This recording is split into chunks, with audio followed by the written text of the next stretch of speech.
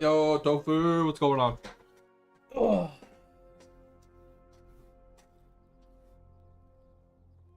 Should have went and grabbed something to eat.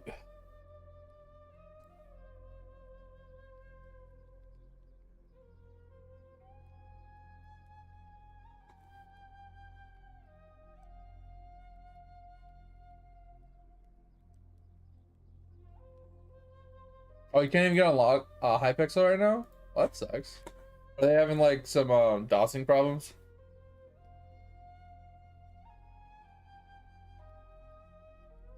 Yeah, it sucks. I mean, usually login issues is either a bad update or an unexpected like server problem, right? Or they're being DOSed, one or the other. Usually that's what happens.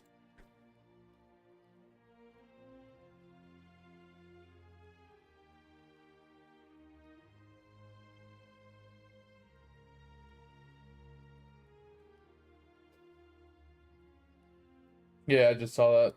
So I would assume, I mean, it could be 100 other things too, but let's say whatever service provider they're using might be having an actual problem, whether the building, right? Let's say they're having building problems, like power problems at the building. Let's say they're having server problems at the building, right? Like the data center itself, which if they're trying to save money, they're not going to have redundancies.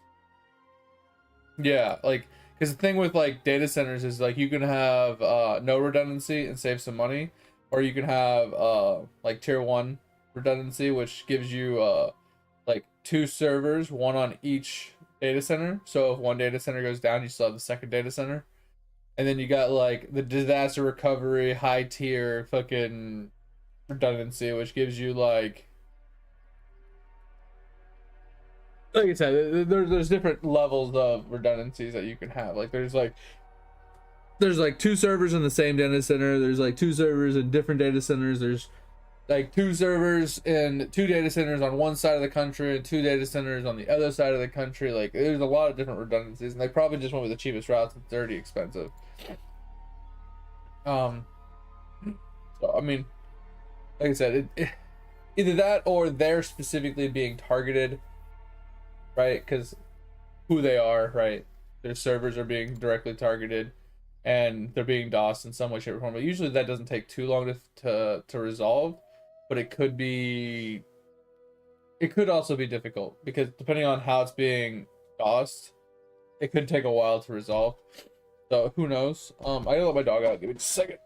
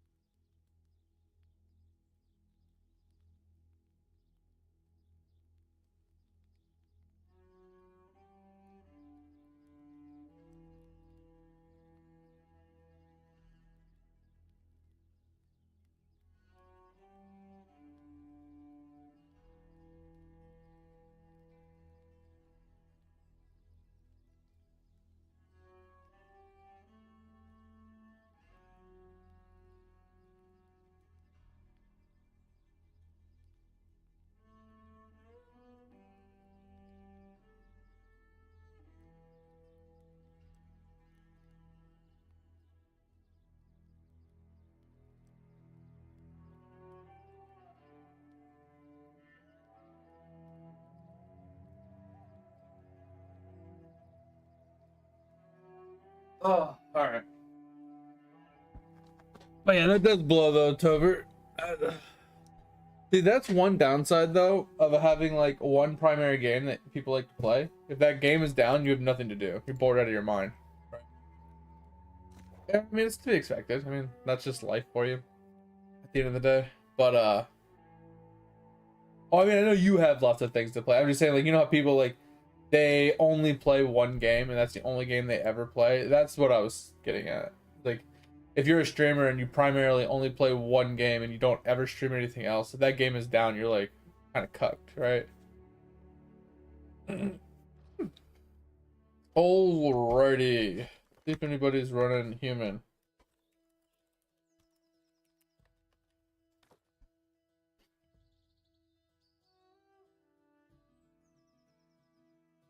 Huh. Yeah, it's interesting that there's still 15k people. Kind of interesting. Oh, interesting. Okay. It just came back up, I guess.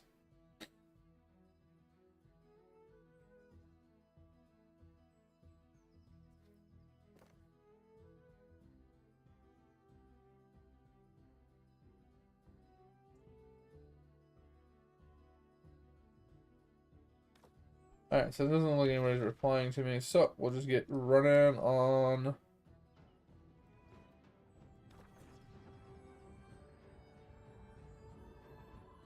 mining.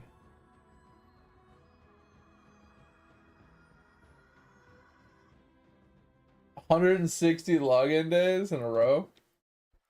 That's crazy.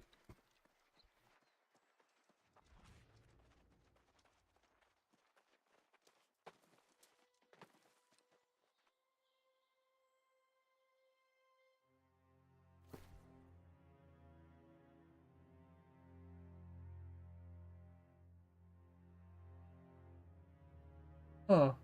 Why is my VOD channel delayed?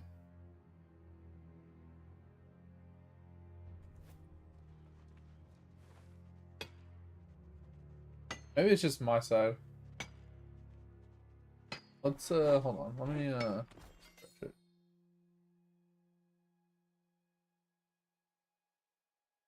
oh, that's not my VOD channel actually. That's my Twitch.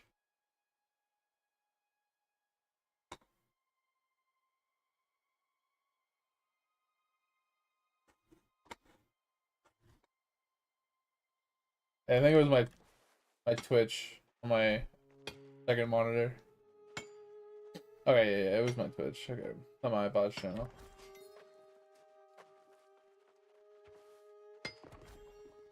Oh man, but yeah, what was the like? I saw the game you sent me in Discord, Topher. Was that something you were looking at trying? Because someone sent it to me the other day, and I saw it, and it looked kind of interesting. Like an AARPG kind of esque game, but with like a little bit more to it. It looked like.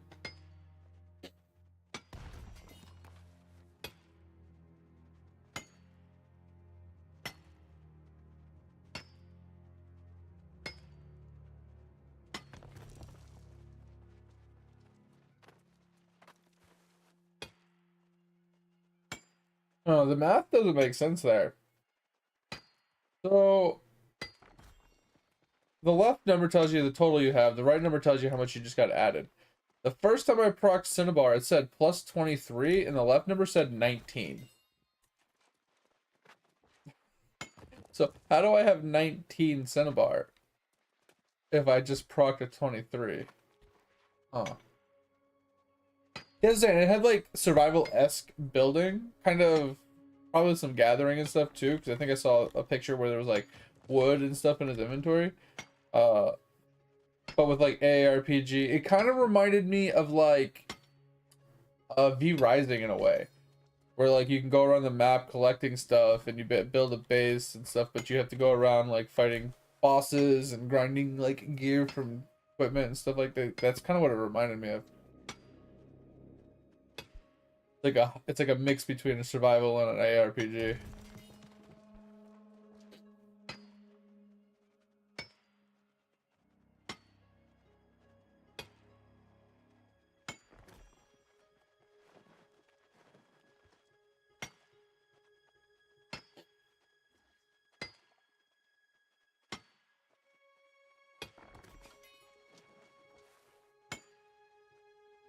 Oh, all right. We need to get this. Hold on, wife's calling.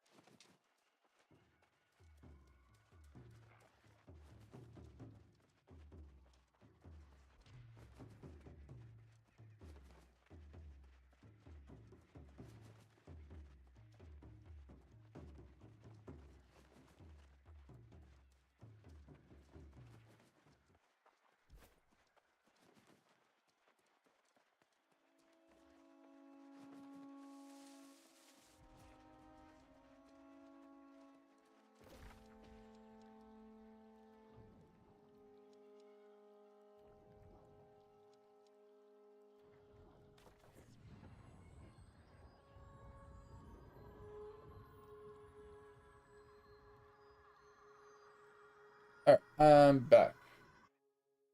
So what were you saying? Something about bingo and glaciate?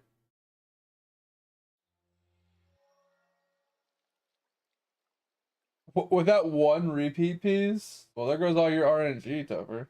Jesus. Full 5-piece set. Just bang, bang, bang, bang, bang. Just done. Already done, bitch.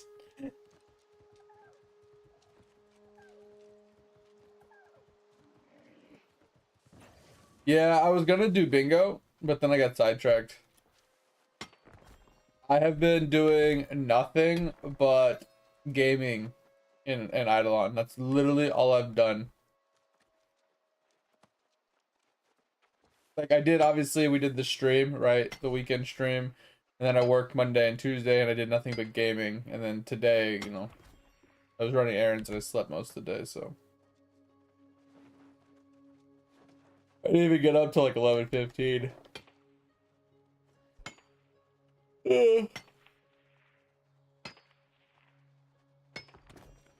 But yeah, I was like, when you told me, oh, it's bingo, I was like, oh, hell, I'll jump in bingo. Especially when you said it was easy, I was like, I could do a bingo. And then I forgot all about it. But my gaming's coming along.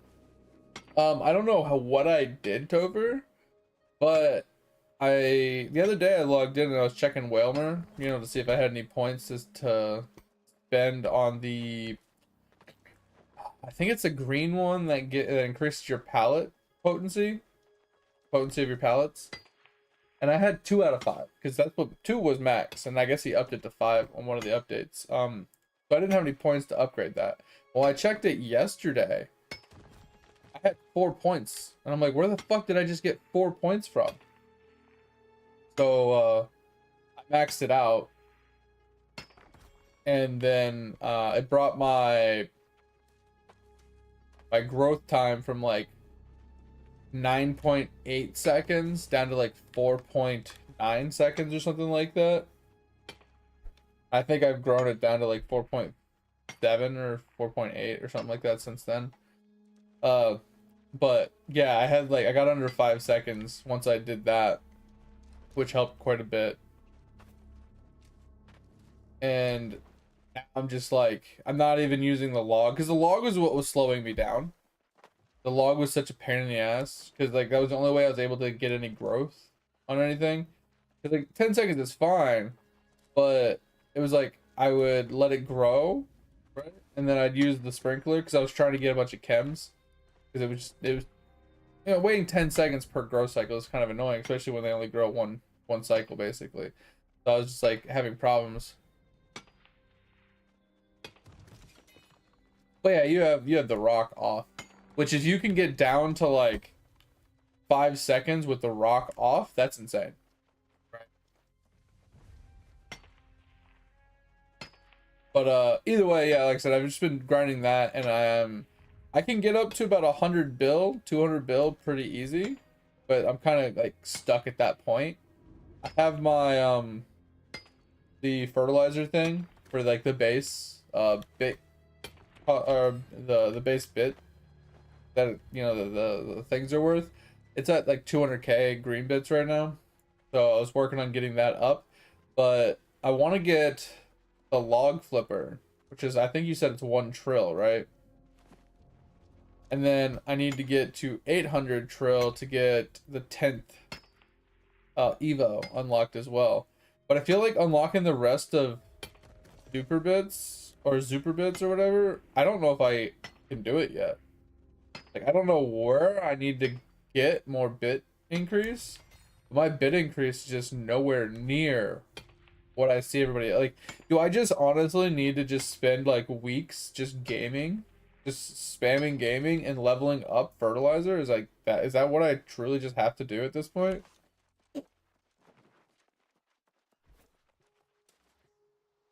Because I know if like I turned off rock, they would be worth more. But if I don't have the growth speed to go with it, it's not worth it, right? Because I feel like if you don't have at least 10-second growth speed, you can't make it work. Because they just don't grow fast enough. Because the idea, like the way I've been doing it, Topher, right, is I just hit harvest all, and every time it grows, I harvest all until I get a second chem, right? So this is how I've been doing it, right? So I just boom, boom, right? And then once I get a second chem, right, I just hit this chem and then claim all. That's exactly how I've been doing it, right? So it's a lot easier than just like, okay, I'm going to use all of my sprinkler. I'm going to keep using my sprinkler, keep using my sprinkler, keep using my sprinkler, trying to proc as many as I can. And then I'm going to use my log every single time until it's like on cooldown. Like that was so time consuming, but then I'd end up with a whole like board of chems. Like I'd have so many chems on my board if I did it that way. But it's so much more time consuming. I don't think you get nearly as many bits, right? So, I mean, I feel like if I was to do it with rock off, I'd have to go back to that method because, you know, if I don't have fast enough growth speed, I can't do this. Because this is how they actually able to start gaining bits is just, you know, spam clicking harvest until I get a chem and then using the chem.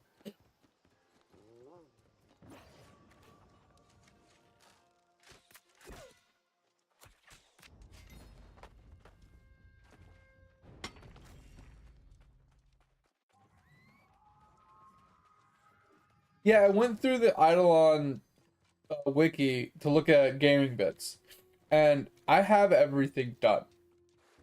With the caveat of a few things, right? I could level up the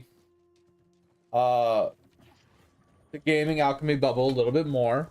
I don't know if I'm at the like kind of like one of the thresholds because I don't think it's a linear bubble, right? I think it's one of those ones that falls off. So I don't know if I'm at like what threshold, like percentage threshold I'm at on it.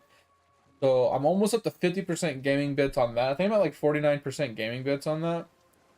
And then I have a couple more vial levels for the orange or the World 5 salts. So those two I could level up a little bit more, but like everything else is kind of done. And what I mean by done is like I've been leveling it and it's like expensive or it's already like maxed out kind of thing, right? Because like the other things are like fertilizer, right? There's no cap on fertilizer. There's no cap on the shell and things like that, right? But my shell is almost level 31. I've leveled the shell up in the imports tab to costing I think it's like 50 billion. So I've pretty much leveled everything up that's going to give me speed or bits to 50 billion. And then fertilizer's at 200 bill right now.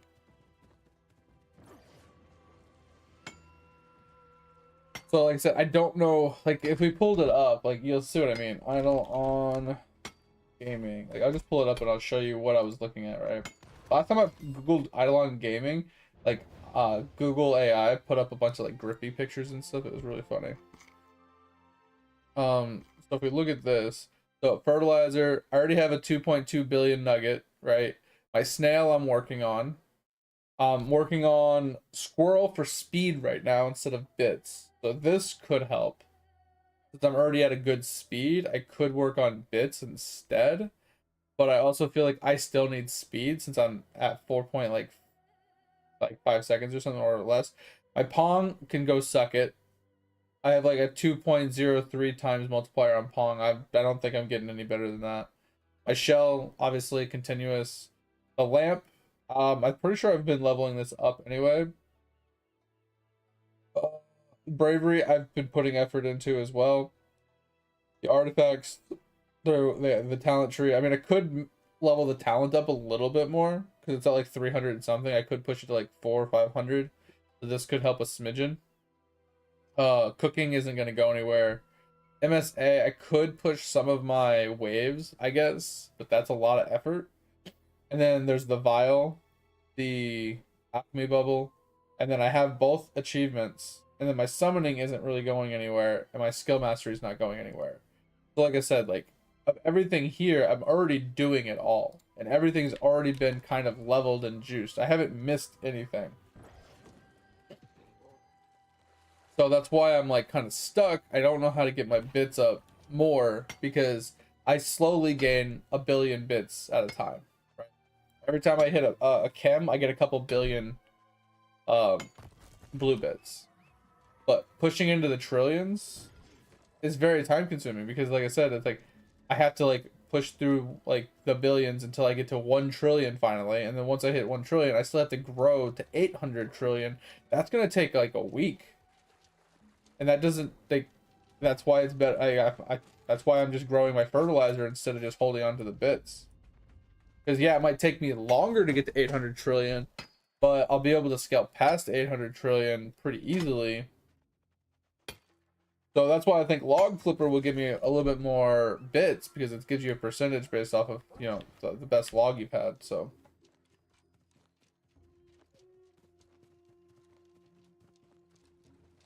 yeah, there's 2 sailing artifacts and they're both blue. But I haven't unlocked the next tier of artifacts yet. But they're already sovereign, so it doesn't say Slab did, but it says MSA does, which is the what's that thing called? Power defense or whatever.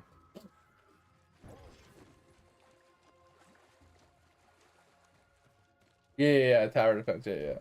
So, and like I said, those are pretty solid. There's a few of them that could use a little extra work, but mine are pretty solid.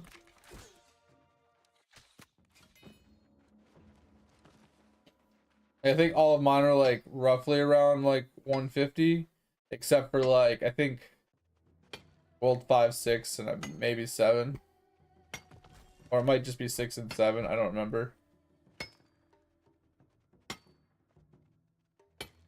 I kind of despise power defense, so getting me to do that is pretty hard. It's just so time consuming. Like even if you like take the time to save it, right? Let's say you get a new best 10, right? You're like, all right, beat that boss wave, cool, and you save it on the next 10. Like, all right, I'm starting at 160. Well, going from 160 to 170 might take you fucking 8 hours. Like, that's just ridiculous.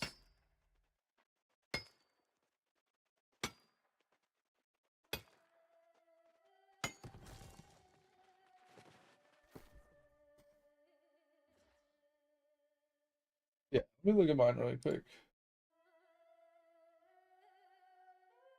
Yeah, because looking at yours, you have... Where is your cooking speed? Where's your gaming bits? Oh, yeah. 5.35%.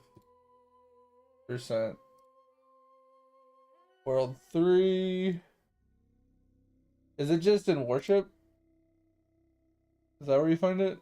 Totems? No. Where did you see that at, Tupper? Oh, were you actually in game and checked it? You were in game. Okay, hold on. Okay, hold on. I've been leaving this guy in town because I just can't be bothered. I don't know what the fuck he just leveled up, but let me grab this. I'm trying to push my crops right now. I'm trying to unlock the last crop here, and I'm trying to push these crops. Okay, so I can get off of that one. I think, did we go to Glassies? I think we go to Glassies. After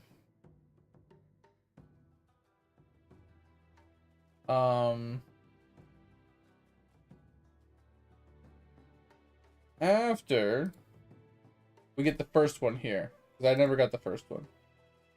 Let's go to World 3 really quick. Yeah, so 180, 130, 140, 40, 40, 30, and then 10, 10. So like you have 140, 40, 40, 60, 30, 30, 90. So I don't know what your total is, but I have 0.5 or 0.05 more bit multi than you do here. So I have a very small increase compared to you. And it's all because of this one wave here and your last one being different. Because like you have 20 more here, but I have 20 more here, right? And then these are equal You have 20 here, equal 10, so you have 30 extra, but then I have 40 extra here. So I have 10 extra waves from you.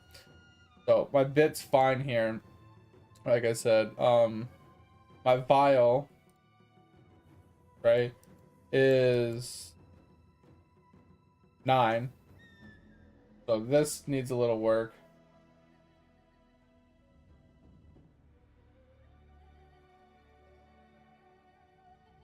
Oh, does it have business lab too? Okay, I'll check that in a second. Yeah, so I have that one. The one that I said I could work on though is this. I just don't know what the threshold is. So I'm at 47%. I leveled it up to 1,000 yesterday. Technically, I don't need to use my particles for this, but I'd just rather use my particles, if I'm being honest. And yeah, it's 48.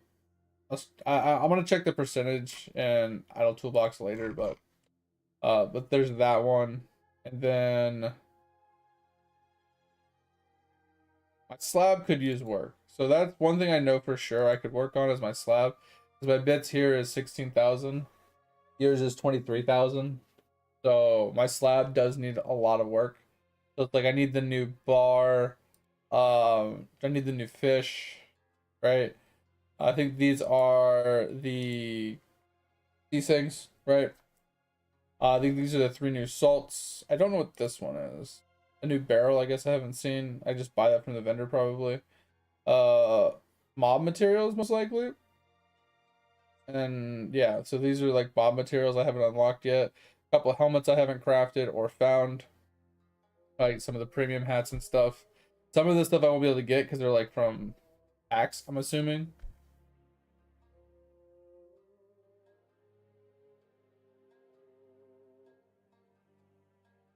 Yeah, it doesn't scale up very well past that.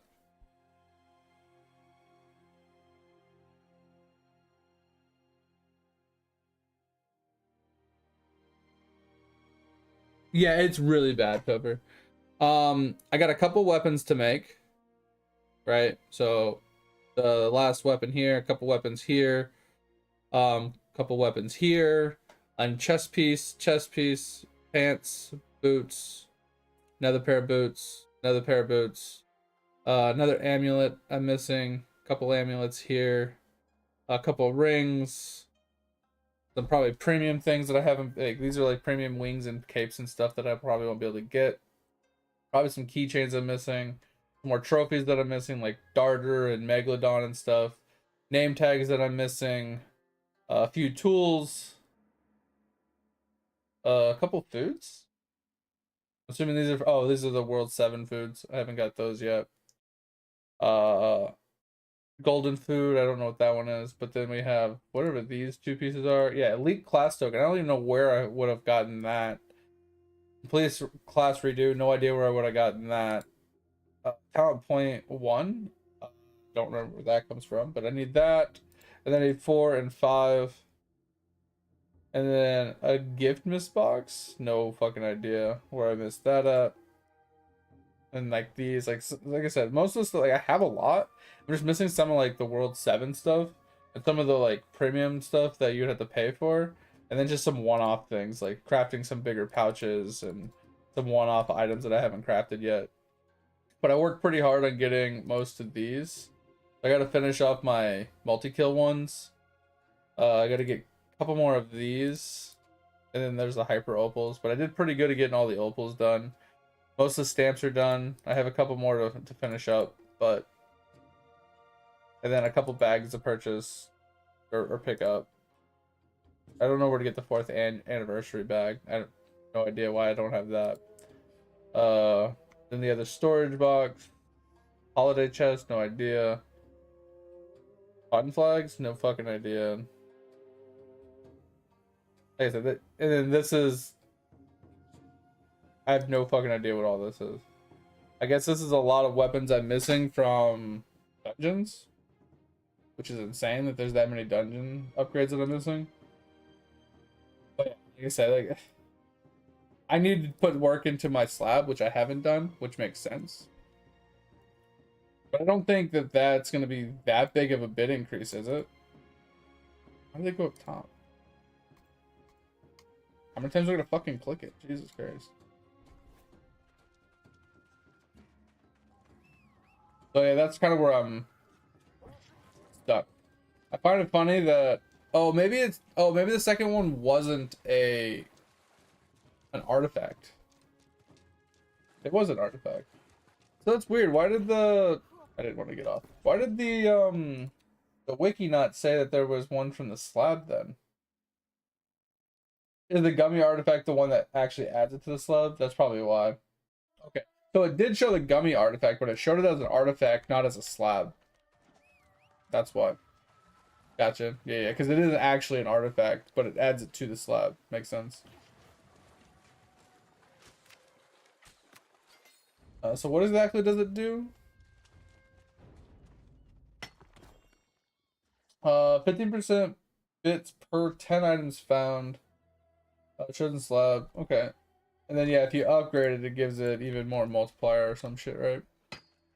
So that's pretty nuts. So maybe I should work on that. Maybe I work on a little bit of slab. I really don't want to do dungeons. I feel like the best way to do the dungeon is literally just get the dungeon tokens and then just level up the starting weapon. Because I feel like that's the only way you're going to get to the higher tier weapons, right?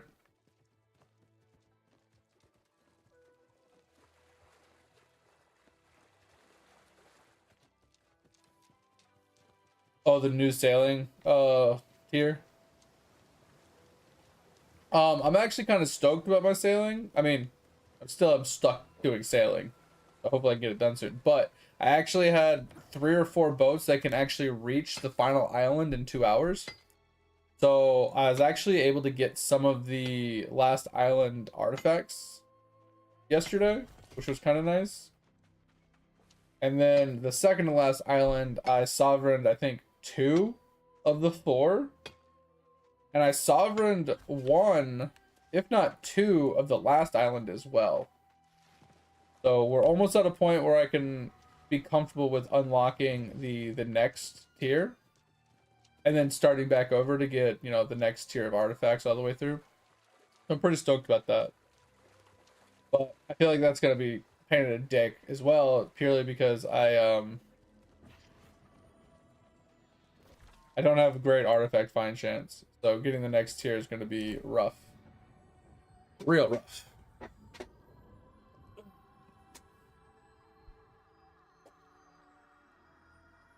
I think I might actually unlock the artifact, the next tier artifact, while I'm on the last island, and backtrack from the last island to the first island.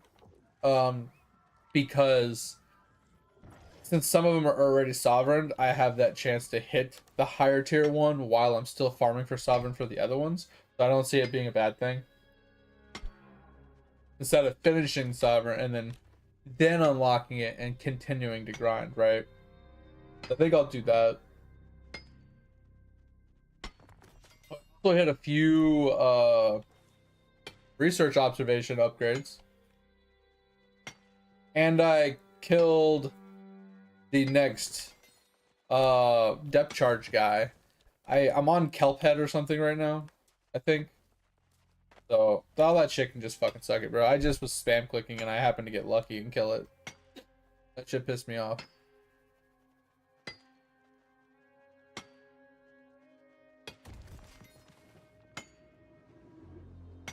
Oh, but yeah, the gaming is slowly coming together. I don't know, like I said, Topher, I don't know of another way to speed it up other than just the slow grind of gaining a couple billion bits here, a couple billion bits there, hitting another fertilizer, and then slowly grinding the bits back up to get another fertilizer. Like, I don't know of another way to really get the bits to go because the mutation percent scales very poorly. And the growth time scales very poorly as well. So I feel like neither one of those is really going to give me, like, if I spend 100 billion bits on a growth speed upgrade and I don't get it doesn't change, what's the point, right? If I spend a couple billion, 100 billion, 200 billion, 300 billion bits on mutation percent and it moves it by 0.01%, what was the point, right? Like, just feels like it doesn't really make much of a progress. Unlike the the starting bits one, the fertilizer, it gives you a base increase every time, and I feel like it gets better and better every time you upgrade it. Because like I went from like 150, right, green bits to like 160, and then it went from 160 to like 171, and then it went from 171 to like 183, and then it went from like 183 to like almost 200, right? So it scales much better, giving you that base bit, and the base bit obviously gets multiplied by everything, and I feel like that's just better. That's why I've been dumping everything into that, and then I've been obviously increasing the bit percent from snail slowly as well. And I've been putting into acorns so I can try and get my acorn increase. So, and then I have the mega nut on top of that, which is giving me a decent chunk of acorns as well. Now I could start, instead of putting my acorns into speed, trying to get my speed down, I could go into bit percent. That could be helpful.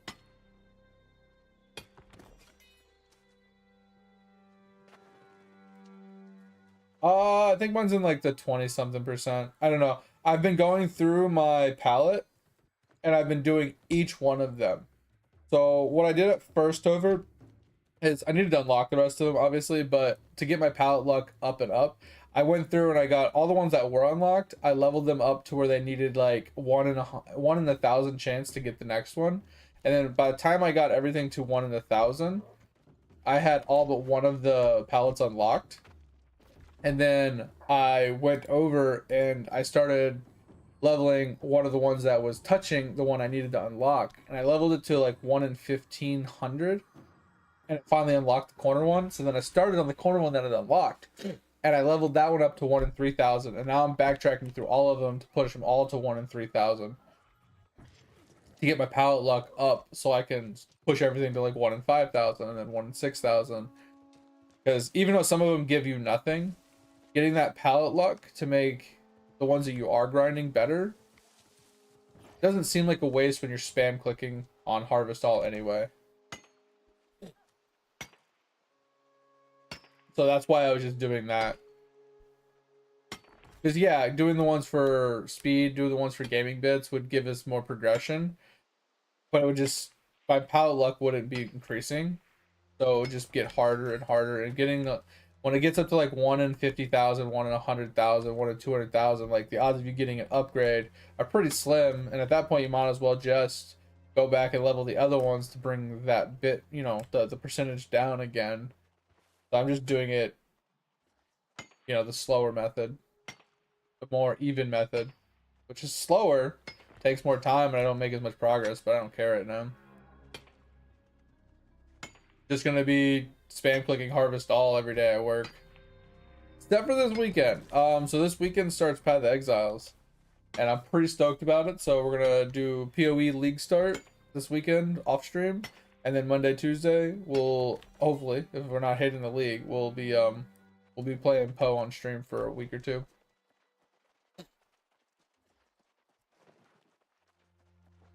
Hopefully that'll be fun and enjoyable at least. Oh man. But yeah, Tover, this is what mine looks like. Wait, why is nothing spawning?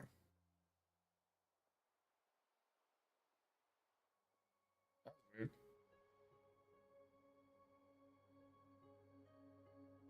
Huh. Something seems off. Is it just me or something seem off?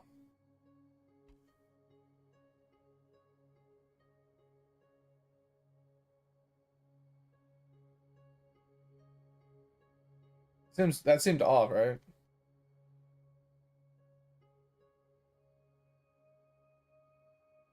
Never had that issue. Anyway, so yeah, my Mega Nut is 16.8. It's level 25. But you see, that's like 1 and 3, 1 and 3, 1 and 3, 1 and 3, 1 and 3, 1 and 3, 1 and 3, 1 and 4, 1 and 8. So I'm working my way up right now to get everything to 1 and 3,000. And then by the time I get up here, the growth speeds, right? They're already like 1 in 5,000. They were like 1 in 10,000 before I did this. And then this was like 1 in 8,000. So I can get both of these up. So I'm just gonna push my way through, get everything up to like 1 in 3, and then we'll do like 1 in 10,000 of everything. And then we'll just grow it up that way. But that's kind of like what we're stuck. But this is what I was saying, like my fertilizer is at 208K. So, but it cost me 244 billion to like grow it. And like, see that one click? I got like, what, 2 billion from that one waiting. But now I can like, oh, I got a chem, boom. I got a couple extra billion from that one. Like, that's just basically how I've been doing it. Bro, yours is a lot nuttier than mine, so. I'm just saying, like, that's kind of where I'm at. That's where I'm like kind of stuck right now. So it's like, I just don't know what more I could really do other than just grind it out. That's kind of where I think I'm stuck at. I think I'm just stuck at, I need to put the grind time in on it. There's not much more I could do with it, I think.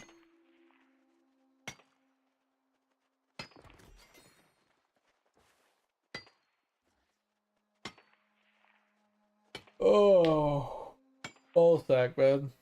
Need to eat something soon. And I kind of need to go to the bathroom. Alright, so after I think we do this run, I'm gonna go to the bathroom really quick. And then I'm gonna go microwave a taco. So we're not starving here in an hour.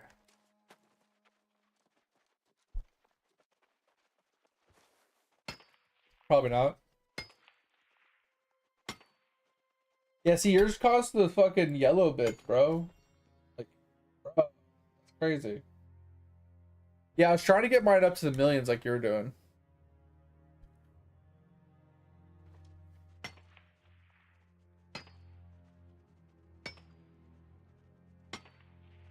No, I haven't seen that, Tover. Did he take a bite and fucking spit it out because it was super disgusting?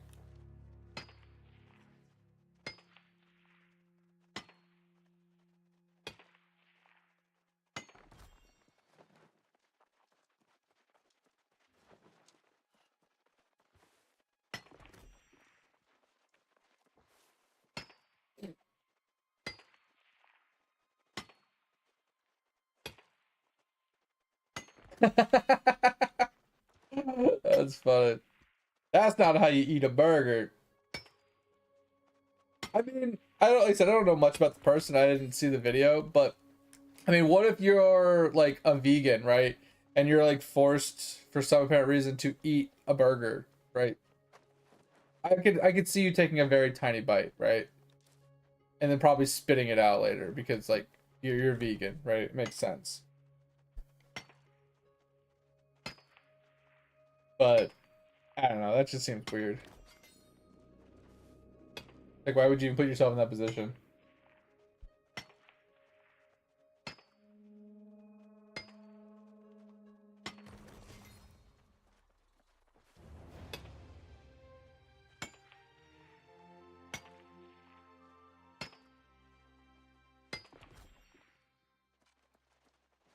I am gonna go to the bathroom really quick and microwave a taco.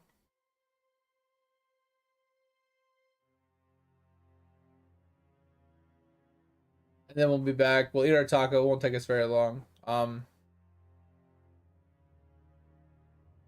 then we'll keep going with the grind. All right, give me just a second. I'll be right back. I'll watch that too when we get back to.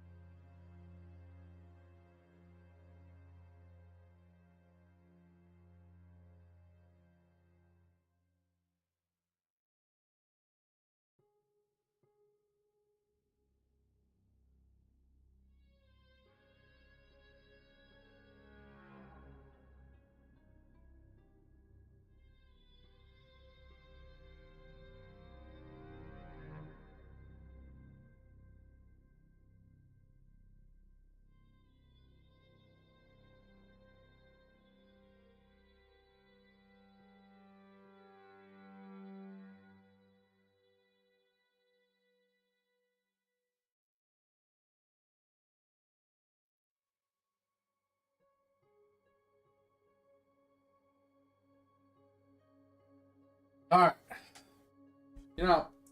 Went up there and I realized I had pizza left over from lunch, so we got pizza instead. I'll eat tacos later.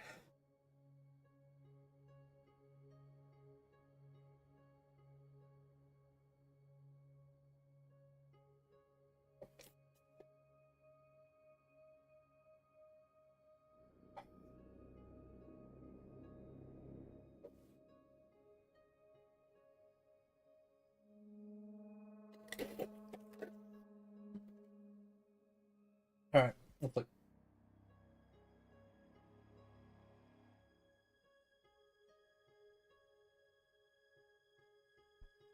Is that just a quarter pounder he has, Tobert? Is that just a simple quarter pounder meal that the CEO has?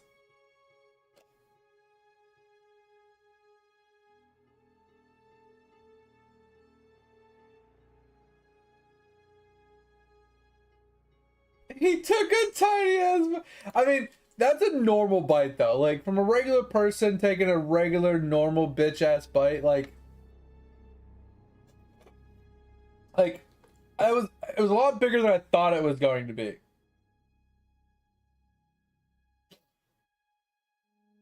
Why did the news have to pick it up though?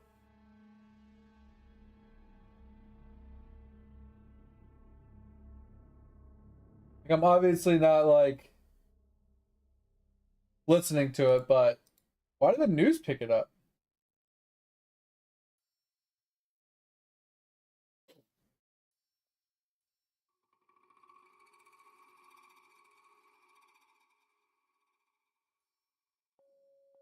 I don't know. I was expecting the bites to be significantly different. Nah, so like, I know people that don't like to take big bites, right? They take smaller bites, right? Now, I'm more of a Burger King biter, right? I take big bites, right? That's how I am. But I had friends growing up, and I think even my wife, she takes smaller bites, right? She doesn't like to completely jam her mouth full of food. She likes to take a small bite of food, chew it up, and swallow it, and she eats slower. So I mean, I don't know. I can't really fault the McDonald's guy for it, but at the same time, like his burger did not look good. I don't care how you try and spice that thing up. I don't care how you try and tell me it looks good. That shit looked like it was falling apart. It was soggy mess of just disgusting slop.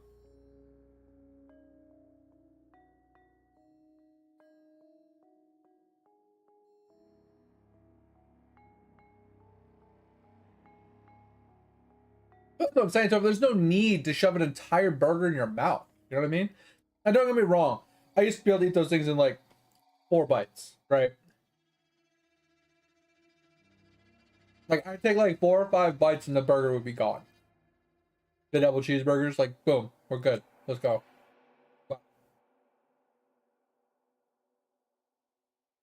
There's just no need for it.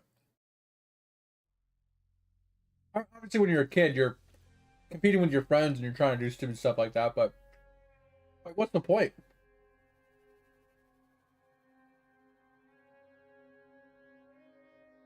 But like, that Burger King burger, he didn't even show it off, but it looked so much better.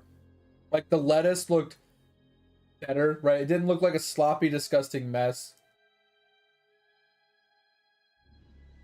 It didn't look like it was fucking falling apart.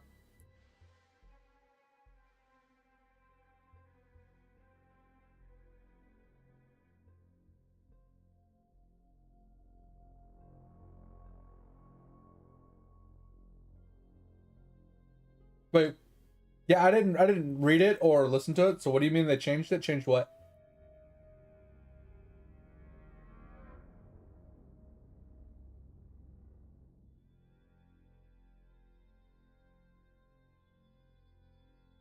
Bro, I can't tell you. So every time me and the wife sit down for like breakfast or dinner, I'll make myself a drink.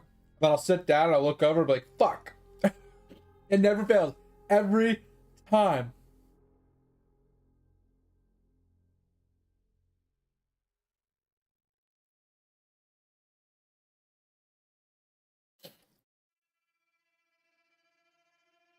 Dude, the way Burger King makes their food is much better than McDonald's. It always has been. But how'd they change it? Like, what'd they do differently, like, to change it up?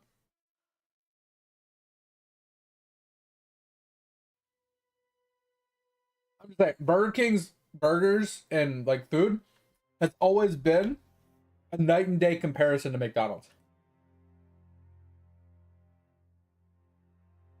Ah.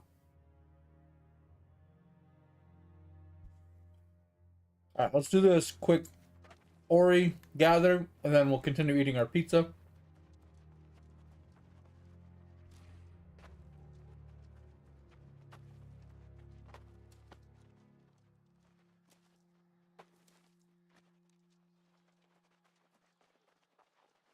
Yo, what up, Brain?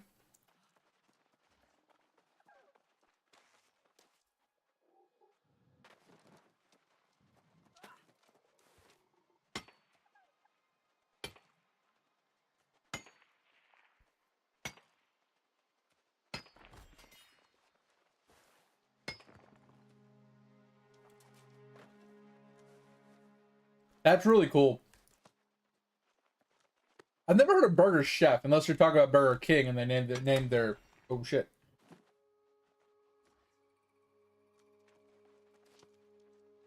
I don't know. Like I said, I don't know if Burger King and Burger Chef are the same thing or not, but that's really cool. 25-cent burger though sounds delicious.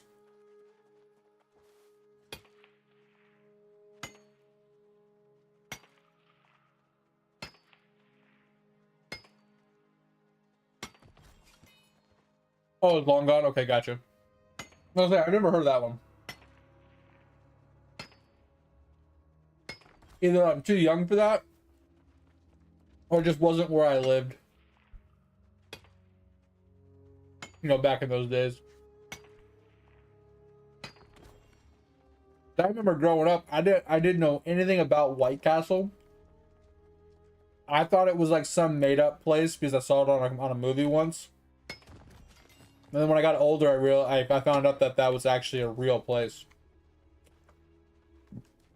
I thought it was like a Good Burger, you know? Which I think Good Burger actually has a place now called Good Burger. But I thought it was just like a made up store.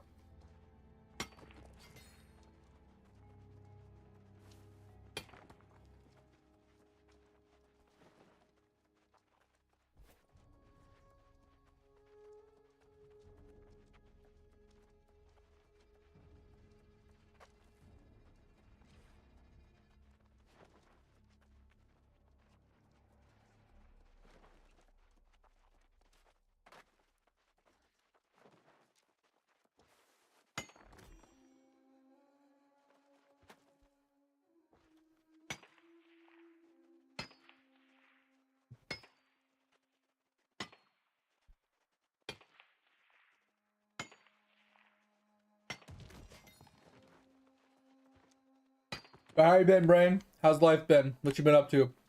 Yeah, sorry for the past couple days we've been playing miscellaneous community games. We do that at the end of every month. We'll throw on some random games at the end of the month and just play them with anybody that wants to come and play. That's been around for a while. I don't let newbies come and play, but people that have been around like a month or two, or that have like proven themselves to be somewhat trustworthy, kind of normal people. Welcome back. I just finished. Oh, I have 3 more Oris to grab, but. Yeah,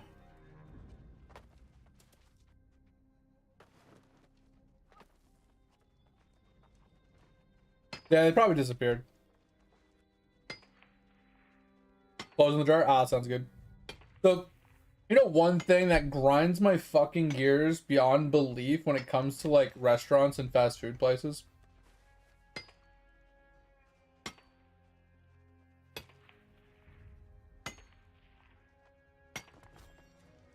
Yeah, you told me the other day that they had a sale for like $1 or something or less that you bought a bunch of them, right? Yeah, yeah, yeah. I've never heard of Country Market.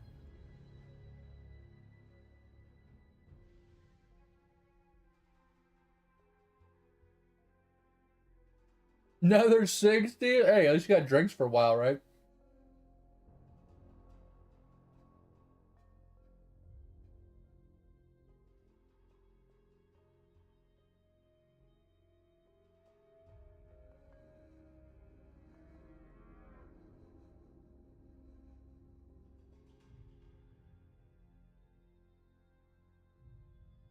Anyway, so let me tell you what grinds my gears more than anything when it comes to restaurants, right? Fast food and regular.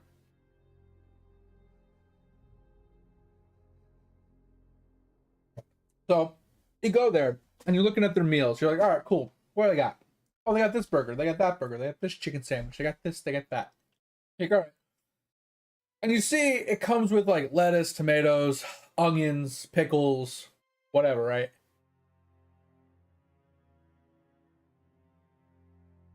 And it costs like $10.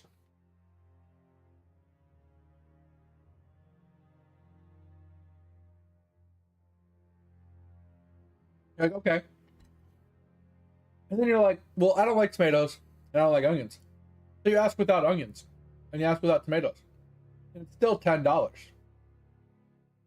But then if you say, oh, I'd like extra lettuce or I would like extra tomato, like you take the onions off, but you want an extra tomato, they charge you for it. That shit pisses me off more than anything.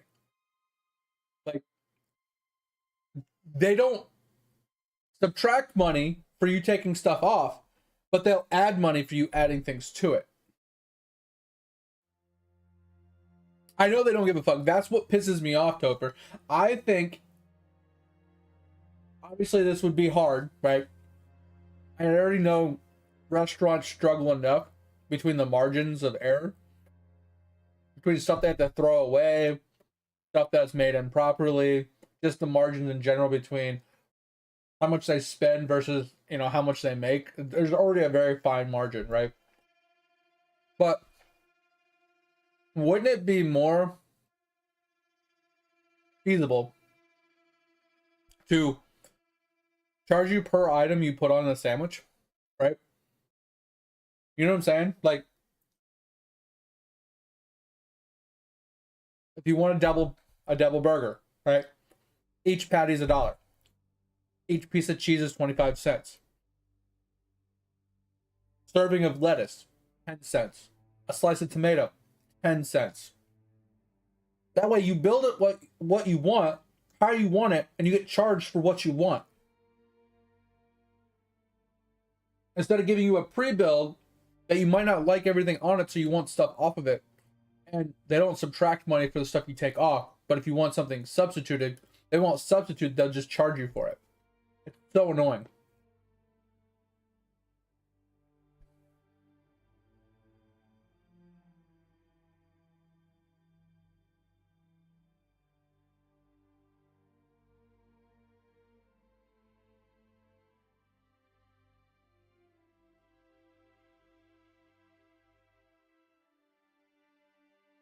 Yeah, Burger King, have it your way, right?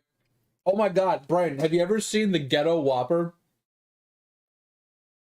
It's a YouTube video from like 15 years ago where they pretended to shut down a Burger King for a day. It was so funny.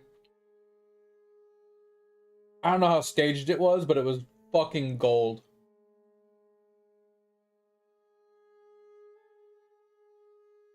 And don't get me wrong, Brian, a lot of places, like if you say, hey, I want extra onions, they didn't always charge you, right?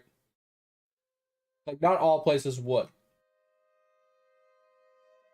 But it's still, it's one of those things that if I buy a burger that comes preordained with what it has, and I don't want, like if I went to McDonald's and I wanted a double quarter pounder, right? And it comes with onions and lettuce and whatever else, and I just say I want just cheese, ketchup, and mayo, right? No condiment, like no other veggies or anything. My meal should be cheaper because I'm not getting the extra stuff. Like, my burger should not cost as much as somebody that has lettuce, tomatoes, and pickles and onions and stuff on it. It's just, That just makes sense.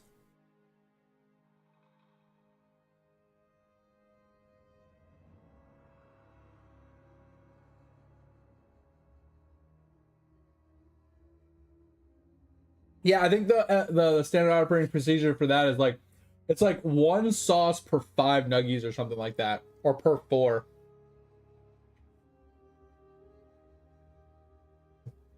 Yeah, I think a lot of places have changed to that. Oh, you know what pissed me off the other day, Tover? I think I told this story. We were at um Cane's the other night, like last month, and when you're ordering your food, you know they already automatically give you cane sauce with your chicken, like chicken tenders and stuff. Right? It's already built into the meal. But if you don't want the cane sauce, you can substitute the cane sauce for like honey mustard sauce, and it doesn't cost you anything when you're at the cash register, right? When you're ordering your food, like, hey, can I substitute the cane sauce for honey mustard? Like, yeah, sure. So they just do it, and then when you get your food, you get honey mustard sauce instead of cane sauce. Well, my wife forgets to do it all the time, and I was like, hey, we were supposed to get honey mustard, and I get back to the table. My wife's like, oh yeah, I forgot to tell him. I was like, oh well.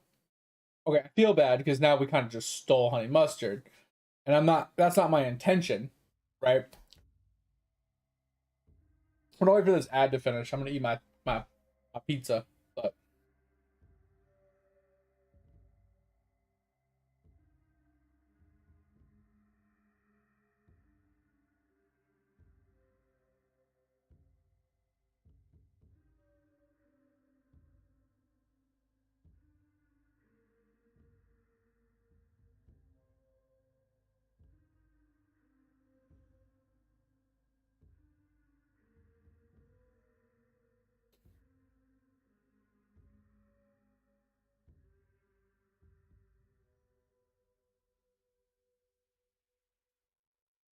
what'd you have for dinner, Trevor? Ooh, sirloin, let's go. 2 baked potatoes. Oh, you went to Texas Roadhouse? Oh, how much bread did you eat?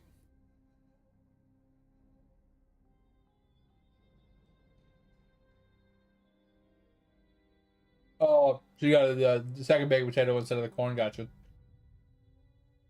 2 of the 4. Bro, me and a wife go there. We order our food, and we eat like 3 like flat things of bread, and eat all the butter. And then we pack up our food to go.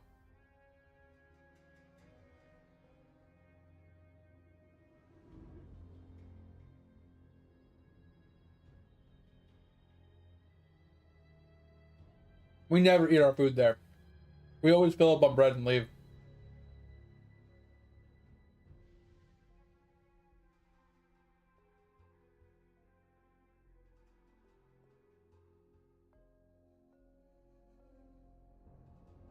Trench? Huh?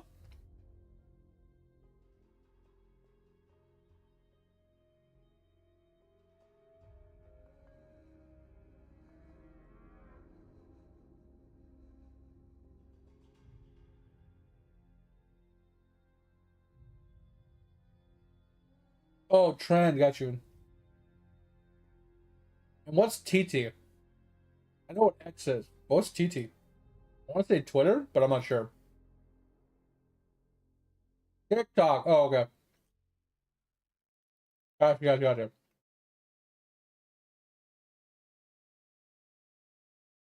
Oh my god. Butter from Texas Roadhouse? Are you serious? That's funny.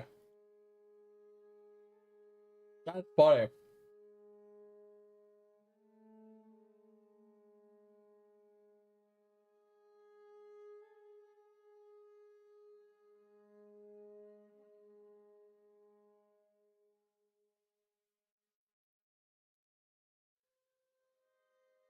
That's funny.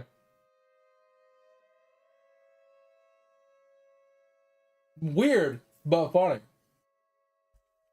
Alright, let me finish this last bite of pizza.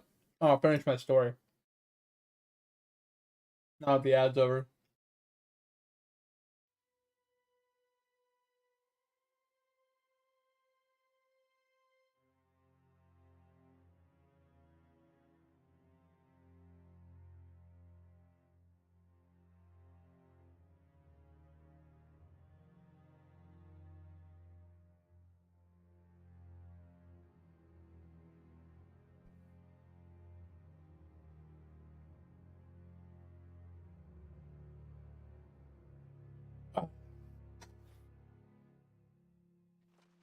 All right. So anyway, so we went there and we ordered our food.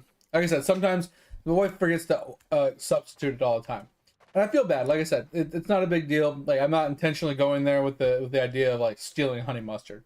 I don't mind paying for it if we fucked up.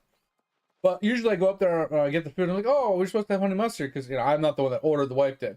They're like, oh, okay, and they usually just give us 2 honey mustards, right? Because we have 2 meals.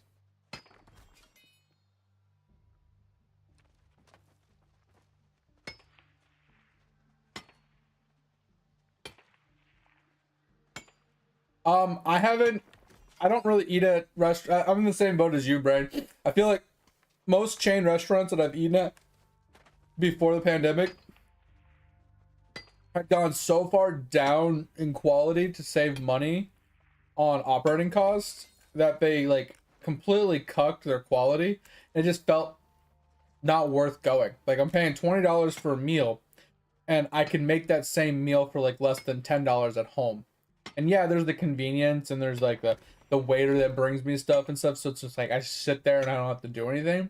There is that convenience factor, but it's just not worth it to me. Right. I'm going there for a good experience and a good meal. I'm not going there for something mediocre that I could probably do better and I don't even know how to cook. Right?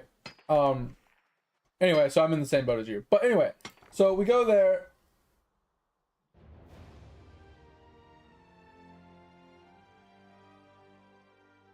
What the fuck, Dever? And the other day we went there and she ordered the food, right? I get up there and I was like, oh, we wanted honey mustard with this. Can I get honey mustard instead of the cane sauce? And the lady's like, oh, okay. So she asked the back and she said, hey, can I get, honey mustard on the fly? So she gets a honey mustard and she hands me one. I'm like, okay, whatever. It's not a big deal. The wife likes honey mustard. I can eat ketchup. It's fine. Right? So I get back to the table and I hand her the stuff and I go get some mayo. Because I like to mix mayo and ketchup together for my french fries. Don't ask. I'm weird. I know. So they never keep the mayo out, so I had to ask for it. So I went up and said, hey, can I get some mayo? And the girl's like, oh, well, we're out of mayo. I said, okay, well, if you're out of mayo, can I get a side of honey mustard then? Right? I thought that was a reasonable ask. If you don't have a condiment that I want because you're out of it, can I have a substitute condiment to eat my food with, right? And the girl I asked said, okay, yeah, hold on a second. So she was standing at the window to ask for some honey mustard, and the other girl's like, hey, what are you doing? He's like, oh, I'm getting him a honey mustard. She's like, I just gave him a honey mustard. If he wants another one, he's going to have to pay for it. And I asked the girl, I said, I came up here for mayo, and you don't have any, so I'm asking for honey mustard and, replacement of you not having mayo. And she says, well, you have to pay for honey mustard. And I was like, so if I'm asking, so I asked her, I said, I understand that. But I'm not asking for it as an addition. I'm asking for it in replace of something. And she says, well, you're going to have to take it up with my manager. I said, okay, that's fine. I'll wait. And then when she walked up to go get the manager, I asked the cashier, I said, hey, I have a question. If I come up here and I order my food, and I tell you I want to substitute your cane sauce for honey mustard sauce, it's free, correct? Like I don't have to pay an extra charge. And the 4 people standing at the cash register just looked at me and didn't say a fucking word. They didn't nod their heads. They didn't acknowledge my question. Nothing. They just stood there and stared at me like deers in a headlight. I'm like, all right, good talk. Thanks for answering my question. Appreciate it. So then 2 minutes goes by and the manager comes out with like a to-go box. And he said, hey, sorry for the inconvenience. Here you go. I gave you an extra tender, an extra, piece of bread. I put some honey mustard in there for you. Have a nice day. Didn't even ask me a single fucking question. He just literally came out of the back with it without talking to me and just handed it to me and just set me on my way. And, I guarantee, you know why? Because the lady probably went back there and said, hey, there's a guy out there. He wants honey mustard. And I already gave him one, and he wants another one. And he probably said, okay, is there more to the story? And she probably said, well, he asked for a mayo and we don't have it. He's like, he probably was like, then give him some honey mustard. You know, he's probably like, are you fucking dumb? Just give him some honey mustard. We don't need to piss off a customer because we don't have a condiment and we're refusing to give him a condiment unless he pays for it. Like, so instead he gave me a chicken strip and he gave me some bread and he gave me honey mustard. So it was a win-win for me. But the way that the employees acted, like, don't get me wrong, what the girl said was right. If I want honey mustard, I have to pay for it. It makes sense. I'm perfectly fine with that analysis, and I agree with that sentiment, right?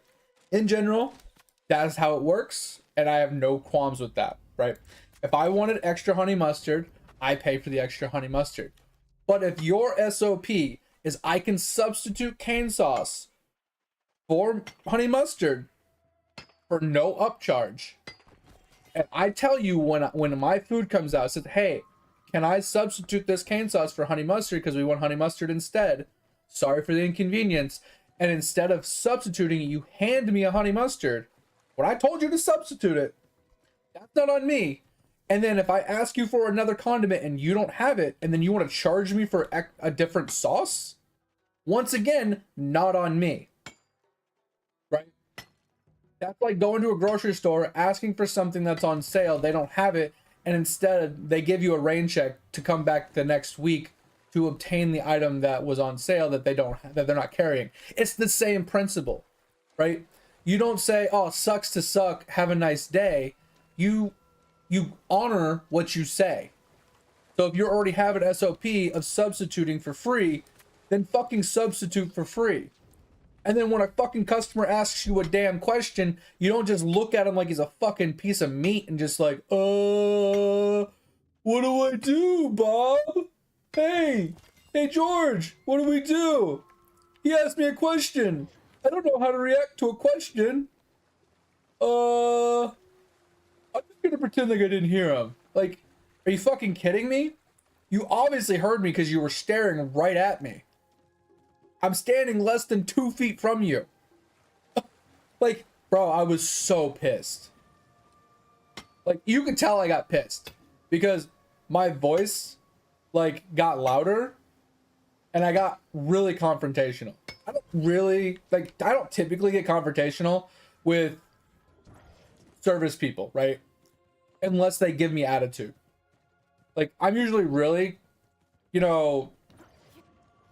so I'm usually pretty aware of the situation, and I'm usually pretty nice. I'm like, hey, sorry for the inconvenience. I didn't really mean, I messed up a little bit. I meant to say this, and this happened. It's not a big deal. Can we just, work something out? You know what I mean? Like, I'm willing to, pay the extra. I'm willing to do whatever. I don't mind. But don't, like, kind of cuck me. Don't sit there and try and, like, put the blame on me and don't sit there and try and make me pay for your mistakes bullshit, right? Oh, bro, I was pissed. This girl pissed me off. Like, the first time I went up there, okay, sure. I said substitute. She didn't substitute. Whatever. She only gave me one instead of two. And I was fine with it. Like I said, I was just going to be like, all right, cool, whatever. I'll just have ketchup with my nuggies. That's not a big deal. I like honey mustard, but I'll eat ketchup. It's fine. But then you don't have mayo either. Like, that's what set me off, is you don't have mayo and then you're gonna try and charge me for a condiment to eat my stuff with. Like, bro. And here's what pisses me off, Topher. If the shoe was on the other foot, if she was the one on the other side of the counter and she was asking for mayo and I said, oh, sorry, we don't have any, and be like, oh, well, can I get this instead? Of like, oh, I gotta charge you for that. She would have lost her shit. She'd have been pissed, and she'd have been screaming and hollering, yelling, and demanding to talk to the manager. I didn't ask to talk to the manager. I didn't demand anything. I didn't start yelling. I didn't start screaming. I didn't try and threaten anybody. I didn't throw anything. Like, I didn't turn into a fucking full-blown Karen, right? I simply made a logical statement. I said, if you don't have mayo, can I have honey mustard? instead, right? Not unless you pay for it. I was like, but you don't have something. It was just a statement. I was like, but if you don't have another condiment, I can't substitute for something else. Well, no, because honey mustard's different than mayo. I'm like, well, obviously, there's a reason why I like it versus I don't like something. You know what I mean? That's what I'm thinking in my head. I was like, I understand that they're different. And then I made the comment, I was like, but if I was to substitute the cane sauce at the cash register, it would have been free, right? Just, you're going to take this up with my manager. I'm like, okay, I'll be right here. Like, it's just, bro, people just are fucking dumb. And like I said, if the shoe was on the other foot, that's what pisses me off the most. Is these people, they act this way in these service positions, like they're God, like they're what they say is gospel. But if they were the person on the other side of the counter, they would be losing their shit. They'd be like, you know, I work in customer service and I would never treat someone like this. You're blah blah blah, and they'd start calling names, and they would be like, I need to talk to your manager now. This is bullshit. Like they would be pissed. They'd be hollering and screaming and throwing a temper tantrum and shit. But yet, when they're the ones with the power, this is what they do, right? This is why I get pissed. And like I said, don't take this the wrong way. What I'm about to say is going to sound sexist, right? But I watched the video, and I'm not saying I 100% agree with it, but from my experience, it tends to hold true in most cases. That I don't know why, but a lot of times when a woman holds a position of power over a man, they tend to go extreme, and no matter what, they're right, even when they're wrong, right? They want to put the man in their place. They want to like put their dominance on the table and show them that they're the dominant person. I don't know what it is. I don't know if it's like power going to their head or something. Like in their everyday life, you know, maybe they feel like they're inadequate or whatever, and blah blah blah blah. And when the second they have the upper hand, they're just like all in, you know, fucking strangling the fuck out of the dude because they know they're allowed to. Right? But when in the opposite's true and they're not the person in position of a power, they're really nice people. They're really, you know, they're not confrontational. They're really nice. They try and be helpful. They try not to cause a scene or anything. Or obviously the complete opposite. They throw a temper tantrum and they fucking freak the fuck out, and they go all fucking Karen style because they're not getting their way. And like I said, dudes do it too. Like I said, I'm not saying it's specific to women. Like there's a lot of dudes in the world that I've actually been friends with that they're very timid people, right? But the second they get like a shift supervisor position or a management position or some position that is over a person, and that person comes to them with a request or some sort of question or help, that person takes that power to the extreme. You know what I mean? Like I've seen a dude actually be in power, and a guy walked up and said, "Hey, can I take my 15-minute break? I kind of got to go use the bathroom, you know, and blah blah blah." And the guy's like, "Oh no, you can't do that." Oh, well, why not? He's like, "Oh, because you know what I mean? Because I said so." You know what I mean? Like that's not a valid reason. Like, well, so and so's about to take their break. It's like, are they on break now? No, but they're going to. It's like, yeah, well, everybody's going to take a break. You know what I mean? Like, it's something so stupid and frivolous that this guy just wanted to go use the bathroom and he wouldn't let him go use the bathroom. That simple. So, of course, I stepped up and I said, so you're not going to let this man use the bathroom?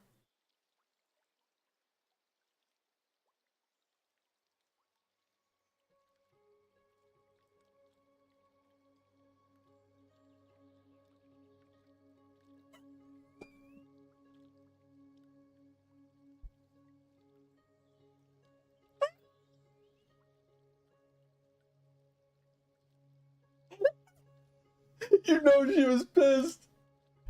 So, I mean, I feel like something like that, Topher, could be staged, obviously. It's pretty simple to stage something like that. But that's still funny. It's so true, though. It's so true. I've had that shit happen before. But like I said, I don't want what I said to be taken the wrong way. Like I said, dudes do the same exact thing.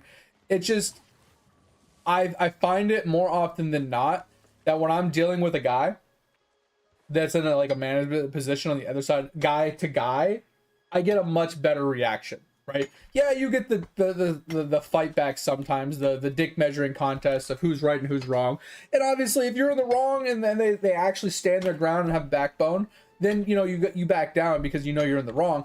But like when you're in the right and they know you're in the right, they're not gonna give you a dick measuring contest, right? They're not gonna try and push their agenda and be like, I'm right. So I'm so sorry I didn't say something, mate. I saw your messages. I saw your W win and how's it going and stuff. Sorry, I'm just on a rant.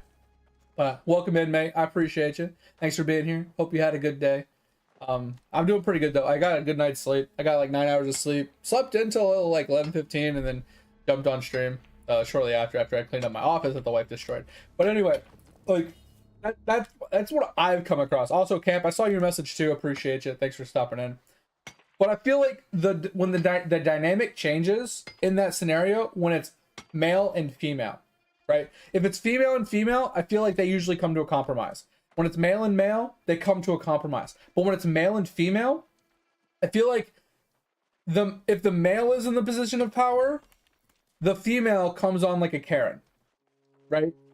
In like 80% of the cases, you know, they want to holler and scream, they want to like demand stuff, they want to freak out, right?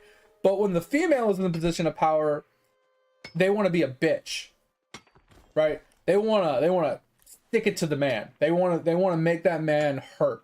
They want to physically and like emotionally destroy this person. And I don't know why. I don't know what the dynamic difference is when it comes to male versus female, like in like opposite roles, right? Versus male on male or female on female. Like it doesn't make sense. And like even when it's like female on female, like sometimes the manager just is a bitch to the female. I don't know what it is about fucking women in power. But anyway, what I was going to say is I saw a video. There's this streamer, or I don't know if she streams, but she's a YouTube content creator. And I think her whole content is based around why women are idiots, basically. She's a woman herself, FYI. But how women are stupid and how feminism is bad and how men are being fucked over royally this day and age and stuff like that. That's like her whole premise to her channel. Pretty funny.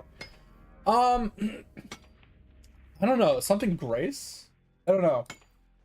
Let me just go to YouTube and see. She's probably on my like recommended feed if I'm being honest. I watch her stuff every once in a while because she's just this lady right here. Christine Grace Smith. This girl.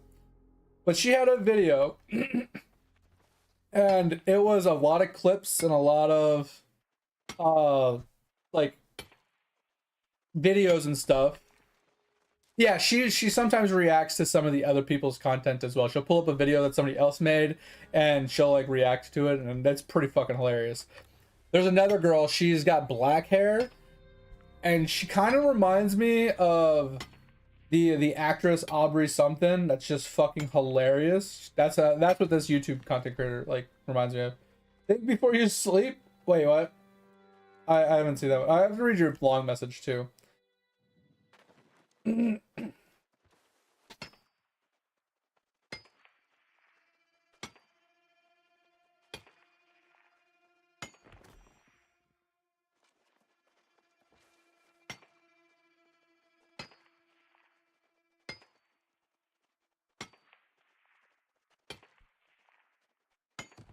Yeah, I mean, that's the thing, Camp, is like, I think that, like I said, I'm not saying it's because they're female, right? Don't take me wrong. I'm not saying it's because they're female, right?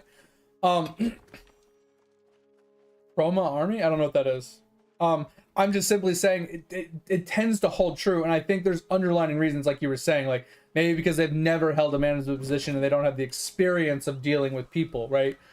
In like a tactful way. They haven't gaining that experience from being in that role for long enough, right? The longer they're in the role, maybe the better they get, or maybe the worse they get because they're tired of the bullshit, right? There's a lot of things like that, and dudes are running the same problem too. Is like when they're a manager for so long, they either don't care enough to fight it, or they're sick and tired of it, and like there's complete opposites, right? Opposite sides of the coin. You get one or the other. It's a coin flip 50% of the time. But like I said, there's obviously underlining reasons behind it.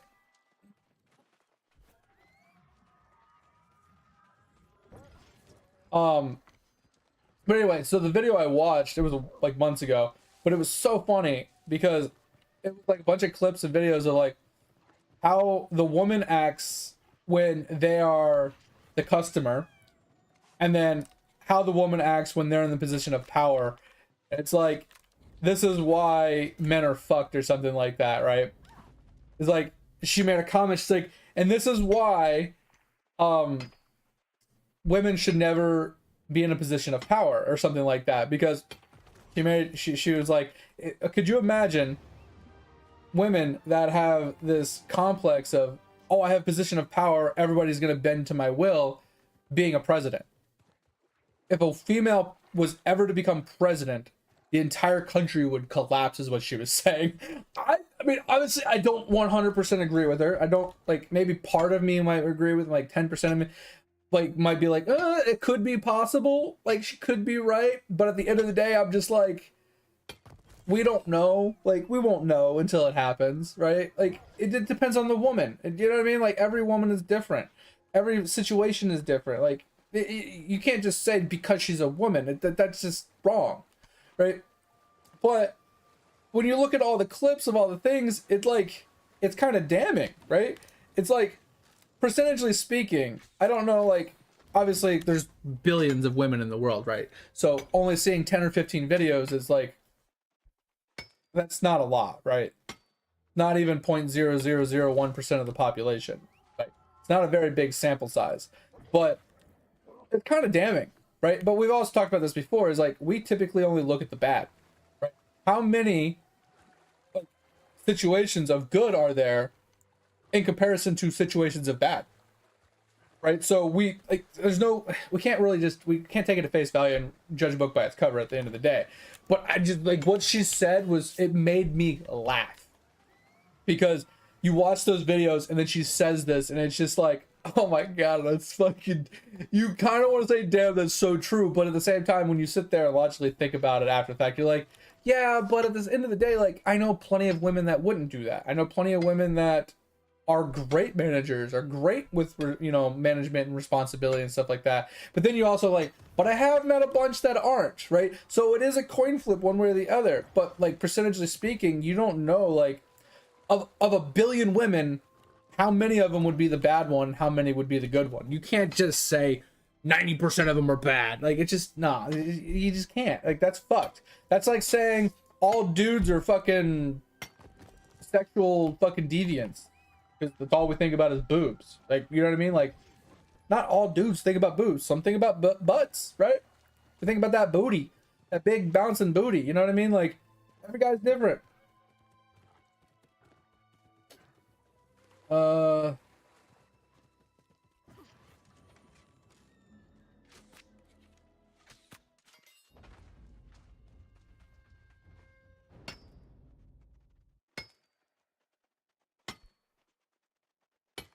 I mean, that's not the only one, mate. There's a handful of YouTube channels that do stand up for men.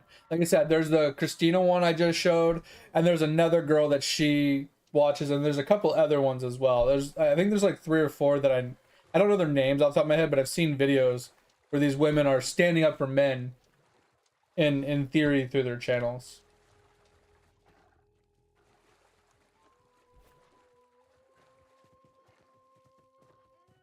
Yeah, and those channels get a lot of male views, and bro, they get so many female hate views. It's insane. Yeah, it's crazy how much hate views they get. Check Discord. All right, I'll check Discord in just a second.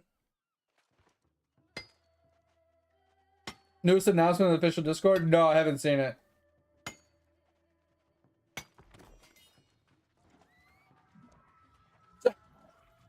Why are they giving us quality of life updates in New World 10 months before they close it down? Let's look. All right. We're just going to pull this over so you guys can read it with us. So, they posted this on the 24th. I haven't seen it yet. Upcoming quality of life changes we'll be making in the upcoming months. These are changes can be expected to see in March through May. We know you have some other requests that are not on the list, and there may be additional changes you'd like to see in the coming month progress. We'll continue to keep your eyes on changes and implement changes as possible. Player discussions, sure. You can expect the quality of life changes to take place during our regular scheduled maintenance. Yeah, okay. In the incidental months, if there is any changes occur outside of the time frame, we'll let you know. So in March, broken Steam achievements. 4 years later, these are achievements we've identified as broken as of now. We will do additional grants. I've seen one of these actually pop up on mine because the zone doesn't exist anymore. So I have seen some of these actually come through, or one of these come through. We will do additional grants in the upcoming months if we confirm there's other broken ones. So faction mission, working class hero. Don't know what that one is. Don't say I'm not a team player. Once again, don't know what that one is. These are like faction stuff, so I haven't done those. And then supplies looted. Interesting. Repairs. Okay, so most of these I don't know what they are. War wins. I'm wondering if this one they're giving people purely because there's probably not going to be a lot of wars that will happen between now and the end of the game. So maybe they're just giving you the war one. Unlock all transmog items. Okay, that's cool. Increase gear set slots to 30. Yo, let's go. AFK timer to 24 hours. Why? Because they just don't care. Enable region transfers. Are you fucking kidding me? Like, bro, they don't give a fuck. They don't give no fucks anymore. That's so funny. All right. Umbral limit to 100k per week. Yep, definitely they gave up. Increased gold limit to 10 million. Yep, they gave up. Increased daily gypsum acquisition limited by 10. Okay, not really necessary. So 30, 20, 10, 10. Okay, yeah, whatever. That's funny.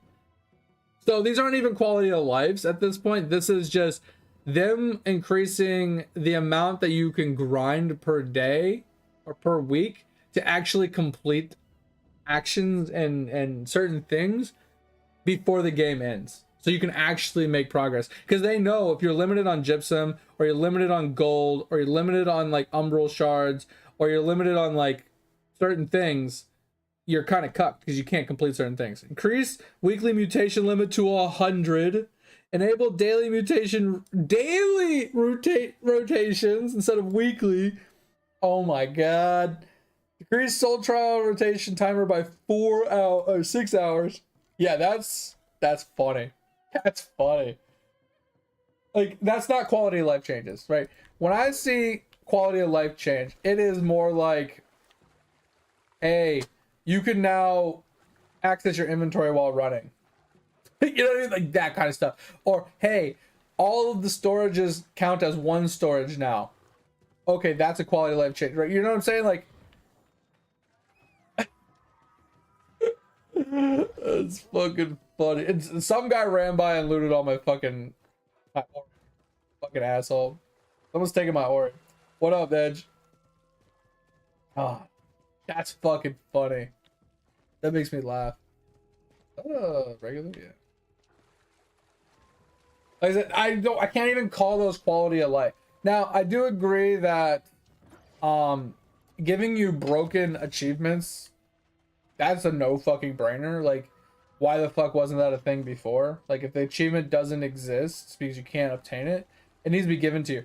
Now, what I don't understand is on that list, and nowhere did I see the achievements for acquiring X amount of stat, because there's stat ones where you have to equip gear that pushes your like strength stat by 300, or your con by 300, or your int or your focus. Like each individual stat had its own achievement list for pushing your stats all the way to 300. You can't do that anymore with the way they changed the gear. Gear doesn't have stats on it anymore, so it's impossible to do those achievements, right? There's a handful of achievements that are like that are just impossible. Or territory standing. It's impossible to hit 300 territory standing with every zone because of how much XP it requires. So unless they give us a territory EXP buff, or they reduce the amount of EXP needed for it, you're not going to be able to get to 300 territory standing with every territory. It's impossible. But that's funny. That's funny.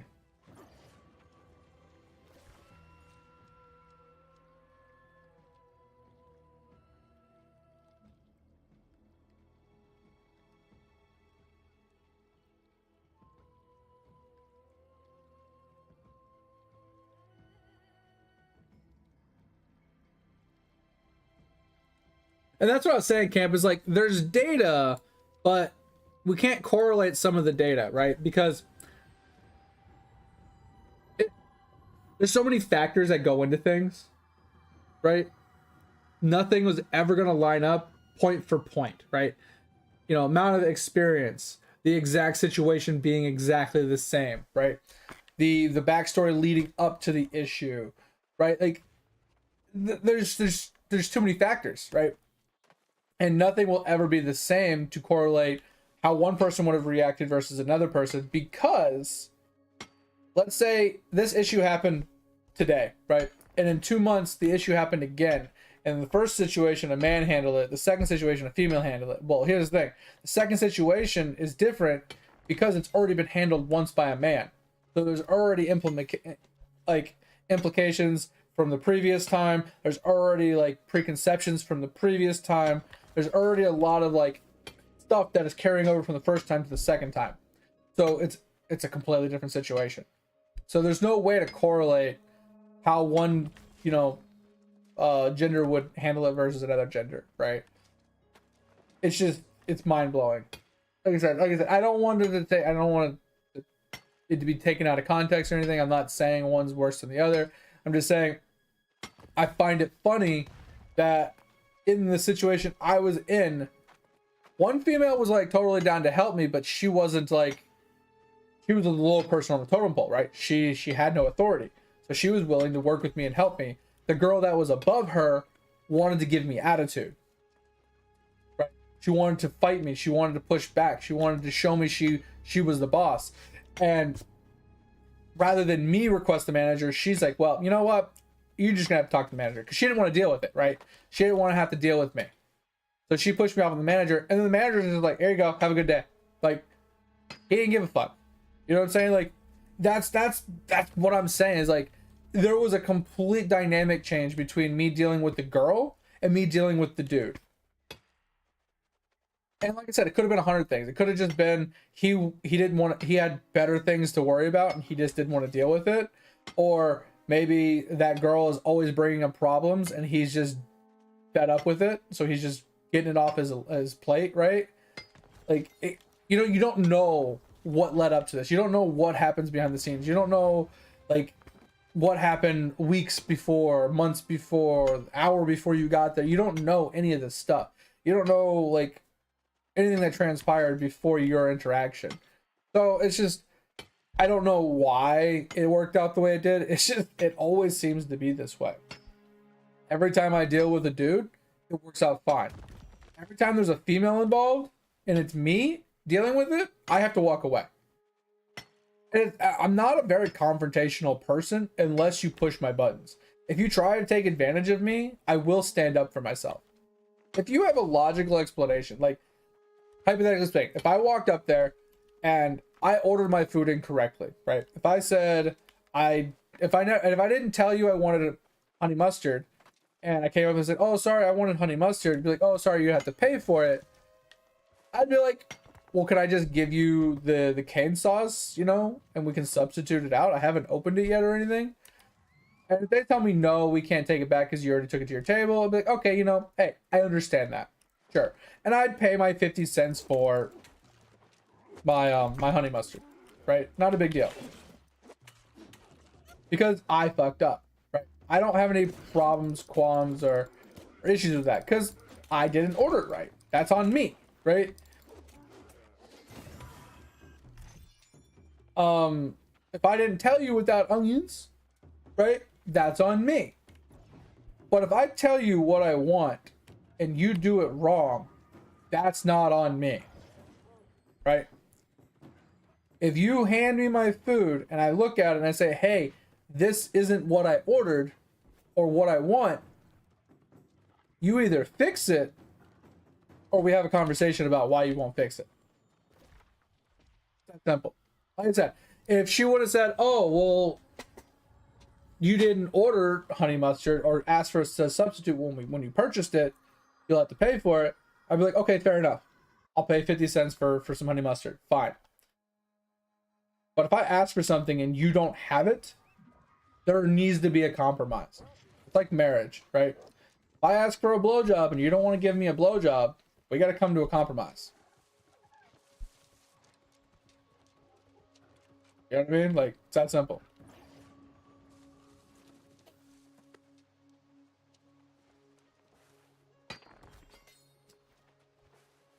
Everything comes back to blowjobs, Dover. Blowjobs make the world go around. Uses her feet. That's funny. Yo, camp. Ask Topher. That shit happens all the time. We'll be driving down the road, we'll be cruising at 60 miles an hour on the highway, kind of just straight line through the desert, and then out of nowhere we're off-roading fucking in the middle of fucking the desert, just doing random shit. Yeah.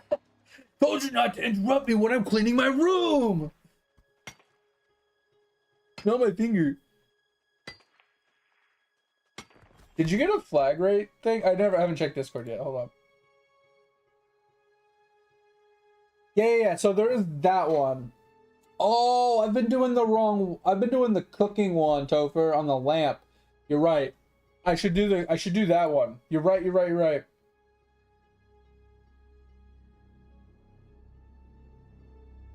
Wait. Which one can I... Hey, going back to the Zenith statue statement, Topher, what do you mean the Zenith statue? Hey, World 7. What do you mean I can upgrade this? Where do I do that at? 1000% Quinn, or Camp, I'm moving to Quinfall. There is no doubt in my mind I'm jumping onto this game. There isn't a doubt in my mind. I'm already completely sold on playing this game. Oh, cluster farming, okay. And is it the top one that we're talking about? This one right here? Oh, no, cave. Oh, the cave multiplier, you're right. 2 times multiplier. I mean, that's a lot of Zenith stat. I can't farm Zenith clusters right now, but you're right. That's huge. That's huge. I didn't think about that. I haven't got the Zenith clustering yet. Yo, what up, Thip? This is what we're switching to, Camp. 1000%. I'll even post it for you. This right here. This is what we're playing next. I can't fucking wait. Oh, you bought the game, Topher? Yeah, I wasn't sure. I asked you if you were going to play it, but...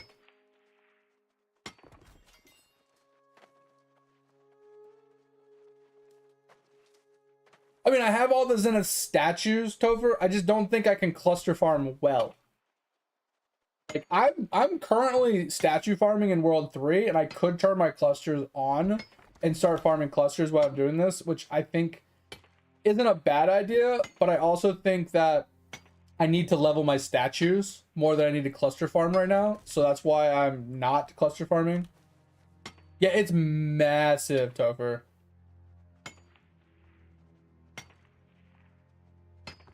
Well, it says here, oh, I already bought the game. And then you said I didn't yet. Now I'm confused. Or you saying you haven't played it yet? Sorry, I'm all over the place right now. Oh yeah, you didn't play it. Yeah, that's what I thought. I remember the other day I asked, hey, would you be down to play this with me? And you didn't give me an answer. And then I think you made a comment that you bought it and it was just a huge download or something. Yeah, that's what we were just talking about, mate. Is Topher posted that about the how the lamp actually has bonuses, which I thought I was leveling, but I was leveling the cooking speed one. I thought they were the same one, but they're different. And then yeah, he showed me the cluster where it boosts the lamp bonuses. So that would actually help with my cooking speed problem too. So help me with both.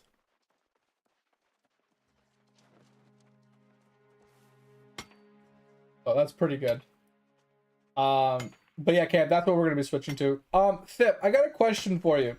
Now that I have you here, I did a quick like test run to Act 5 yesterday while I was working, using my zoo build. I'm kind of curious on if there's anything that you would suggest. Like the damage was decent. It was pretty good. But is there anything that you would suggest to make it smoother or even more DPS? I'll show you what I had. I'll pull up my POV of the character. But the short of it was I didn't 4-link many things. I didn't 3-link many things. I didn't work on my links or my colors at all. I kind of just threw things on in their bare bones form. Now I do have a 3-link absolution. Faster casting and added lightning, and it's doing decent. I think I can like 2-hit most white mobs, and then I kind of melt yellows and uniques with all my minions. I only have I have 2 carry-on golems equipped instead of a stone golem and a carry-on, just because I didn't feel like going to get a stone golem. Honestly, I was being lazy. I have zombies. And I have Herald of Purity running, right? So Herald of Purity is giving me flat fizz damage, which part of it gets converted to lightning, which is whatever. But it gives me the Sentinels, and the Sentinels fucking slap. They fucking slap hard. But let me pull it up really quick. And the one thing I'm thinking is I can run an offering, right? So I can give them more attack speed, movement speed. That's one thing I think I could do.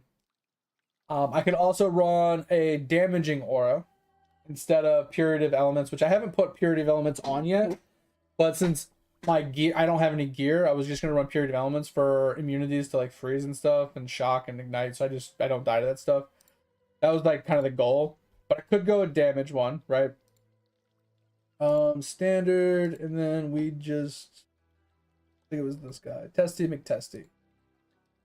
But this is what we have right now, right? So, pretty generic tree.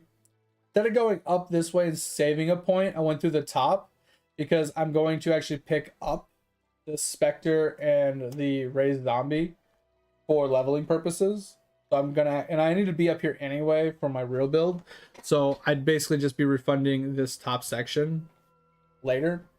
But anyway, so this is my build currently, right? So we have the minion damage, and then we were going for the duration one. My next level would be the duration one. I should have got this one sooner, but it hasn't been a problem, really, if I'm being honest. But we got the life regen, minion life. We got the attack speed. We got this. We got the full spiritual aid thing. The only thing I'm missing is basically just some life nodes. So like picking up this node, picking up this node, picking up this for some strength.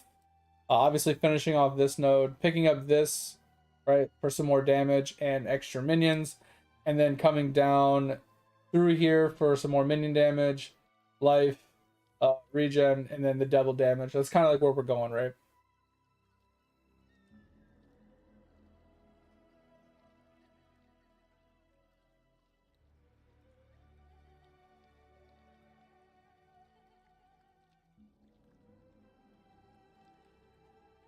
I mean, according to this, it says it does.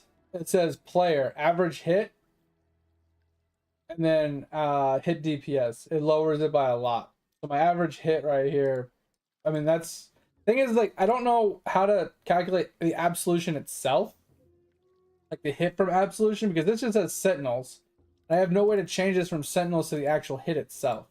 Because this is just default attack, Absolution attack, so on and so forth. But it says it lowers it. I don't know. I can't be 100%. I mean, we could look at Frostblink, but Frostblink doesn't really matter. Anyway, long story short, this is what we have, right? And obviously, like I said, as I level up, I'll get more stuff. Skills wise, we just have Absolution with added lightning and faster casting, because we just unlocked Spell Echo, but like I said, I kind of stopped. Now we don't need Spiritual Aid, because like I said, all the damage is from the minions anyway, so we could just save a point and not pick this up and just keep the 16% damage on both sides.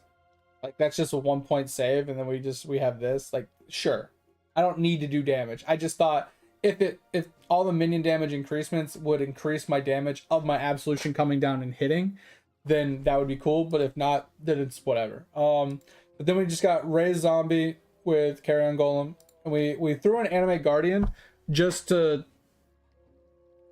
throw him in there. Like, he doesn't have any gear. I just put him on here to level him. But we have Herald of Purity as well. Right. For some reason, Raise Spectre isn't on here. But we did have Raise Spectre as well. I don't know why it's not showing on here, but we had a Spectre.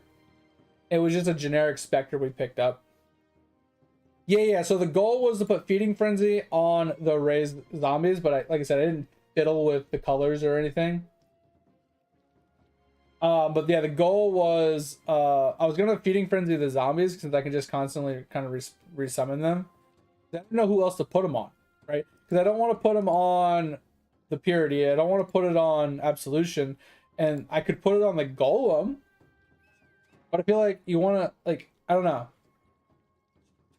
I don't know if the Golem's the best one to put it on. Because I was just going to meat shield the two Golems and the Guardian. So it was going to be Guardian, Guardian, Carrion Golem, Stone Golem with Meat Shield. And that's what I was going to do. Yeah. Well, I was just going to do all three of them on the same thing. Just kind of let them all just chill around me so they stay alive. Right now, we don't need to do Carrion. So what we could do is we could do Summon Golem, Spectre, Guardian, and Stone. We can do those three on a meat shield so they all stay near me and stay alive for buffs and benefits or whatever, and let Carrion run out and do whatever he's gonna do, and just have to resummon him every once in a while. And Feeding Frenzy, maybe both of those, I don't know. But these are all the skills I have. I don't have any, like I said, all I have is Purity, Herald of Purity. Now I would want to put Purity of Elements on for elemental resist and immunities. I mean, obviously, yeah, we can put on some damage ones if we wanted to, like Anger or something. That would help. And then items wise, like I said, I got generic shit. I got this off of a vendor, for 15% minion damage. We found this on the ground for another like 18% minion damage. And then we just threw on some generic armors and stuff, right? Nothing, like literally nothing of value. I'm just wondering, is there something else we could do? Like I said, we could do a flesh offering or spirit offering or something, right? One gives attack speed, one gives crit, right? And I feel like crit's not the best way to go. I think that's spirit. So if we did flesh, or it's whichever one gives the attack speed and movement speed, I think that could be good. So we run desecration with the offering to give them more movement. Because what's one thing we were struggling with was getting our minions to the targets faster. So I think offering would help with that, plus increasing their attack speed would help. But is there anything other than the offering that you think would be good?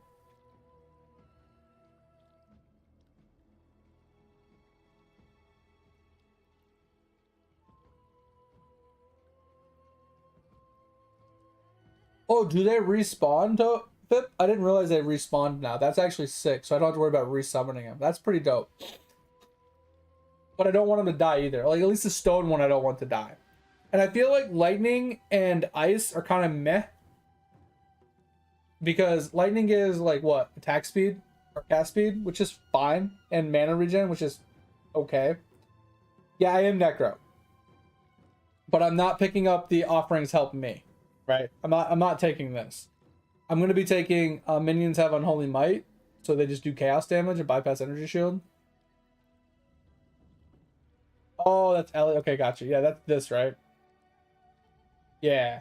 Which is fine. Like I said, I don't mind. If I have to resummon them, I have to resummon them. I'm not, that's not a big deal to me. They have like 2% regen from this and this. They kind of stay a little bit alive. They don't die that much. They have decent HP. I get 2% regen, which works. But I'm going for this as my second ascendancy, and then this for my third ascendancy. That's kind of like what we're going to be doing. And then if I go for a fourth, if I don't have Katarina, I'm probably just going to go Command of Darkness for temporary sake, just for a little extra damage. But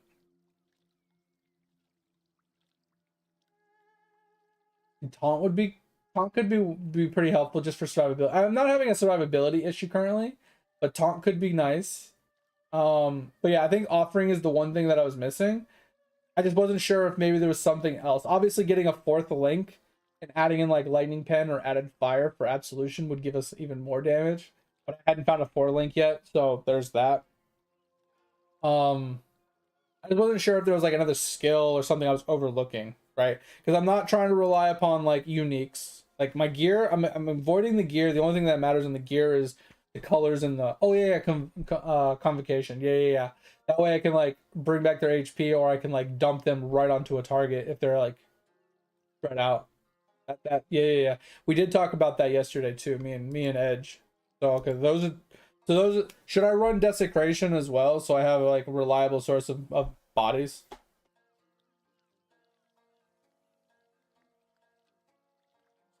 What's that one?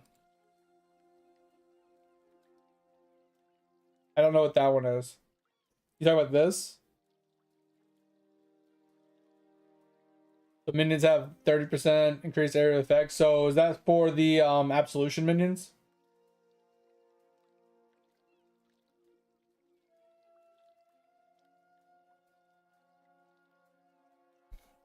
Yeah, okay.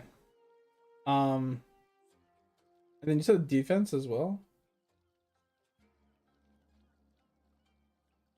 Oh, oh, I mean that makes sense too. Okay. Yeah. I thought maybe minions recover 5% of their life on minion death would be kind of cool. Because if like one zombie dies, everything gets 5% of their life back.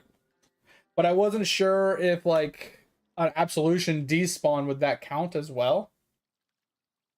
If the absolution or the sentinel like despawn or died, would that give 5% life to everything? Because that could be an easy way to keep like golems and stuff alive as well. Stop casting for a few seconds, let the absolutions go away, and then everybody gets like a bunch of HP.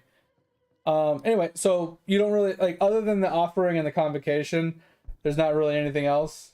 Obviously, more links for like zombie and the carry-ons and stuff would helpful, right? Obviously, if I bought a Lear cast for the animated guardian and maybe a dying breath for a weapon, both of those could be pretty helpful because that'll give us like another 70% damage. And having him on meat shield so he stays alive with me would be helpful. So he doesn't die, so he can keep the buffs going. And then obviously if we're running Spectre, getting a Spectre that gives like power charges or frenzy charges or something, like the monkey or something like that could be helpful. That's a great offering and convocation. Yeah, okay. So I'm not really missing anything too key. Okay. That's what I was curious on. I'm gonna go to the bathroom and then we'll jump back into this. Give me a second.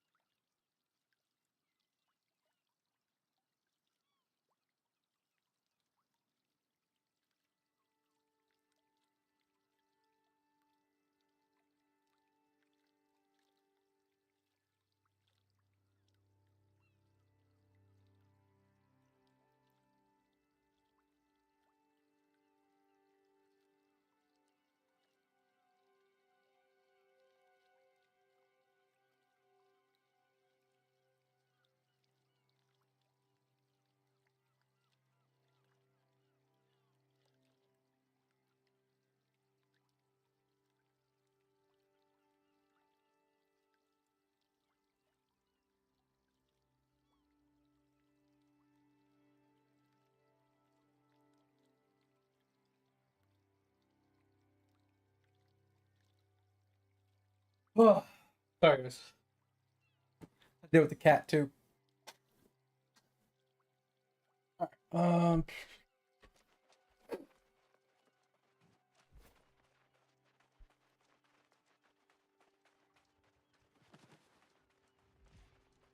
Hawks auto taunting bosses. Wait, what are we talking about?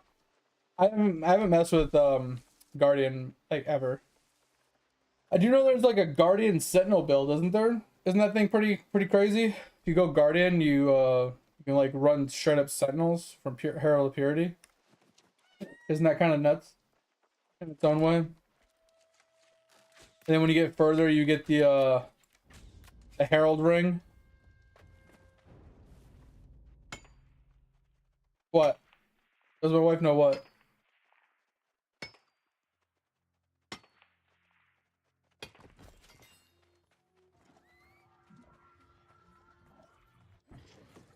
What did I say? I say something?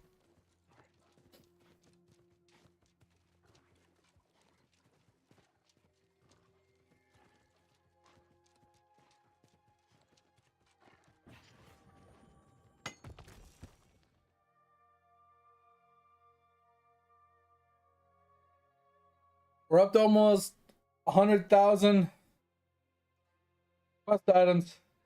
We have 36,000 in here. We're getting there. But look how many statues we have, man. We farmed 213,000 speed statues, 139,000 of these, 139,000 of these, 139,000 of these, 50, basically 50,000 of each of those, or 50 million. Like, we're getting so many statues just chilling. I mean, obviously it's not fast, right? I've been here for a while.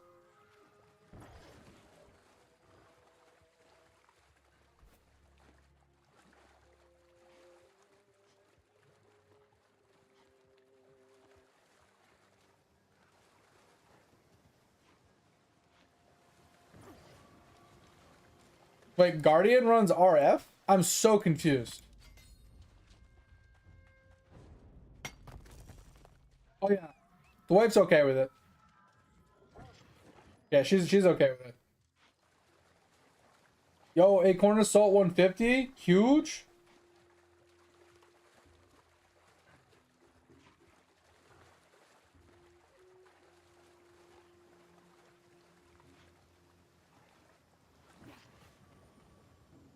Oh, yeah, so you were like under 110, or you were 110 or below before? But push it to 150, that's pretty good. That's a pretty good increase. Congrats. Congratulations. Yeah, I got all of my pallets unlocked yesterday, and now I'm pushing all of the pallet levels up to get my pallet luck up quite a bit. But I also somehow managed to get 4 Whalmer talents, and I don't know how I got them. I checked it on like Monday, and I had 0 Whalmer talent points to spend. And then I checked it on Tuesday, and I had 4. I have no fucking idea what happened.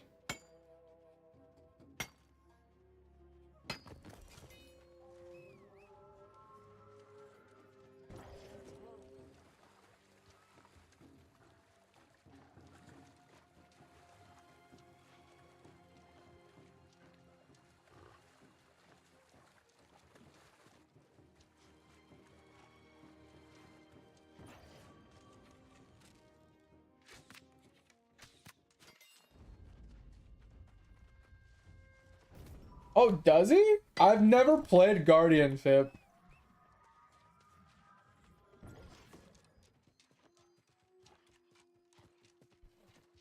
That's crazy. I didn't know that.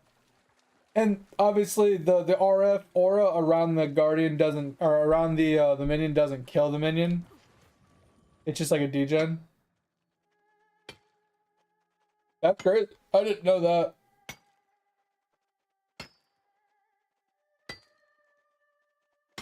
Yeah, but if I reached another threshold, wouldn't it only give me 1 point, mate? Not 4 points? I somehow went from 0 points to 4 points in a day.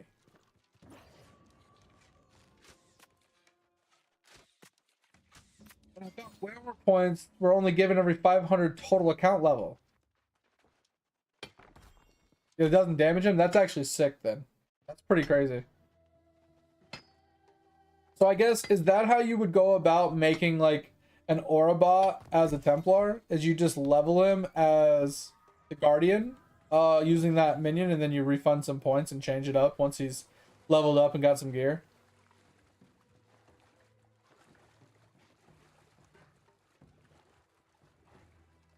Because I'd be down to playing an aura bot. I typically play PoE with Edge a lot, like off stream. Me and him will play for a few hours a day, and we'll map together.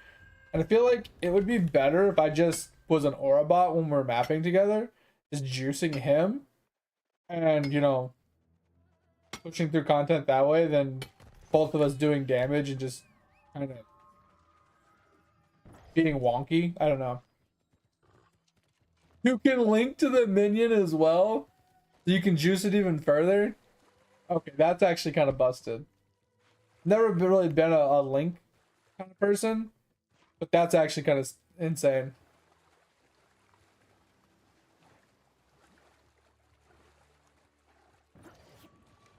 So links only last a certain duration, don't they? Or are they indefinite as long as you're within a certain range of them, right?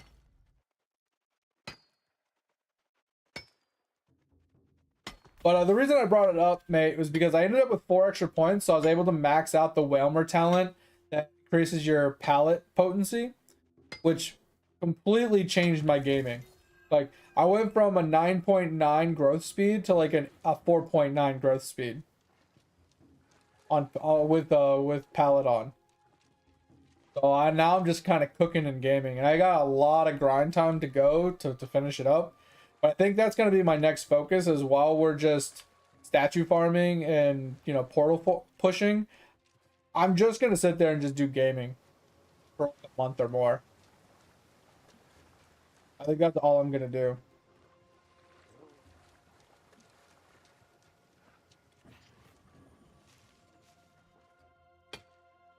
Yeah, there might be a mastery node or something. Yeah, for the linkage. I remember seeing something about links in a mastery node somewhere. Like a link mastery node or something. But I was just thinking to myself that if the link is indefinite, as long as the mob stays within a certain range of you, that's kind of cool. Because like I know there's a lot of cool links. Like one would I think one increases its damage, one increases its survivability or something like that, or like portion of the damage is dealt to you to keep it alive longer. And like there's other miscellaneous things as well. I think that's kind of cool. But I'm just thinking, like, if you were to want to make an aura bot as a guardian or one of the Templars, you can just level it that way and then respec them later into an aura bot. You don't have to level them as an aura bot. Really? Was yours 5 out of 5, mate? Because before it was only a 2 out of 2, and he changed it to out of 5, so I was at 2 out of 5. So I ended up, when I got those extra 4 points, I had to go in and spend 3 of them to max out that talent. Next megafish, let's go! Yeah, I think I hit 10 megafish the other night. My 10th megafish, that shit took me forever.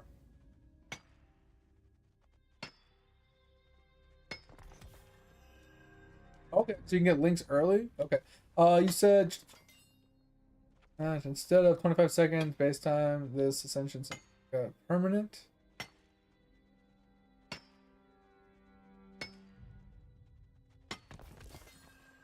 Oh, so it is like RF. So you just summon at the beginning of a map or a zone, and then it stays. Oh, that's sick. You don't have to like keep resummoning them as you're running through the map. That's pretty sick. Megafish 6, let's go. Wait, am I at Megafish 10? I thought I was at Megafish 10. Let me double check.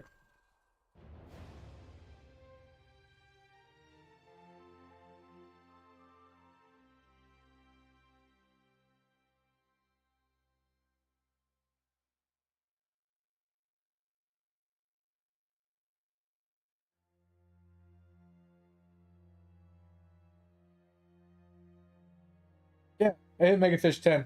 Huge. I need to do like a regular reset on this one. I think I'm gonna go for a while though, because I'm at basically what, E25 right now. I think if I get this up a bit and I get this up a bit, we can do a reset and I can get a bunch of points and then we'll push it further. As it stands, pushing to 11 is gonna be hard. But yeah, that's what I was saying. Like, your Whalmer's 5 out of 5, right? Oh, you're an ad, of course.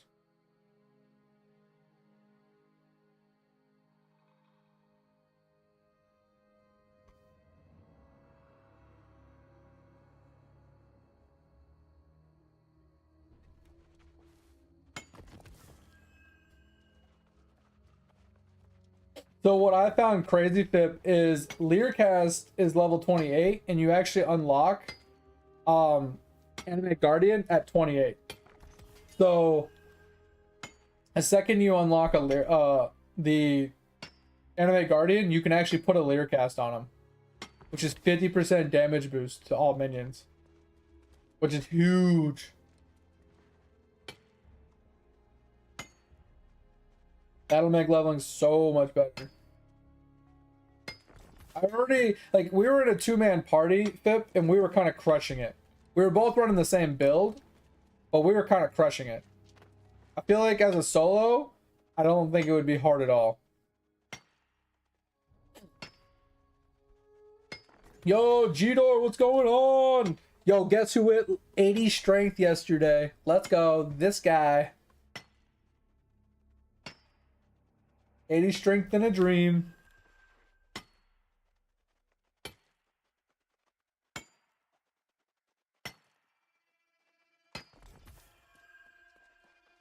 $84. Oh my god.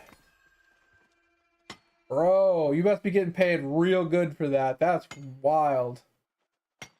Didn't you say the other day that they were mandating 10-hour shifts though? Did they change it again?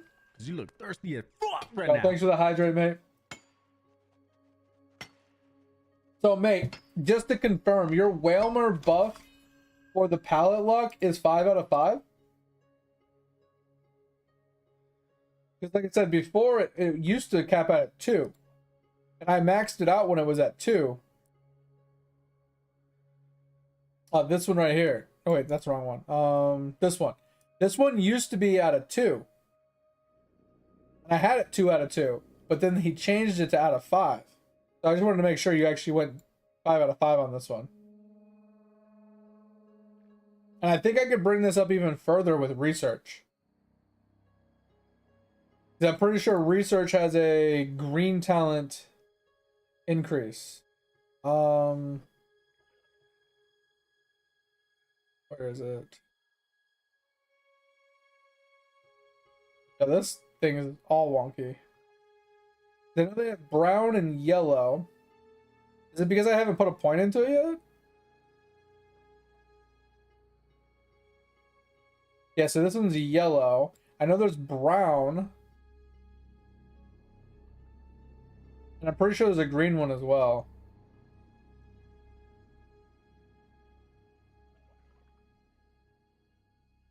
Yeah, so this one's brown. Go away. This one's yellow. I'm pretty sure there's a green one around here somewhere. One of these ones is green, I think. So if you bring up the max level of that as well, you can make it even further. You do it 5? Okay. So I wonder what's holding back your growth speed then. Right? I know your bit multi is low, so leveling up like some of your speed things and like leveling up, say this, your sprout speed can be a little hard because you don't have as many bits. Same thing with upgrading like the stone. Obviously could be a little hard, and maybe not getting enough nuts. Right? Because if you can't level this up fast enough, then obviously that can play a factor. But yeah, I'm at 4.4 now, and I haven't really tried since I did that upgrade. But I think if I did the Whalmer or the research upgrade for Whalmer to go even further, so I can get even more levels on it, I can push it even farther. It's the palette? Oh yeah, you're right. Your palette luck. Okay. Yeah, because you gotta level up the palette growth speeds, right? Because mine are, I forgot about that too. Yeah. Because mine is level 39 and level 56. Now minty blue, you want to pick that up in dupers, I think. Is it dupers? I could be wrong. One of these increases the potency of minty blue. Was it in supers?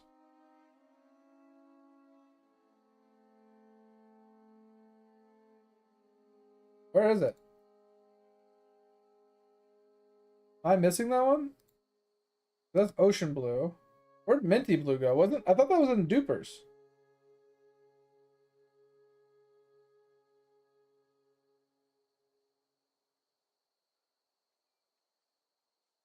No, I thought there was one for minty blue.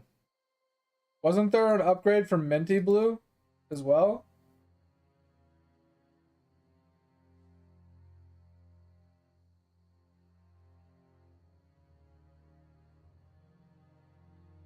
I could have swore I saw one for minty blue the other day when I was going through it. Unless I'm just misremembering. Because I know there's the ocean blue one over here, which is ocean blue. Huh. I thought there was one for minty blue.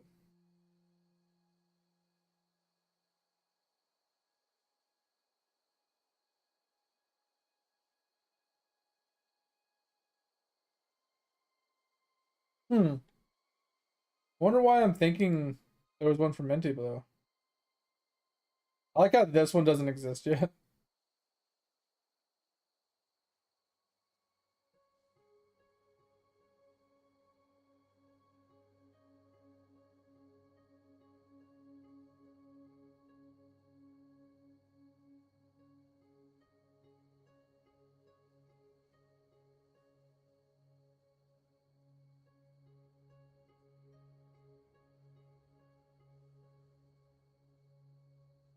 Huh. Interesting. Wonder why I was thinking that. I thought there was one for minty blue. But yeah, leveling those up a bit would obviously definitely help for sure. But I don't see a minty blue in there, mate. Like the ones that I have unlocked, I didn't see one.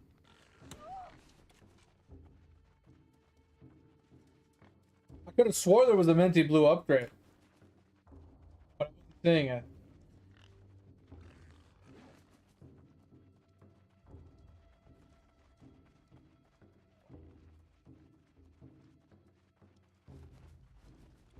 I'll check again once I get to the teleporter. But yeah, leveling those up would help. So one thing I found that helped me, mate, unlock the rest of my palette. It's a little time consuming, and I get that, you know, playing on the phone sucks. But I'll just show you what I did. Obviously, we leveled up Rat King a little bit. We got it to 74. We put a lot of effort into it. But basically getting it to 3 times palette luck would be ideal. So somewhere around like level 70. That's a lot. Don't get me wrong. It is. But what I did from there, I want to check this one more time. Because we got Plant Evo, Peachy, Tokens, Ocean, Red Orange, Off-White, Log Flipper, Plant Evo, Rat King, Baby Blue. Why? I don't know. Yeah, I don't know. I thought I saw a minty blue. So what I did was I started at the top. Even though these give you nothing, I leveled them up to 1 out of 1,000. Right? So I leveled them up until they got over 1 in 1,000. I did that to all of them. And as I pushed through, it would, like, if I didn't unlock the next one, I'd just keep going, right? And then as I went through, whatever ones weren't unlocked, I left them. But if they got unlocked while I was pushing to 1,000, that was cool. But as I got to the end, right? Once I had finished all of them to 1 out of 1,000, I went over and I worked on the ones that I was missing. 1,000. This one was 1 in 25,000, and it got down to like 1 in 16,000. So I had a decent amount of pallet luck. I think I was at like 130%, and I pushed it to 150% just by kind of doing that. With the Rat King being at like 3.2% times as well, it really seemed to help with my pallet luck. Obviously, there's other things that factor in, you know, with pallet luck. You know, some of these like upgrades inside of here gave pallet luck and stuff. I think from dupers.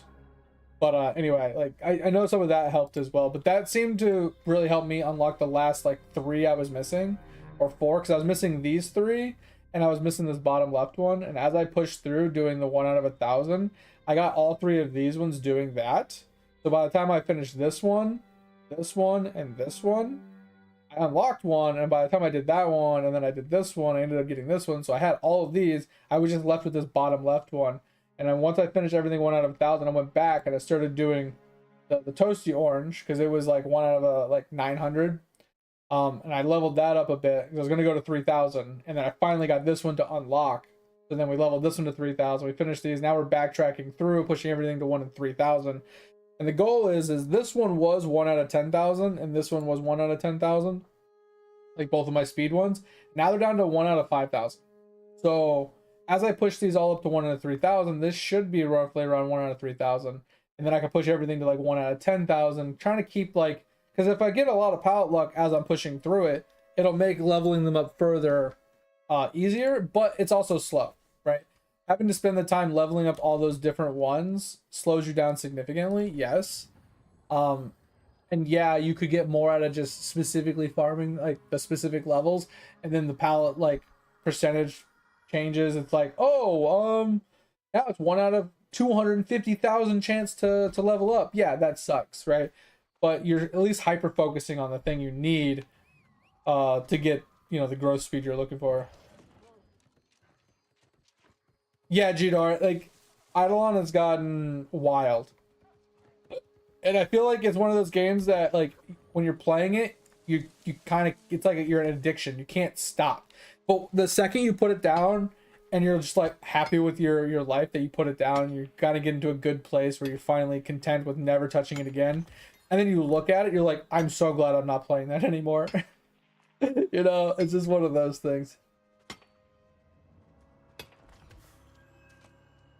And I get that, mate. It's like level them up after I have them all unlocked. I was kind of doing the same thing, but I finally got a little annoyed because I was sitting there trying to farm one for so long. You off to bed, Tover? I appreciate you, man. Take it easy. Sleep well. I'll talk to you tomorrow. See you. Bye.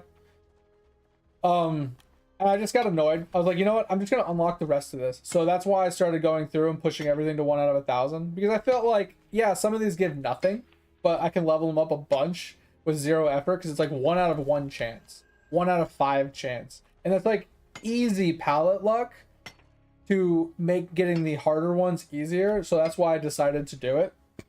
I said, everybody do it their own way. I'm just saying that just seemed to help me. Because the ones that were like 1 out of 10, 1 out of 5, 1 out of 1, 1 out of 2. You know, I leveled them up 10, 15, 20, 30 times in like 10 minutes. It took like no time to level them up like 30 times, which lowered the odds significantly for all the other ones. So it made all the other ones easier. And then I just daisy chained that, and it became very, very, very easy to unlock all my pallets. And then once all my pallets were unlocked, that's when I just started going through and just continuing the process on. Because like the way I look at it is like if something is like a 1 in 200,000 chance to level up, right? That's gonna take you a while to do 200,000 attempts, right? To get the upgrade chance. But in that time where you do the 200,000 upgrades, you could have upgraded like 15 or 20 other bubbles, making your 1 in 200,000 down to like 1 in 150,000, right? And like that doesn't really save you any time in the short term. But I feel like in the long run, if you spend a few hours leveling everything up equally, overall you will level things up further in a shorter period of time because you have so much more pallet luck. It doesn't take as long to get one upgrade. So at the end of the day, one person hyper focusing on 1 or 2 might have an overall higher level of that 1 or 2. Right? Like they might be at like 200 growth speed on each one while you're at like 180. but you're not far behind and you have all the other ones leveled up, eventually you could pass them in theory, but I still think they would still keep above you. But I do think that the pallet luck increase would eventually like close that gap slowly but surely, right? Your fertilizer speed is 892. So your fertilizer speed is roughly around what mine is at, I think. Yeah, 889. So yeah, I don't know. I personally would stop trying to unlock the ones you're missing. Focus on just unlocking these two pallets further. Like I said, I don't know what levels yours are. Mine's 39 and 56. So if those two are lower, I would just level those up a little bit to get your growth speed down, because if you have 5 out of 5 in Whalmer, you should be close to my growth speed. Like I said, the only other factor that would weigh in is your plant growth speed on your squirrel. If you haven't leveled that up a bunch, then you're missing a ton out of that. I kind of gave up on the growth speed from the fertilizer because I can level it up 5 or 6 times before it changes my growth speed. So it just felt like it was a waste of bits at this point. So I've just been working on basic bit, like the left one, like the base bit count or whatever it is.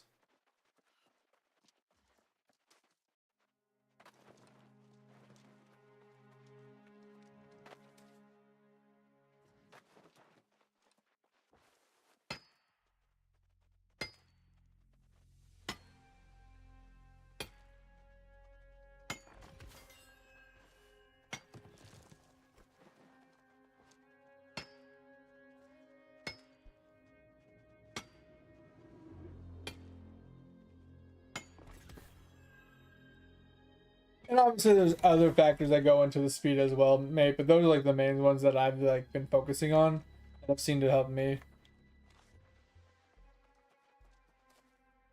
Yeah, so you need to work on that. That actually has made a massive increase in my speed. Pushing that up to like 450 has made a massive increase in my speed. Like, I don't know what it is with the squirrel percentages, but it seems to scale much better than anything else has. Other than the pallet. Pallet has made the biggest impact. Squirrel has made the second biggest impact. And then the actual sprout speed inside fertilizer made like very little impact. Like, it does early, but it does, I feel like it does really, really bad the further you level it up. I feel like it has a huge diminishing return every time you level it. I feel like at a certain level, it just does almost nothing. I'll probably almost stop leveling that at like 900 or something. I might go to 1,000 just for OCD's sake, but it just feels bad.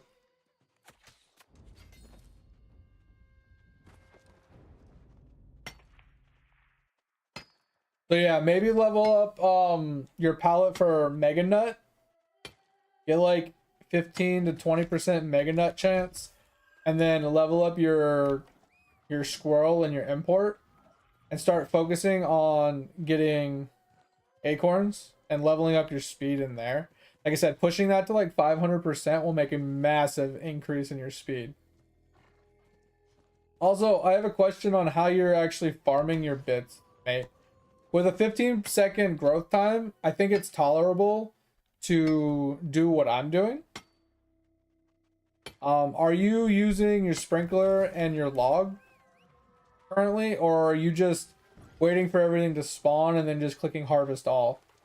Like, waiting for chems to pop up? Because I'm going to tell you right now, I was doing the sprinkler and the log method all Monday, and I hated it. It was so dreadful.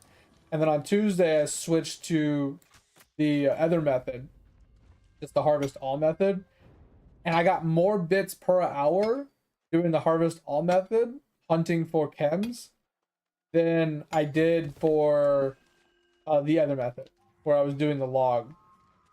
Because the log just takes so much, it's so time consuming, it takes so much effort and time, and you end up with such an abundance of chemicals on your map that, yeah, you could take advantage of all the chemicals and spam them every time they pop up. But at that point, you might as well just doing the other method. Yeah, so if it was me and I was looking back at what I just did, I would stop doing the log method. Like, because 15 seconds, in my opinion, isn't bad, right? You sit there and you're like, you wait 15 seconds, everything spawns, you click harvest all, right?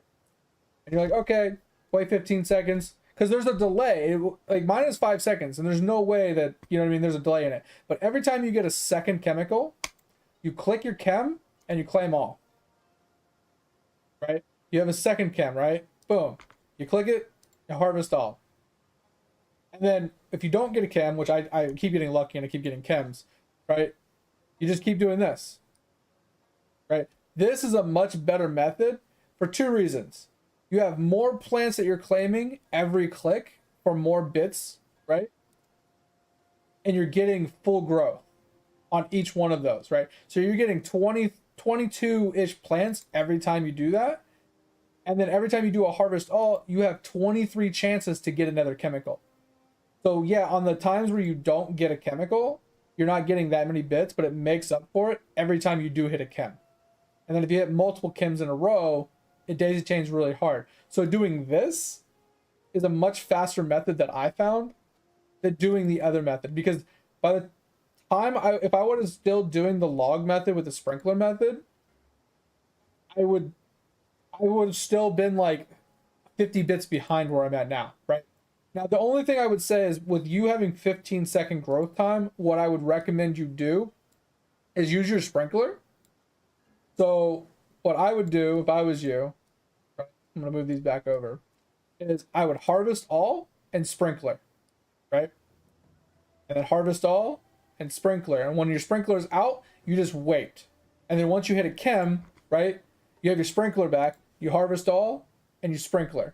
You harvest all until your sprinkler runs out. Doing this will speed up your, because you have 15 seconds of wait time between, right? So sprinkler will speed it up and give you more chances at chems, right? That's what I would do. And it should speed up your bit game, like significantly. But you want to wait to use your chemical until you have a full board of plants, right?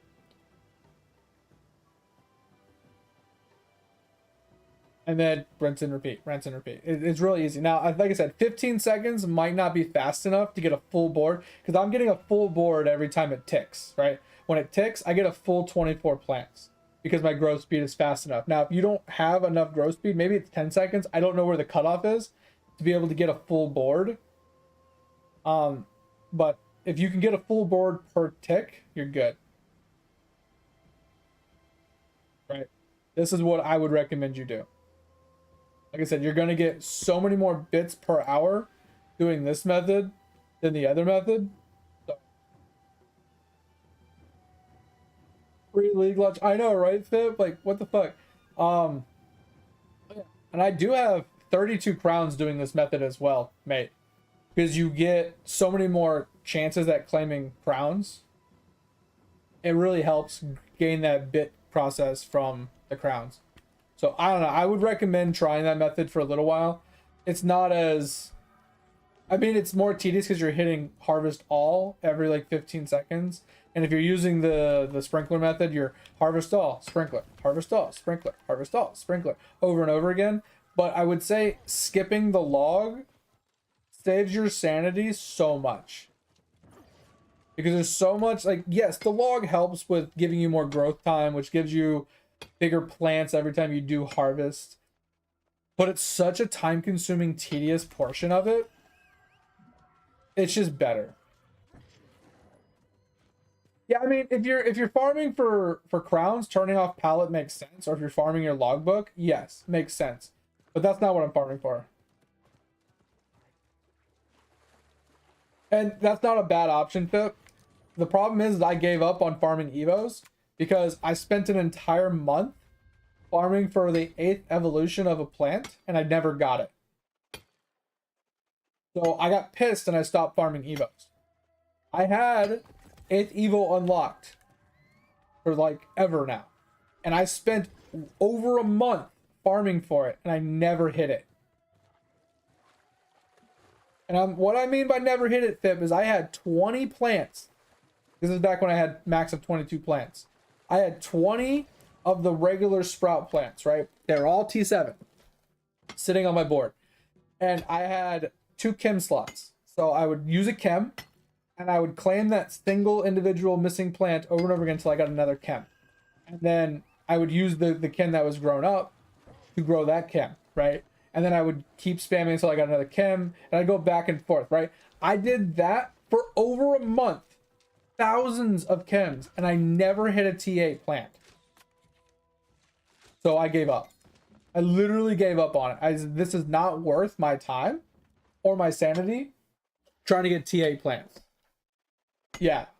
I mean, you're doing good. But I also, with the added caveat, I did not have my farming juiced. So my gaming evolution from my crop science wasn't very high. So maybe that had a factor of why I never hit an 8th plant. I don't know, but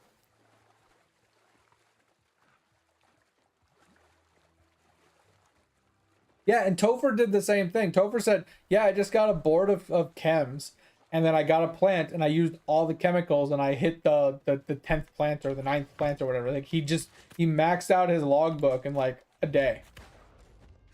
Just using, like, a board of chems plus 1 plant, right? It was crazy.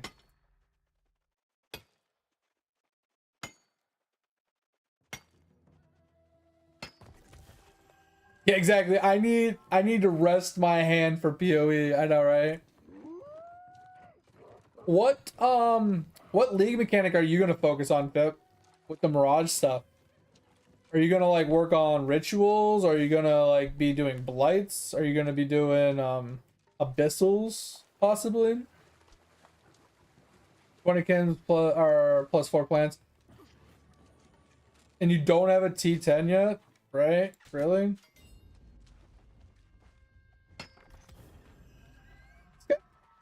A bot, or was he just being kind because I killed the mob? You're gonna be farming in June? Really? Interesting. Because like I obviously I had like Dat Mods and Cute Dog and some other people in the background there like going over like all the information from the different podcasts and stuff, and like the Ziz podcast and the live stream podcast and you know all the other stuff. And they were talking about like what league mechanics interact with the Mirage in what ways. And according to what they were saying is if you have a delirium anywhere in your map that you've hit and you go into the Mirage, your Mirage will have a delirium. It's guaranteed to have a delirium. If you have a abyss inside of your Mirage area, it will, if it was to branch outside of your Mirage area, it will instead open up the chasm and just let all the mobs out all at the same time.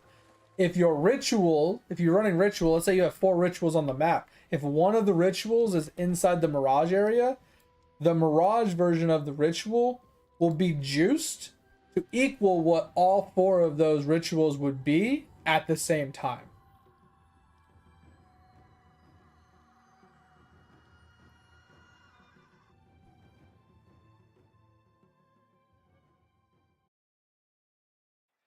Wait, why will you need to delve for crafting? I heard there's fossils and stuff. Like they're delve only or something. I don't know. I don't know much about that, but I don't really like crafting.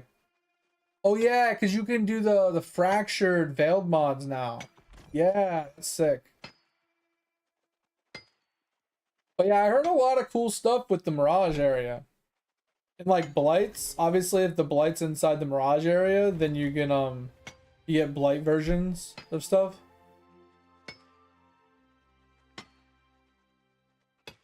Oh, that's how you get +2 gems, got you. Yeah, I don't know how to do the craft for that, Pip, if I'm being honest. And at the same time, I would say Chains of Command isn't really worth going all gems plus minion gem, because yeah, the minion gem would increase my Guardian's HP, by like 1% or 2% or something like that. But that doesn't, I mean, it just helps with survivability, a small amount, not really necessary for the build itself. Because I'm only able to run the Guardian plus his animated weapons. So it doesn't truly help the build that much. Yo, what up, Thor? Yeah, June's insane.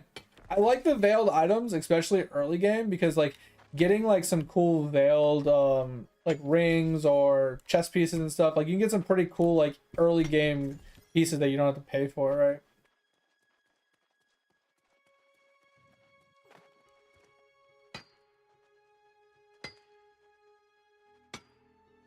Wait, what is that support gem? Oh, Hey, I said hi. I don't know if you heard me.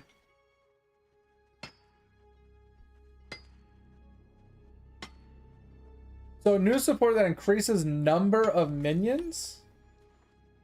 I mean, will that work though? Because it's a unique chest body, like a body armor, right? I mean, maybe it'll work. Yeah, because if I can get more animated weapons, that'd be insane. And like, don't get me wrong, there are minion tagged gems I am using. That is 100% true, right? Like minion damage, feeding frenzy, meat shield, you know, those types of things. That like I said, all of those do play a factor in that. So I will bring my damage up and survivability up, significantly. I didn't know anything about that new support gem. Oh, it's an exceptional support gem. Okay, gives 10% move speed. Oh, move speed. Is that what we're talking about? Movement speed to minions, and increases maximum of summon minions. Interesting. Movement speed is nice for sure. I'm curious if it works with the chains of command body though, because I wonder if there's a limitation on that, right? Because increase, like if you attach that to like a zombies, right, gem, where the zombies gem is, let's say 8 zombies, increasing that by 38% makes sense. Or if you attach that to a specter, makes sense because there's a set number that it has. But would putting that in a chest piece give you more manifested weapons because it's a chest piece proc, not an actual gem?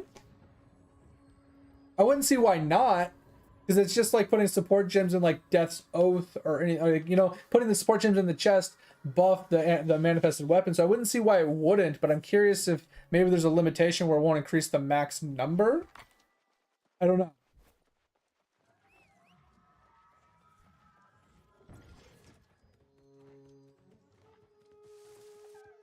I know it's an actual gym. I'm just saying, I'm wondering if they put any limitations on it.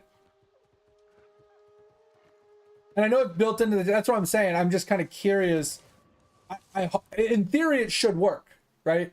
In theory, it should work because anything else that's on an item, you know, like the gloves that have level 25 blight, right? You put 4 support gems in, it supports blight.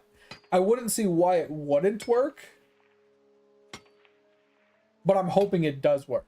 That's what I'm getting at. I'm just hoping it actually does work. So if it does, that is an insane new gem to put in.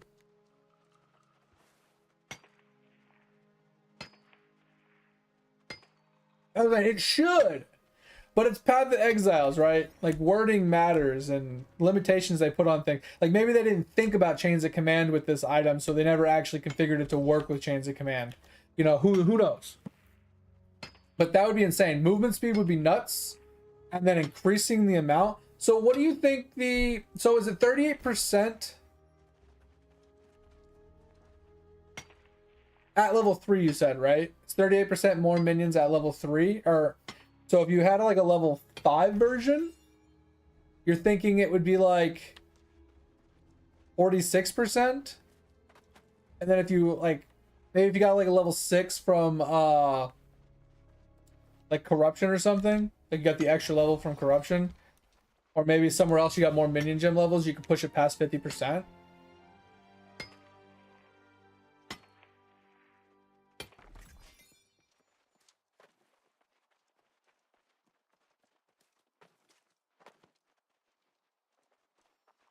You got an ad? Oh no! Yeah. That's what I'm saying. Like, golems, it won't really affect, but I'm not gonna be running. Like I said, with a Chains of Command build, the only thing I have is a Guardian and manifested weapons from the chest piece. I can't have anything else. I can't have golems. I can't have specters. I can't have sentinels. I can't have anything else. It literally is only them. So that's fine. I'm just because if you could push that to 50%, I think the basic amount is 14. If I can By get the an way, extra I feel 7, like Quinfall will be something you will love. oh, 1000% Thor. I think I'm going to fall in love with the grind in that game. Absolutely think I'm gonna fall in love for at least 1,000 hours. I'm safe to say I will probably grind that game for over 1,000 hours without a problem. 1000%. That's how I feel in my heart, that I'm going to absolutely fall in love with this game.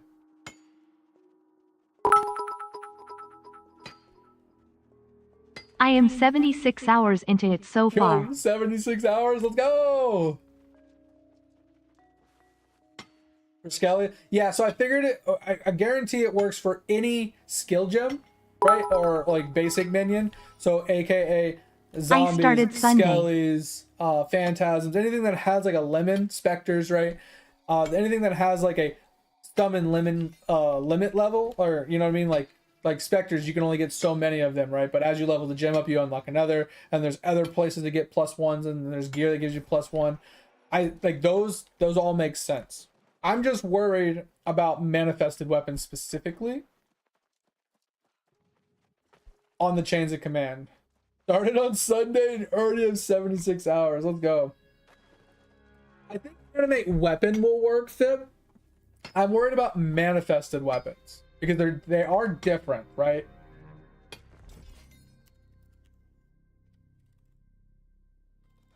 I'm pretty sure they're different. I mean, they work the same because they are an animated weapon, but it does say animated and manifested minions strike with splash.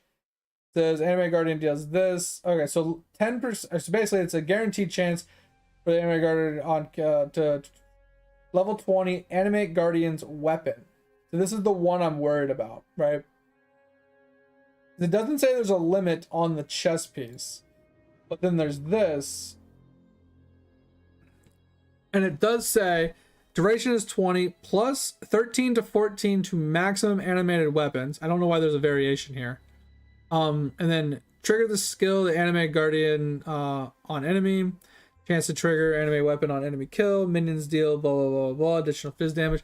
This is the specific thing I'm worried about, since it's an Animate Guardian weapon, like skill that gets triggered from the chest, not built into the chest. I mean, the trigger is built into the chest, but the actual limit isn't built into the chest. That's what I'm worried about.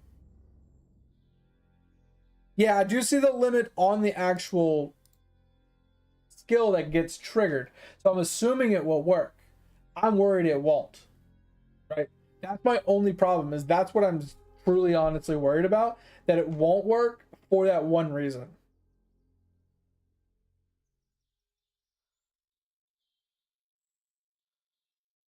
Because it doesn't say summon such and such on kill. It says trigger this when you get a kill, right? It just tells it to trigger a skill when that happens. There's no, it's not built into the chest.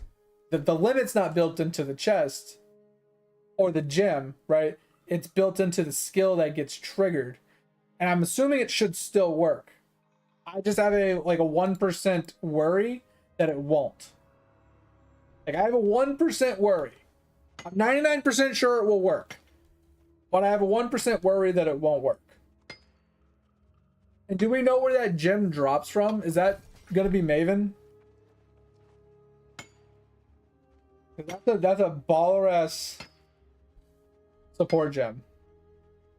I'm hoping it's tagged as minion, so I can take advantage of the +2 that you're talking about on like the wand. That would be sick. Because I got a +2 wand. So here's the problem. I can't even do a +2 wand. Because actually, it's possible. It's possible. So I feel like the only way I'd be able to do a +2 wand is if I got a increased minion crit chance by 100%. No, I can't if I'm going crit version of my build, right? Because I use the Fellborn Cutlass to give me +5 to minion crit, so it puts me to 10% minion crit. So in order to run a yellow instead of the unique, I would need to get 100% increased minion crit chance, because the minion crit chance is base of 5. So if I got 100% minion crit chance increase on the weapon, it would put me to 10 again. Or even if it's not 100%, but close to it, right? And then I got the +2. That would basically allow me to run a yellow instead of the unique. So I mean, there is a chance that I could switch to a yellow instead of using unique. It would just be kind of niche to find exactly what I want, or expensive, I guess is the right word. So we could do that. That's not a bad option.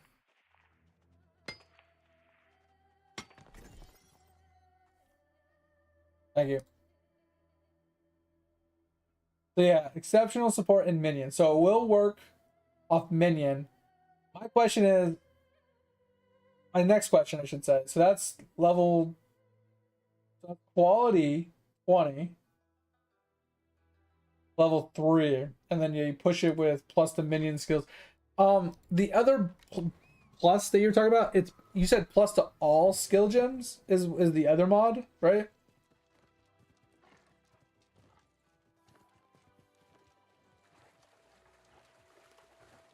I think that it should. Keyword there is should. I'm 90% sure it will work, but I do have that little flicker of fear that they have worded something in a specific way or configured something in a specific way that it doesn't work with chains of command. But if it does, chains of command is going to be wild.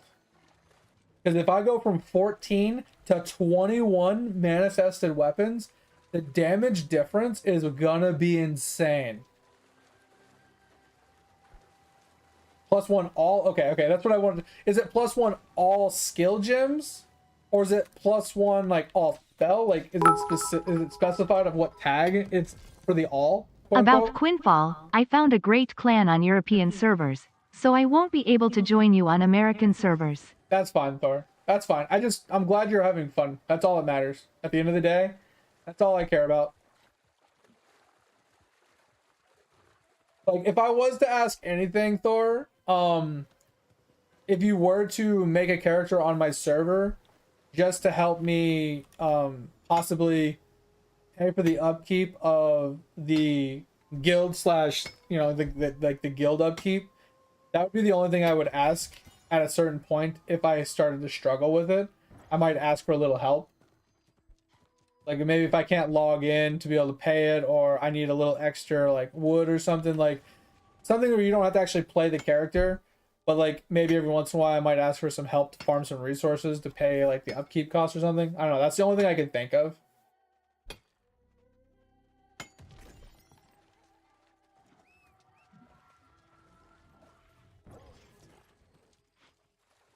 Is all skill gems? Okay, that's what I was worried about, because I know some of them is like all blue gems, all green gems, all int gems, or whatever, right? It specifies as what it means by all X gems. So if it's all skill gems, then it should work. So that's sick. Okay, yeah, that's dope. I'm down for that. Guild upkeep is easy if you are on weekly. And that's what I'm saying. I won't think I'll have any problems, Thor. I was just saying, like, that would be the only thing I could see me asking for help with, in theory. Because like I said, I'm going to be doing pretty much all solos, like Iron Man, like I always do. But like, I would say if you would want to help, that would be the only way I could see you being able to help without playing on my server, right? Just having a character just in the guild, so, and like logged out like in the guild area. So if like I needed help with it, you were there to be able to like log in for like 20 minutes to like gather an X resource for me to help me like pay the resource so I didn't fuck it up.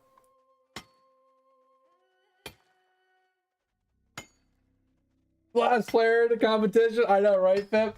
Yo, Fip, I was actually laughing earlier. somebody brought it up to me earlier. I think it was Brain, one of the other viewers. In the official Discord for New World, they posted this last week or something, but they're putting in a quality of life update for March, April, and May. They're putting out 3 quality of life updates on those months, and I'm just laughing because it's like, why even do this? And I looked at it, and they're not even quality of life updates. They're literally fuck it updates. And it made me laugh. You want to see them? They're so funny. Like, look at these. Look at these. So the first one is they're basically giving broken achievements out for free. So if you log in, it closes in January. So any of the achievements that they've deemed to be broken and unobtainable, they're giving to you for free, which some of these are, like, obviously these ones are the ones they're giving you, but they obviously say there's more as they find them. There's a lot more. So we'll be getting a bunch of achievements, hopefully, so we can get those done. They're unlocking all transmogs. They're increasing the gear slots for free. They're giving you all 30 of the gear slots. So even the 27 paid ones. So now I have 30 presets I can set. The AFK timer is set to 24 hours. And they're enabling all region transfers for free. And then they're giving you an umbral increase to 100,000 instead of 10,000 per week. The gold cap got increased from 1 million to 10 million. The gypsum cap got increased by 10. Yeah, and this is the fucking updates. This is straight up fucking updates, right? The mutation limit went from 20 to 100. And instead of weekly rotations, they're doing daily rotations. Like, this isn't a quality of life update. This is a fucking update. Like, it literally made me laugh because the post specifically says, hey, we're going to be pushing quality of life updates for the next 3 months. And you can see them below, and there's going to be more to come as they, as we change things and stuff like that. It's like, okay, cool. And I start reading it. I'm expecting to see stuff like, all storage chests are now 1 chest with a total combined weight or something like that. So you only have to go to 1 storage instead of like searching around for your items, right? That would have been a huge actual quality of life, right? Not a fuck it. Here's a 24-hour log out, like, period. So now you don't get logged out when you're AFK anymore. It just made me laugh, dude. Just make the casual and fun. I know.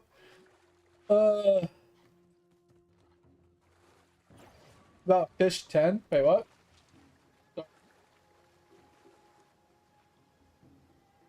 Oh, I did. Yeah, I made a comment that I was like, oh, that's huge. Congrats on the, getting the 6. I was like, I think I'm at 10. And that's when I pulled up my megafish to see what I was actually at. Oh, were you in an ad? Yeah, you might have been in an ad. But yeah, I got megafish 10 the other day and I'm pushing for 11. That's fucking wild. But congrats on 6. Like I said, I know on the phone a lot of the stuff that I have that I'm beating you in is only because I can leave mine running 24/7. That's literally the only reason some of my stuff is further ahead than yours.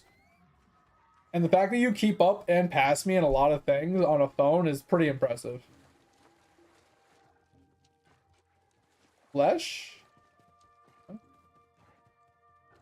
Oh, flesh. I keep reading fish. You're right. I think I'm at 6. I think I'm at 6 as well. Isn't 6 You don't need one? the altar in Quinfall. It is more an extra thing to have fun with. You can use storage in cities instead of storing anything in the base. And the upkeep is based on what you put down. Yeah, Thor. That's what I saw. So the more the more stuff you put inside the thing, the more the upkeep will be. But the reason I wanted to do a guild base and a personal base was because I want to do a bunch of farming plots and like breeding of like horses and pigs and chickens and stuff like that. I want to do all those professions.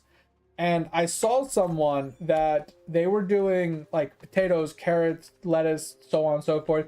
They had a personal base that they were doing it in, but I think they were also doing it on their guild plot as well. So it gives you 2 locations to be able to do the farming at 2 different places. So you can like basically increase the amount of farm plots like by double, more or less. So that's what I was thinking about doing. What do you mean you can do those in town? I haven't seen that done in town yet. I'll have to look at that. Can I do all three in theory? I mean, I know that's a little tedious, but can you do all three?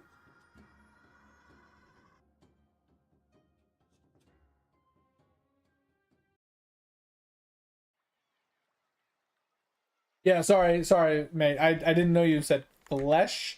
My reading is bad. I think I'm at the same flesh. Yeah, I'm at 6. It's this one where you can like triple whatever characteristic. I think you only get to do one, right? It says tap A charisma attributes. You only get one. So I think I'm going to triple the cost reduction. Yeah, so we're gonna triple the cost reduction. Let that shit go burr. And then we're gonna juice it even further and let that shit go. Huge. Okay. That should be insane. All right.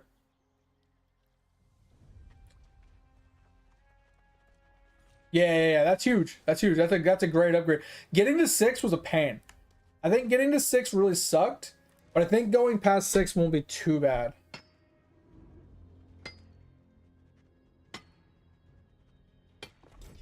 That's what I'm saying, Fip. I have to commend Mate for playing Eidolon on a phone, because, bro, gaming on a phone would suck.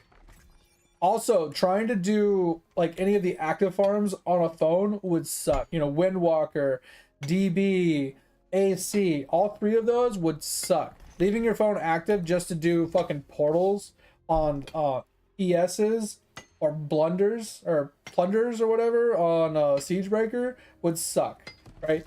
Divine Knight, sure, whatever. But you can't cranium cook very well on a phone either. You can't leave your phone active for shit tons of time. I am out of time, so have a good time. Oh, that's fine. Thank you, Thor. Thanks for being here. Thanks for the information. Appreciate you. And yeah, I cannot wait to get on to Quinfall. But have a good rest of your day, man. I'll talk to you tomorrow, hopefully. See you. Bye. Hit me in the Discord if you need me. Oh, beekeeping would be cool. Yeah, I kind of want to tinker with that. I want to tinker with the whole, like, 3 different house plots, see what I can do in each. And if I can maintain all 3 of them at the same time, that would give me a lot of rotation. I'd be able to do so much farming. It'd be wild. That's what I'm saying, Fip. That would suck. Could you imagine, like, doing that on a phone, though? Because you can only do a few hours at a time.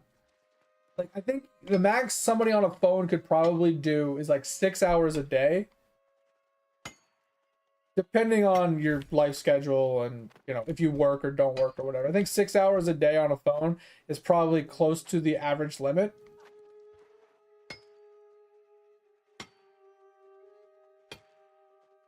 Yeah, you got your A-bombs done, which is huge. So, I mean, you pushed your Windwalker to the end, but now you got AC to farm, right? Farming AC is going to suck, but also I would probably, if it was me, mate, I would get your best AC weapons that you can in preparation for Tachyon week, right? And then store up all of your Tachyons, and then just use those to juice your shit to push portal to portal. So you juice yourself up, and then you do a portal. You juice yourself up, you do another portal. You juice yourself up, you do another portal, right? I would just do that to push your AC, because if not, you're going to be stuck on AC for way too long. AC sucks. Hands down the worst. I feel like Windwalker, yes, sucks on a phone, but I think AC is way worse.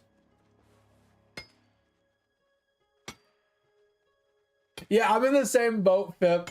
I pushed mine through like most of World 5, and I gave up on medallions, and I gave up on a few other things, and then I was like, well, I don't even need to finish I didn't even need to push World 6 to finish all my upgrades I needed, because I wasn't going for like Mega Juice Windwalker. I was going to unlock like the unlockables I wanted, like the extra atom thing and a couple other things inside the unlockables. I didn't care about juicing everything to its fullest. That's what I'm saying, Fip. AC struggles. And then to put it in perspective on a phone, yeah, I don't know. Like, me and Mate have talked about this a lot. as he finds Windwalker to be the most annoying one or the hardest one to do on a phone. And I argue that I think AC is harder because Windwalker, at least on a non-phone, is purely just time gated. You just sit there and you can just sit there as long as you want to eventually kill the A-bomb.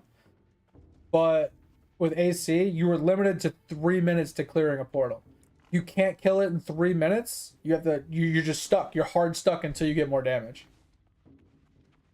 Yeah, I think DB is perfectly acceptable, perfectly fine. I think Windwalker is tolerable because, like I said, it's just a time thing. You can sit there for an hour. You can sit there for 2 hours. Eventually, you can kill the A-bomb and move on. It's fine. You can just free farm whatever you need, but you cannot push on an AC to different zones and different areas until you push that portal, and you are hard stuck because you don't have enough mob spawning, or the mob layout is really horrendous and you don't have enough damage or blankage coverage. You're just cocked. Okay, so I'm gonna ask you your thoughts on this, Pip, but for the DK, what do you think he can do to the DK to make it better than it already is? Because I don't think there's anything that character needs that he doesn't already have to make him any better. He already has a pretty regular respawn rate. He has increased drop rates and stuff like that in EXP. He has great map coverage and clear speed. He has good damage. Like, he has AoE clear. He has mob spawn. Like, what is he missing? That's what I'm saying. Just don't nerf. That's what I'm saying. Like, I feel like DK and AC are the most busted, right? Or Bubo. They were the most busted of all of the characters, and they don't really need anything. So I'm hoping he doesn't break it. But I'm also kind of curious on like what he can add to that class to make it like worth putting your effort into, right? Because AC has some things on it that's worth pushing, right? You still push it because you're just cranium cooking, right? Not because he's an AC, it's because he's a Bubo, right? I'm thinking utility, right? Or I'm thinking skill progression, right? So like unlocking more atom stuff or unlocking more bubble stuff or, you know, maybe whatever the fuck, right? But yeah, that's what I'm saying. Like more enhancements and stuff like that for other characters. I think things like that would be kind of sick. But since the Divine Knight, isn't he like a gamer? Isn't some of his talents slated for gaming? So maybe he's gonna add some more gaming stuff to the elite class, plus the new skill that will be added with him from World 7 or something. Maybe he has a World 7 skill that he's gonna juice as well with it. Maybe it'll be like research, or maybe it'll be spelunking or something, possibly. But yeah, I think you're right. I think it'll be kind of like the AC when it comes to juicing, where it's just like kind of generic overall account increasements, like increased family potencies, increasing like, you know, strength bonuses, things like that, and like whatever he already is specialized in, like specialize them even further maybe.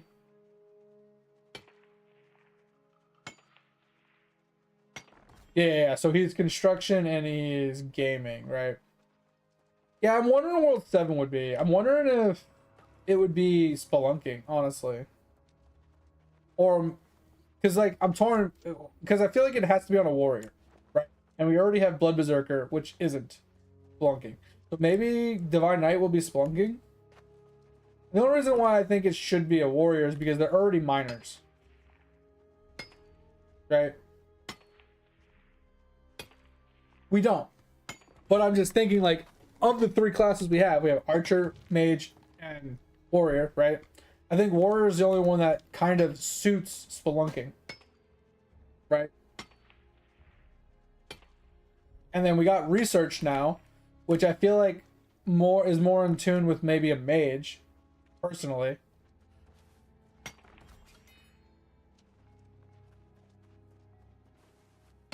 Yeah, I can see that. Getting more like spelunking POW, more amber gain, energy regen. I could see that being on the Divine Knight. That would be pretty sick. Like, that'd be pretty sick. Like, not from his elite class upgrades, but like his actual talent tree. Yeah, I think research will be wizard 100%. I don't know what the archer would get because he's more of like critters, catching, breeding, that kind of stuff. So I'm curious on what the Otherworld 7 skill is gonna be that seems to be in tune with the archer. You know what I mean? Because the other one's sailing, which is makes sense. Pirates, you know, sure. Siegebreaker is like a pirate, it makes sense. But if we have a Windwalker that is also a hunter in some way, shape, or form, and then we have the archer and Siegebreaker pirate combo kind of thing, I'm curious on which one's gonna, you know what I mean? Because Windwalker's already set. I wonder what the pirate's gonna get as his skill, like specialization.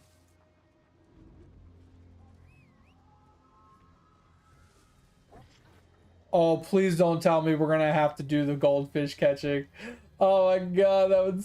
I could totally see it, Pip. I could totally see it. 100%. We're gonna be. He's gonna give us like a goldfish bowl, and we're gonna have to like. Oh my god, we're gonna have to like catch goldfish with like a net or something, and the net's gonna get smaller and smaller or something. I could 100% see that. Like you have a time limit to catch as many fish as you can. And depending on, and like maybe you could pick like different sized nets, like to make it harder and harder so the points are worth more or something. And it's kind of like the basketball thing where you have to like get it just right, where they're like falling and you have to like move the, like kind of like Pong in a way where you have to like move it from side to side to catch the fish as they're falling or something. I don't know. I could see it just being fucking atrocious. I fucking hate his mini games so much.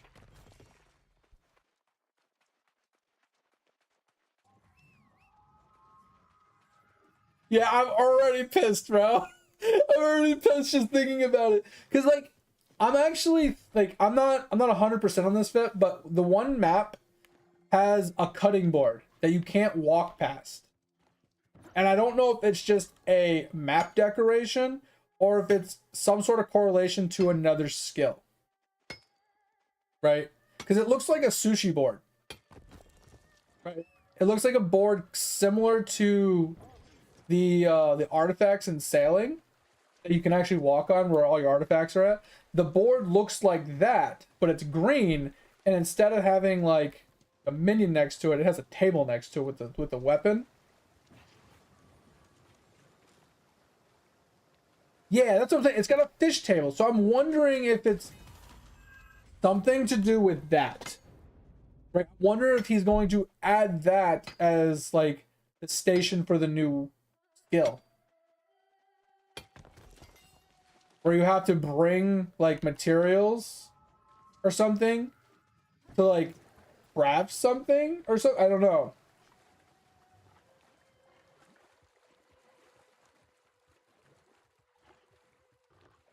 I don't know.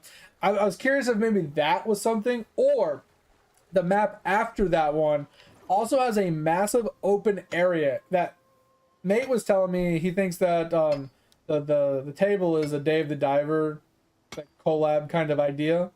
But the map after that, have you noticed that there's just a massive open area with nothing in it? There's no mobs, there's nothing, it's just got a background, and you have to walk past it to get to the mobs. I'm curious on why there's just a massive open area there. So I'm wondering if that's going to be like a new mini-boss area? Where you can spawn like a new mini-boss there once a week or whatever? Or if that is indicative of like something else that's going to be placed there when it gets released. Those are the two things that I noticed with the new zones.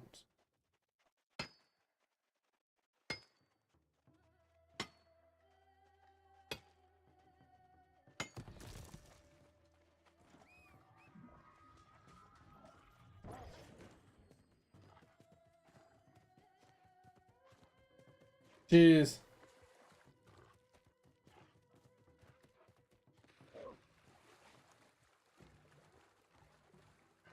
Yeah, we'll see. Well, you know, who knows?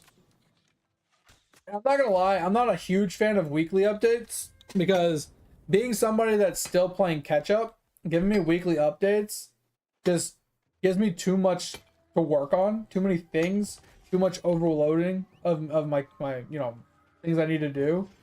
I'm not a huge fan of the weekly updates. Like once a month updates I think would be better, but it makes sense to do faster updates on a new release of a world so your veteran high tier players have stuff to do. But I don't know.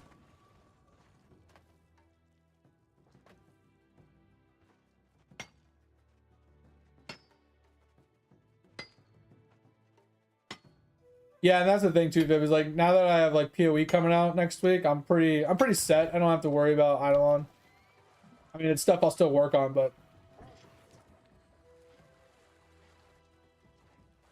and that's what I think is like. It's an idle game. Play it at your own pace. Have fun at however you're gonna have fun. Have fun. Doesn't really matter how you do it. Doesn't really matter how you get there. If you get there, you get there. It is what it is, you know. So I'm fine with the progress I'm making. I'm not a huge fan of like the weekly updates because then it's like it kind of makes me feel like I'm forced to like do the new stuff when it comes out to get the bonuses for the stuff that I'm currently working on, and it just like draws my attention away. And it's like, ooh, shiny, ooh, piece of candy, you know, and like it just, I don't know, it kind of hurts. Yeah, eventually they'll stop. It's not a big deal, and then I can start playing catch up again. It's just kind of annoying. Because then you got the 1%ers that come in and be like, oh, you're not there yet? What do you mean you're not there? Why do you suck so bad? Like, bro, shut the fuck up. Go get a life.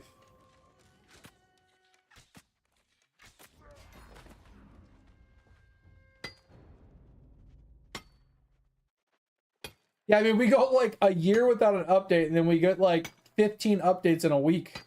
You're like, well, that's balanced. You know what I mean? Like, holy shit. That's super balanced.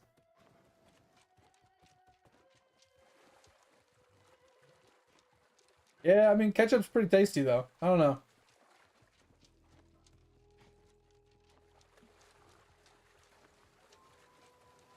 It reminds me of a joke that I can't remember fully. It has something to do with, a chick and her groceries or something. But it's like, what do you see if you see a hot chick carrying her groceries, drop her groceries on the ground or something? And it's like you ketchup and liquor. What? The fuck is your problem, bro?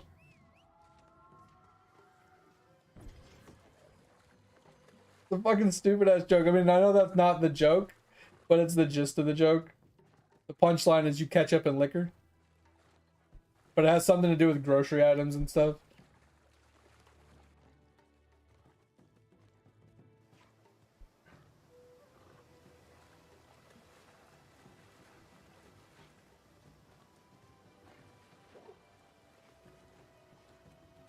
Oh, hell yeah. Let's go, mate. Oh, that reminds me, I need to do my tournament for today. Let's do that really quick once we get to the thing. Go. Low key, I actually made it to the top 1,000 tournament bracket the other night. I lost in the first bracket, but I made it to the top 1,000. I won a bunch of them in a row, and then I lost to the first dude. And I was pissed because I had 10 to his one pet, and his one pet killed all 10 of my pets. I was pretty pissed. Not gonna lie, was pretty pissed.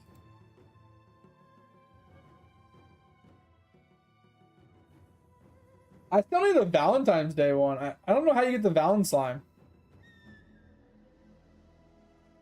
Where's Kobe?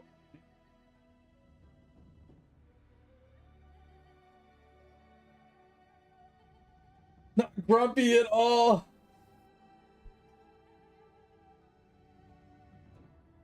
Dude, the fucking RNG of these pet battles can suck it. They're so bad. I think the one thing he could do to make the pet battles a little bit more fair would be adding in a damage reduction per round. So every time Duke goes and fights somebody, he loses like 10% of his total power. So if he fights like 7 mobs, he loses 70% of his power. So by the time he gets to the 8th person, he has such little power, he probably won't win. See? Like, how? How? Bro, it's fucking stupid. Like, how can I have the same exact amount of pets as somebody, but yet sometimes I win with 15 pets left, and sometimes I lose and they have like 50 pets left? It's like, why?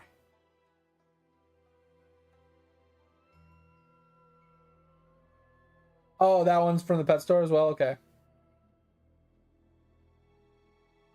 But I thought if you left, you kind of cucked yourself. I thought you like lost a heart for leaving, or you couldn't keep playing or something. So I just let them play.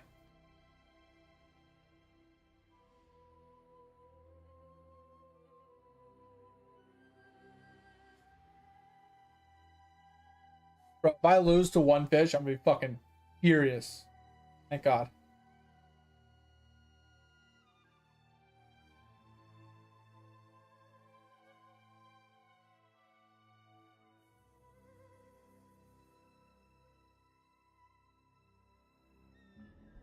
Yep, we're gonna lose this one. But yeah, I think adding a damage reduction per time a mob is fought, which is a lot of coding, I think. Because you have to code each individual one, be like, okay, you every time you win a battle, you get a debuff, right? Like an internal debuff. Look, like one mob and he has like fucking 15. Like, how? We had the same amount of fucking pets. It should be a lot closer of a battle, dude. It's crazy. Anyway, I think that would be a kind of a cool little addition, because then you wouldn't, if you had more pets than that person, you're more likely to win. Like, you won't lose to like one fucking pet just fucking carrying the whole battle.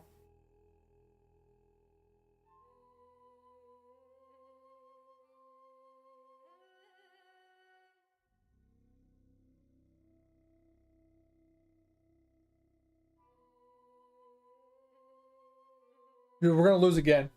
This is fucking dumb. Oh, is Duke gonna kill everybody? Come on, Duke. You got this. Carry him to victory? Okay. Fucked him up. Let's go.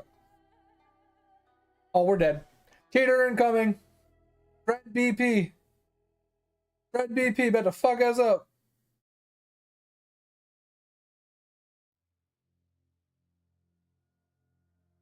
You about to kill us with a leak. This little duck is just gonna fuck us up. Watch. Little nachos. Nacho cheese, baby. Look at the leak is going wild. Let's go. Leak is still going strong, boys. Leak is still going strong. Oh my God, that leak. That leak is going ham. Let's go. Fucking leak, dude. This leak won't die. Oh, there we go. Holy fuck, dude. That leak would not die. That's crazy.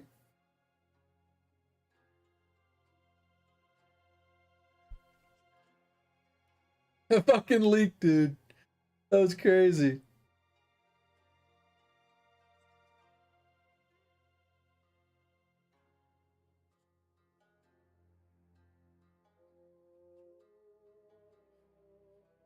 Oh no, bunny versus bunny. That face. They should have multiplied bunnies. That would have been funny. Wait, my duck killed his ancient golem. What? My duck killed the ancient golem. What are the odds of that? That's crazy. Oh, we're not looking good this time.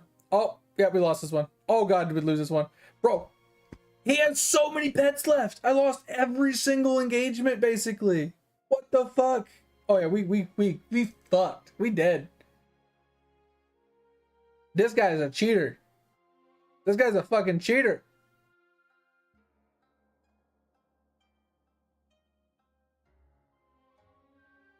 Oh no, dude's dead. No, we lost, boys. I actually lost a 10v1 versus a panda. That shit was fucking crazy. 20-second crown. Let's go, mate. That's huge. No! Panda for the win! Oh, he lost to nachos. Nacho cheese, baby. Ugh. Alright. Alright, back to what we're doing. Probably just do another route after all that.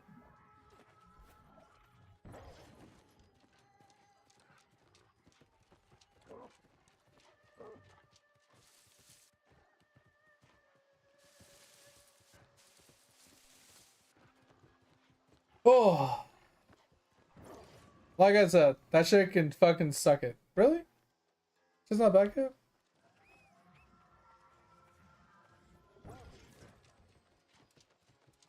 Must have been the other guy running around. He probably looted it.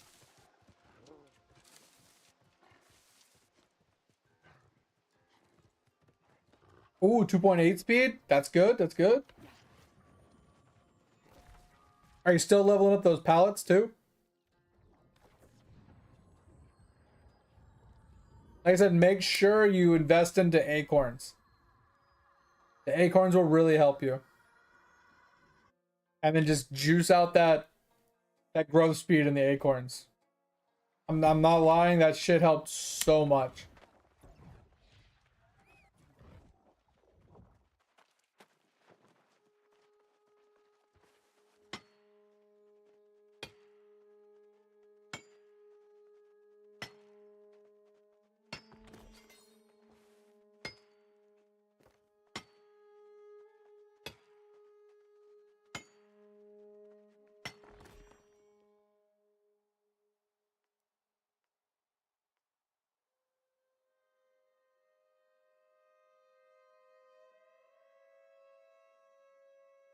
What are they talking about?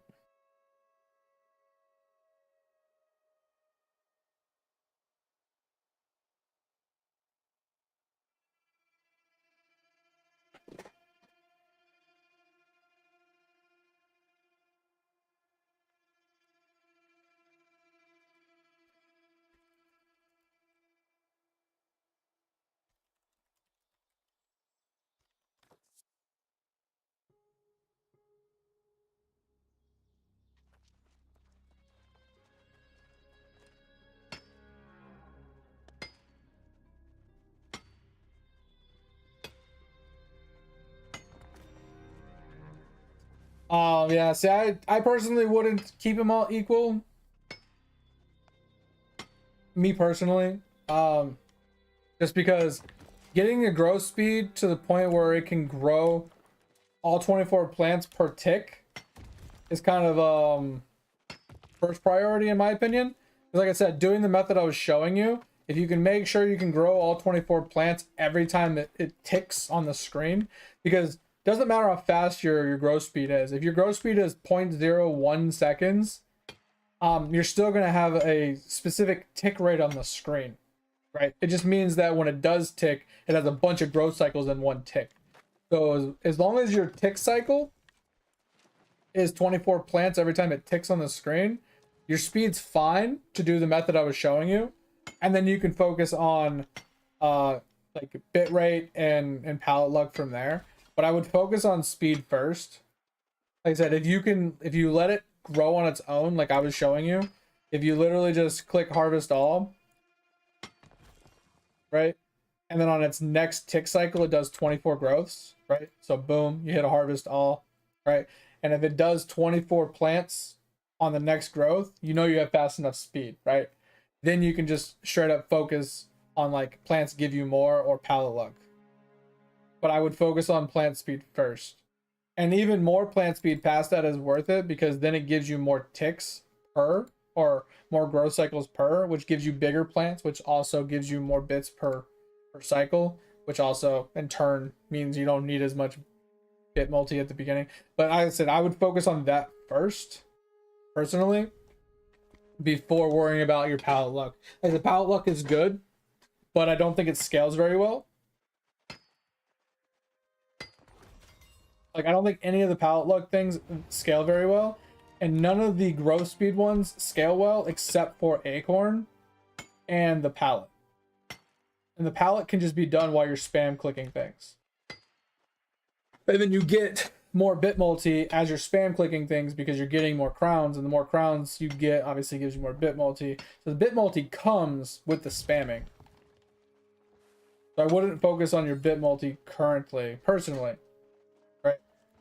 Like I'm at a point where now that I'm under 5 seconds and I'm getting 24 plants per second, or per growth cycle or whatever, or per tick, that I need to focus more onto bits per second. So I'm going to increase my bits more now. But I mean, like I said, you get so much pallet luck just from leveling the pallets. I wouldn't put my acorns into pallet luck until later. Just because like the pallet luck you're going to get from that isn't as important in my opinion as the pallets from just leveling up all those pallets like we were talking about before. You get so much pallet multi just from leveling up those easy to level pallets. It's just better to do that. And then, you know, invest all your acorns into speed. That's just my personal opinion, obviously. Do what you want, but that's just my personal opinion. I'm trying to help this person out.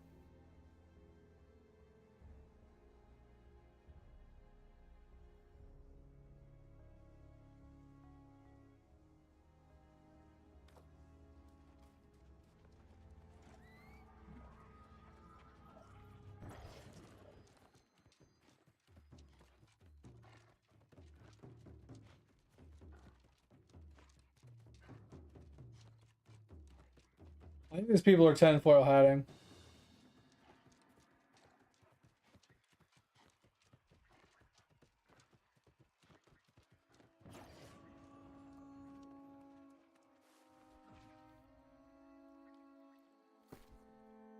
What I'm saying, mate, is if you look in palette, it says palette luck right here, 1.5%. Every time you level up a palette, it gives you more palette luck. It levels this palette luck multi up every time you level up another palette.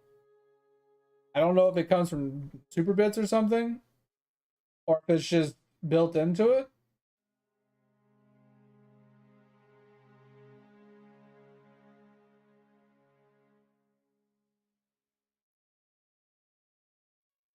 I don't know where it comes from.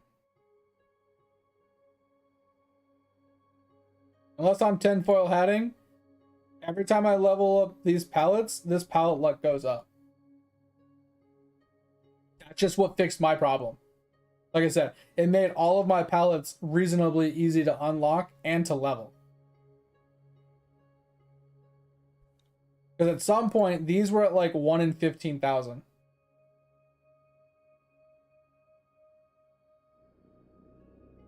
It's from Duper Bits? Okay, I wasn't sure where it came from. And like, even though it's additive, it's so much. Like that's what I'm getting at is like, I went from 1.1% or 110% to 150% just from leveling these up. And yes, it's additive, but that's still a ton. Like it literally brought this one from 100 or 1 in a 15,000 chance to 1 in 5,000 chance. And I didn't change anything. All I did was level up a few times from one of the other super bits or whatever. I leveled up a few times and I did not level up this. Like I didn't level up the pallet multi. I didn't level up the acorn thing. I leveled up nothing. Only thing I did was level my pallets. Because if you look at your pallet, like the one you sent me the other day, right?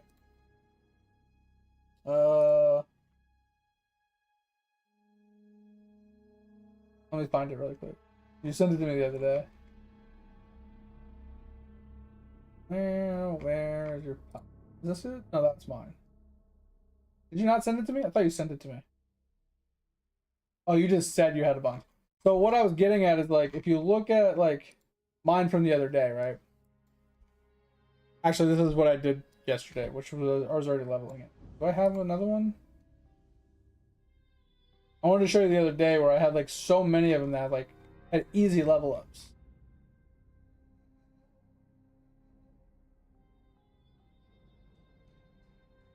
Bro, how many fucking screenshots, right?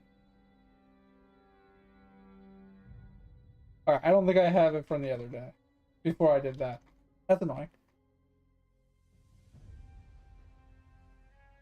Well, like I said, the gist of it is like I've already talked about it before. I'm not gonna keep beating the dead horse, but it's like if you have if you have like 15 or 20 of them that are like level 1 or level 2, and it says chance 1 in 3 or 1 in 1 or whatever, you can level that bitch up like 20, 30, 40 times in like 20 or 30 seconds. And that is like, yes, it's additive, but it's so much cumulative like pallet luck between all the different levels. Like if you get 300 or 400 pallet levels in like less than an hour, it makes all of your other pallets so much easier to level, which carries you so much further than just trying to force a pallet that's like a 1 in 50,000 chance. Where the hell did I teleport to? Oh, I teleported to the wrong one. That's all I'm saying. Like I said, you do what you want to do. It's just, that's what I found to work for me. When I started doing this, I noticed a massive change in how fast I was unlocking and progressing my other ones. Like they were all leveling up so much faster. That was like the chances were better. And like I said, even if it's additive, if you add 1,000 luck, even if it's only additive versus multiplier, right? You add 1,000, that's still a lot, right? Versus a 0.01 multiplier, right? Like, it still adds up quite a bit. Like at the end of the day, depending on how juiced it is, the additive means almost nothing. Yes, I agree. But at the earlier stages where you're already kind of struggle bussing, the additive is very good for you. Even though multipliers are better towards the mid and late game. Additives are much better at the early stages. Which is why, like, even though it's additive and it's worse in the long run, additives are much better at the starting stages. Like if you add 10 to like if you have 1,000, like let's say you have 100 damage and you add an additive damage number of 10, that's huge, right? Now you have 110 damage instead of 100 damage. But in order to get the same amount, you would have to have a 10 times multiplier to get the same amount as an additive 10, right? That's why like additives have a place, and it's early game. It's early stages, it's early building, because additives make a much better impact early, and they basically do nothing for you late. And I think with where you're at, you're still in the early stages. I think additive is still worth it. And like I was in the early stages myself, was what it appeared. And when I focused on those, I got a much better return on my time. Instead of sitting there banging my head against a fucking wall for like 120,000, a 1 in a 20,000 chance to get 1 level upgrade, and just banging my fucking head against the wall hour after hour after hour to get 1 level upgrade, just it was hurting my soul. Seeing 0 progress, it was just ruining my mental.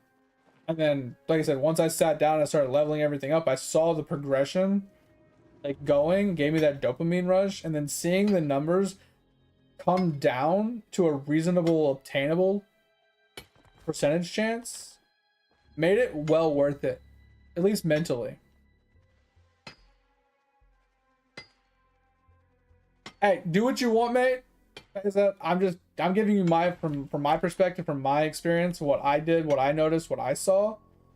If you don't want to do it, don't do it. If you don't think it's gonna help you, don't do it. I was just trying to recommend it, to try it, to see how it feels, because you won't know unless you try it. At the end of the day, you're not gonna know if it's gonna make much of a difference to you until you try. Because you might feel like you're at the end game of palette because you have so much unlocked, but who's to say where the end game starts and begins until you're at the end game, right? It's just like the people that are like the top 0.1% players. Like, how would you know where you rank until that percentage number is like, did they know that they were in gamers when they were in gamers, or did they think they were in gamers and then come to find out a year later, like, damn, I wasn't in game. I was still mid game. Like, that's like how I feel with a lot of games. It's like I feel like I'm at the end game with things, but then I see somebody else and I'm like, oh, I'm nowhere near where that person's at. Those people are in game. I'm still at the beginning, but I feel like I'm more of the end game. It's one of those, it's just a perspective thing. And that's why, like, when it comes to the mathematical equations, unless you try something, you won't know how much of an impact it's going to have, right? Even though it's an additive effect, like whether it's damage, drop chance, you know, bit multi, bit speed, whatever, doesn't matter what it is, no matter what game it is, unless you try it, you're not going to know how much of an impact it's going to have on you until you actually give it a shot. Because this is one of those things that we've talked about before, is like, you're not you specifically, but like what ends up happening is people watch a YouTube video, people watch like an in-game player, and someone's like, yeah, this one's okay, it's just additive, it doesn't do a whole lot for you. But once again, that's coming from a perspective of an in-game person speaking about in-game progression. Like, rather than them saying, hey, this is additive, it's really good to start building this and then segue into multi later, giving more information, more feedback. So what people end up saying, they're seeing from the breakdown of the Cliff Notes version, is it's additive, which means it's bad, so don't get it. So what people end up doing is they completely avoid the additives and never touch it. And then they wonder why they're struggling to get to the point where they're actually making progress. It's because they completely avoided the additives and didn't get to the point where the multipliers actually did anything for them. It's the same thing with damage. You know, multiplying 100 damage by 1,000,000,000,000 is going to give you much less than multiplying 1,000 by 1,000,000,000,000. Right? There's a difference there. Like, you need the additives to get you to the point where the multipliers are actually better than the additives.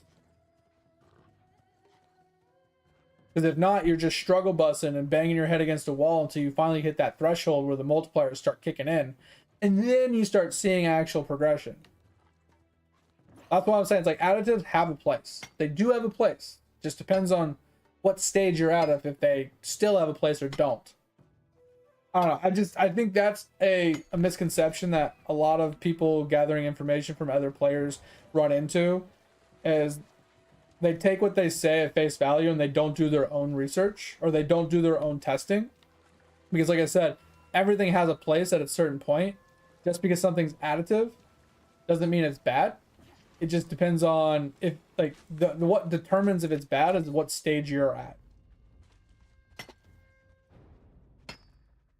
Just like diminishing returns on bubbles, right?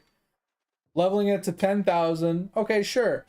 But in order to get like any more buff, you got to go to 100,000. That's not worth it, right?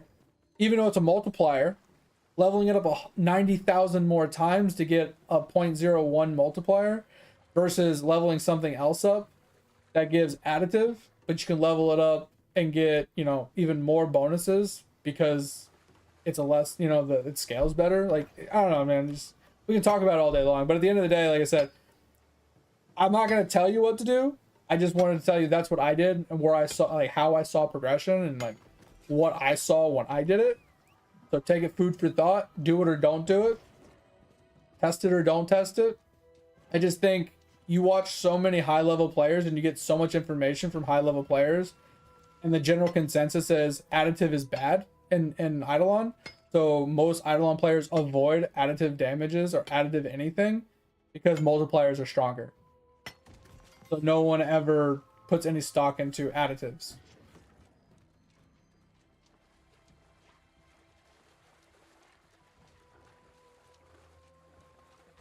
You do that with bow. I ignore increases and get lots of more. Yeah, because like that's the thing about PoE. Like, could you imagine Fip and Path of Exiles? If you got 0 in like damage increases, you only got more increases, right? You know what I'm saying? Like, you got the more multipliers instead of the additive increases. You never got an additive increase, and you were wondering why you weren't getting damage.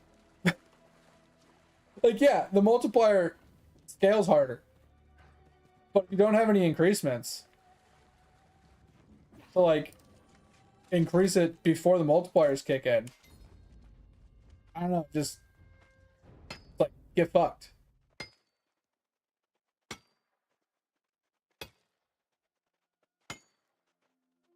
Yeah, I mean that's the thing. It's like it's I don't know, man. I have that same problem. I'm like, but I have so much more multipliers. Everything's a more multiplier. Why am I doing so little damage? Well, it's because you don't have any additives.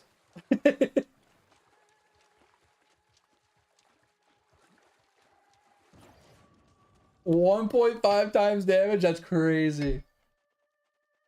That's nuts from a thread of hope. That's huge investment. Like reward per investment. That's crazy.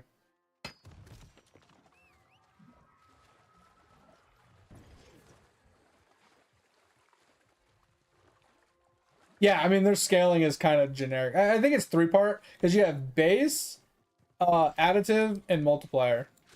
I feel like those are the only 3 you have. Because you still need base.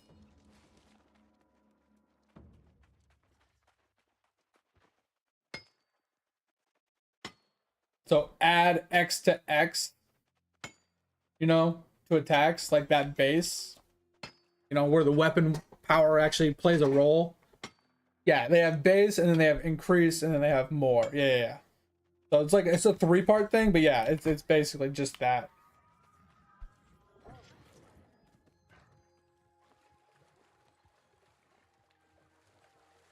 And then those 3 carry on into any of the other conversions. Like, you know, when you do a conversion from one type to another, or if you're adding in curses, or any debuffs or anything like that, those all fall into one of those 3 categories.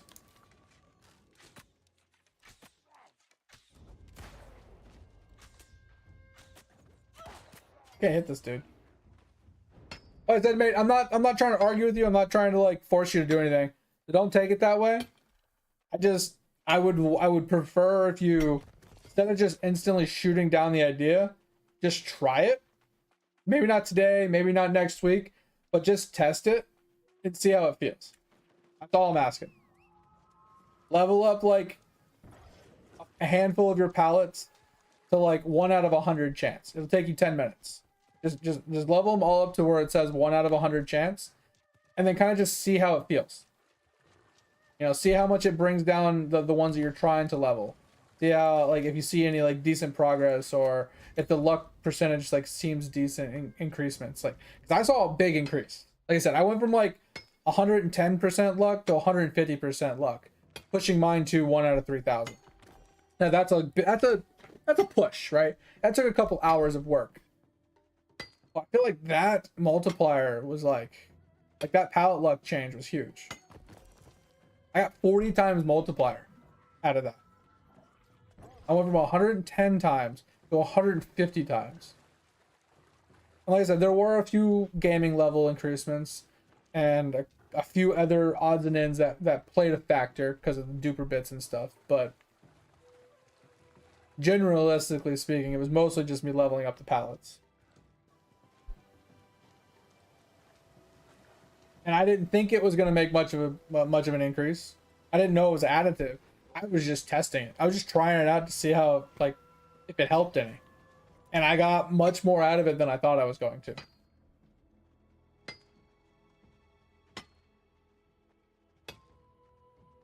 Oh, interesting. So it's like 3/4 of it, or 2/3 of it gets converted from Ellie to Chaos? Interesting.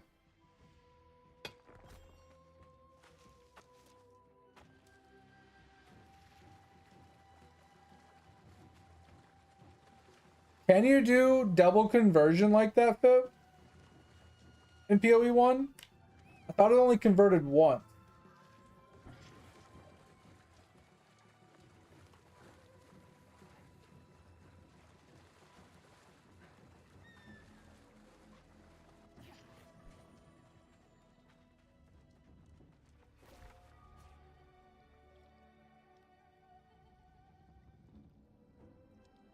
I'm just worried that you can only convert once. I could be wrong.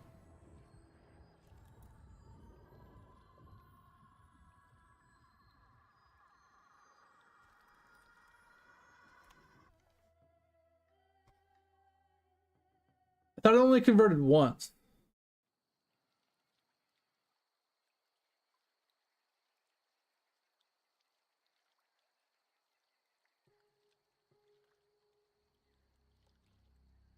Okay, so I guess if you do it in the right order, it could work.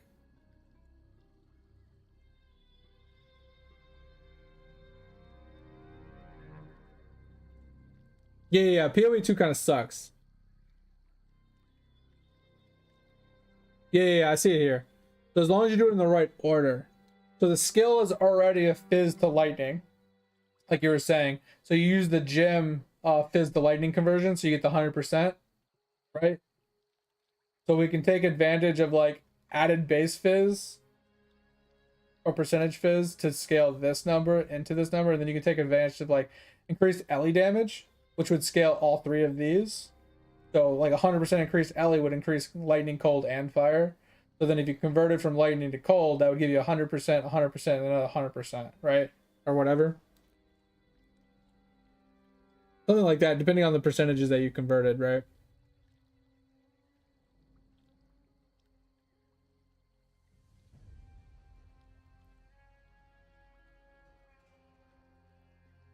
It only adds it the first time, really?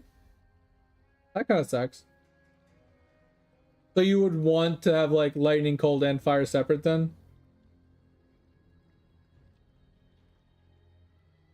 Damn, that sucks. Thought it would. But things you can take advantage of would be like things that are multifaceted. So it's like increase cold and increase lightning. So like a passive like that would give you both, which would be kind of good.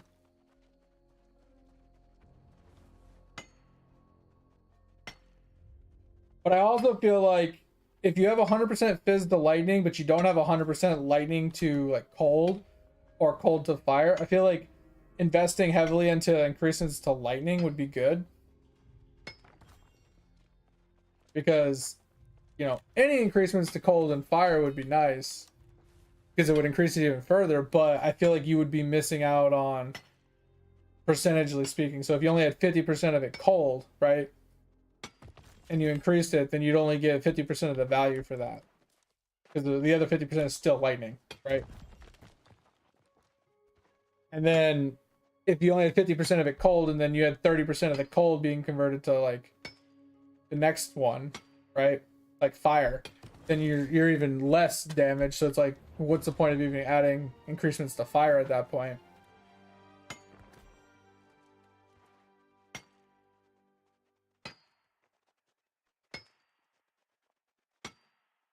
Yeah, I feel like if there was more ways to get 100% conversion, that would be kind of insane. At the end of the day, like I personally would just do fizz to chaos. Like if you had a way to go 100% fizz to chaos or lightning to chaos, like I feel like chaos is the best way to go. It always is. Because you don't have to worry about ES. You don't have to worry about much of anything. I don't even think chaos can be reflected. You don't have to worry about reflect damage.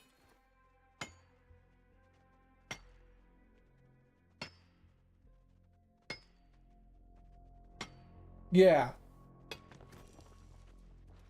I think that's better, but like with absolution being 50 fizz to lightning, you'd have to start at lightning and then go to like work your way to chaos, and that's harder. Because the gem has built-in 50%.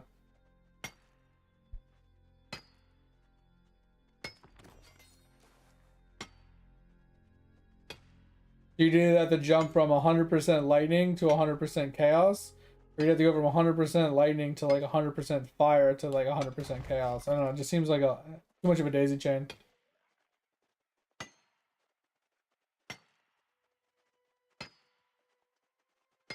Wait, what doesn't work with absolution? Doesn't absolution do 50% of your fizz to lightning?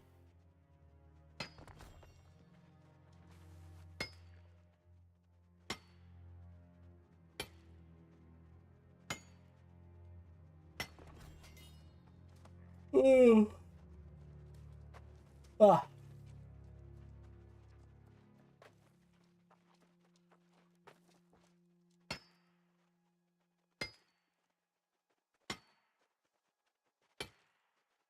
Oh, so we're not talking about absolution. We're just talking in general right now. I thought we were talking about absolution this whole time. Because you said you were going to be playing Absolution this league. So I thought we were talking about Absolution.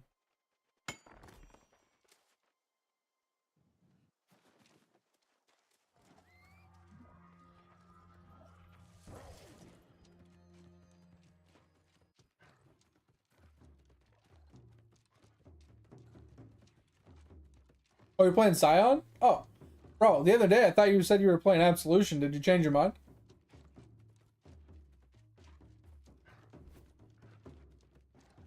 Because that's what got me hyped about Absolution, and you brought it up that you were gonna play it, or maybe you were thinking about playing it, and then it kind of got me on it, thinking, oh, that would be a great way to play, or to level up, to change the command, because it seemed insane, or it seemed easy, I should say. And I tested it, and it tested pretty solid.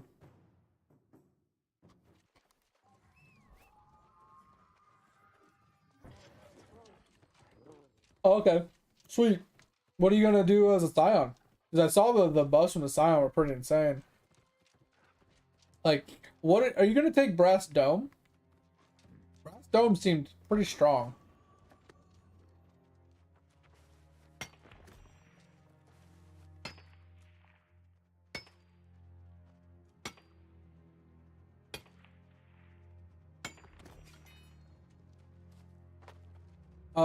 Is that kinetic fallacy or whatever it's called? I don't remember what the F is.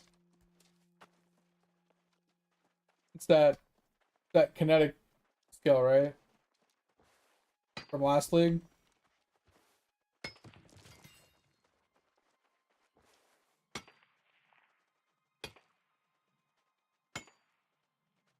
Really bad with abbreviations.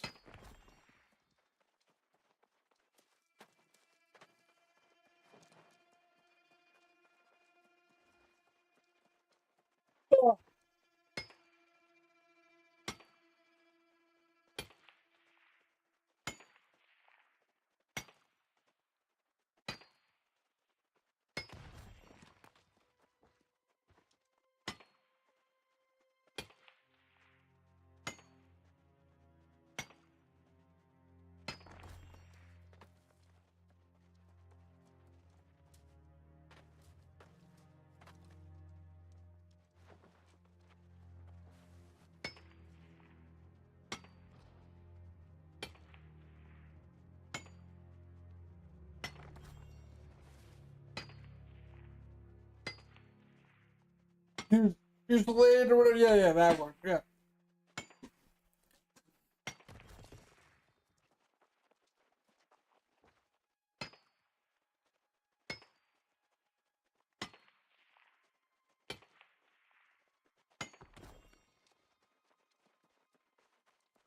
Oh, you're gonna do a cast when stun setup? Interesting. With the cast when stunned, are you gonna drop the ballistas or are you gonna keep the ballistas?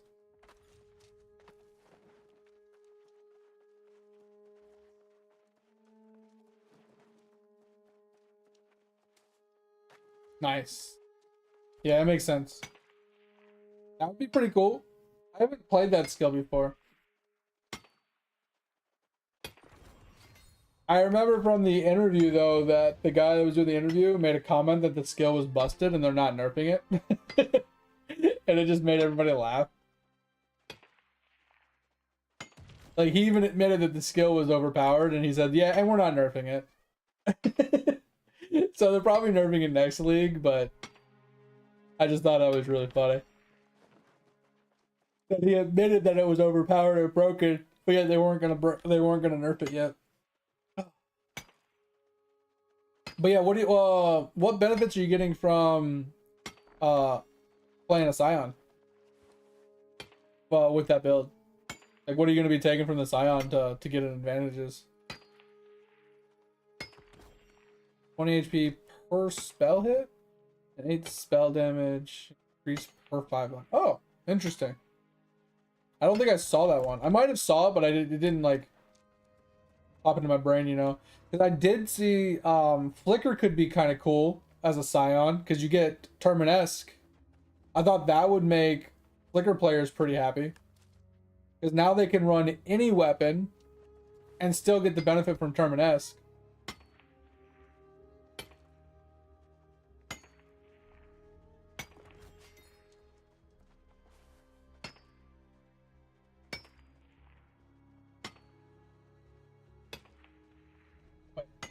Do I have the pictures from that?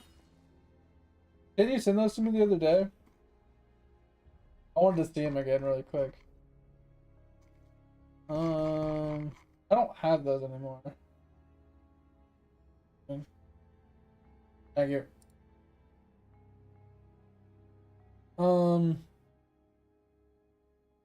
Okay, so this one, yeah. This one I thought was pretty good. Unaffected by poison, 40% damage recouped his life over 4 seconds. I thought Brass Dome was really strong. Personally, I thought Brass Dome was really strong. Yeah, strength doesn't give you extra HP, and you don't get ES, but your armor is doubled, and you take no extra crits. This is huge for survivability, plus the 3 all Ellie res is pretty nice. I thought this one was really strong. I mean, obviously depending on the build, I would just say at face value when I saw these, I was like, damn, this looks really good, and this looks really good. Those are the two that stood out to me as being really strong. Right? Especially from a leveling standpoint, being unaffected by poison and getting 40% of the damage recouped his life was really good. Yeah, but getting a good dome, right? Being able to have this and be able to wear any chest piece is pretty nice. That's it. I think both of these is really, really good. So either one could be viable depending on your build, right? Obviously for your build, like the mask is probably better, or the conquest is probably better. And then this is the one I saw. Movement speed plus gain frenzy charge on crit, determine S1. I thought this was sick for Flicker players. I thought this was insane. Yeah, Aura Gems would be nuts for an Aura bot. I saw that too. The Quiver could be cool. I wonder if this... Isn't there a Quiver that also does the same thing? Because they got this from a Quiver, right? So there is a Quiver that actually does this. You could take advantage of this plus rare regular Quiver on certain Quiver builds. The rest of this never really like stood out to me as great. But I thought this was insane. Being able to do impales with spell hits, I thought would be nuts. Oh, it's a bow? Oh, okay. Oh yeah, from equipped quiver. Yeah, I remember this. Because then you get like a juiced ass quiver, and then the bow just like juices the crap out of it. Yeah. Yeah, that's what I'm saying. That shit's wild. Yeah. But this looked really strong. You're talking about Sybil's Paw. Okay, this one I didn't even look at. But life per hit. So more mobs, more life. And then 8% spell per chance to block attack. So I'm assuming it's like 75 block build. That way you can get like huge amounts of spell damage.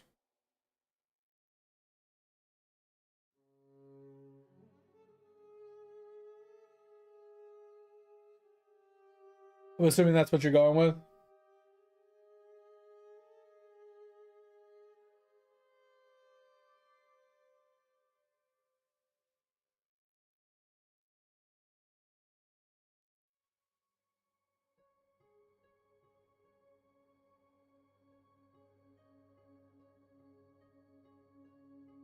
Yeah, none of like these are the only two that like stand out to me as like kind of nice.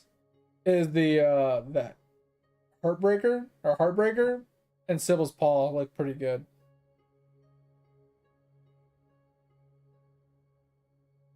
Yeah. Get tons and tons and tons of hits. I was just saying like the bottom part, 8% spell damage per 5% chance to block attacks. Like that part there for the spell damage boost, you probably want 75 block, right?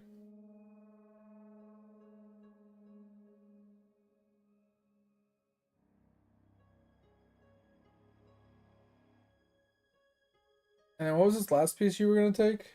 Prospector, is it this one? The protection? Armor from equipped shield is doubled. Chance to block attacks. Gain no armor from equipped body armor. Ooh, that kind of sucks. So is this like a dodge build then? Oh, it's stun, right? So, that's kind of worrisome if you're getting no armor.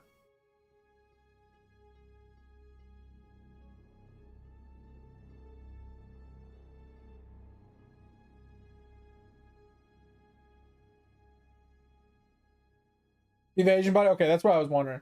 Because the only thing I'm worried about is if you're doing cast on stun, you want to get hit, so you don't want to dodge, right?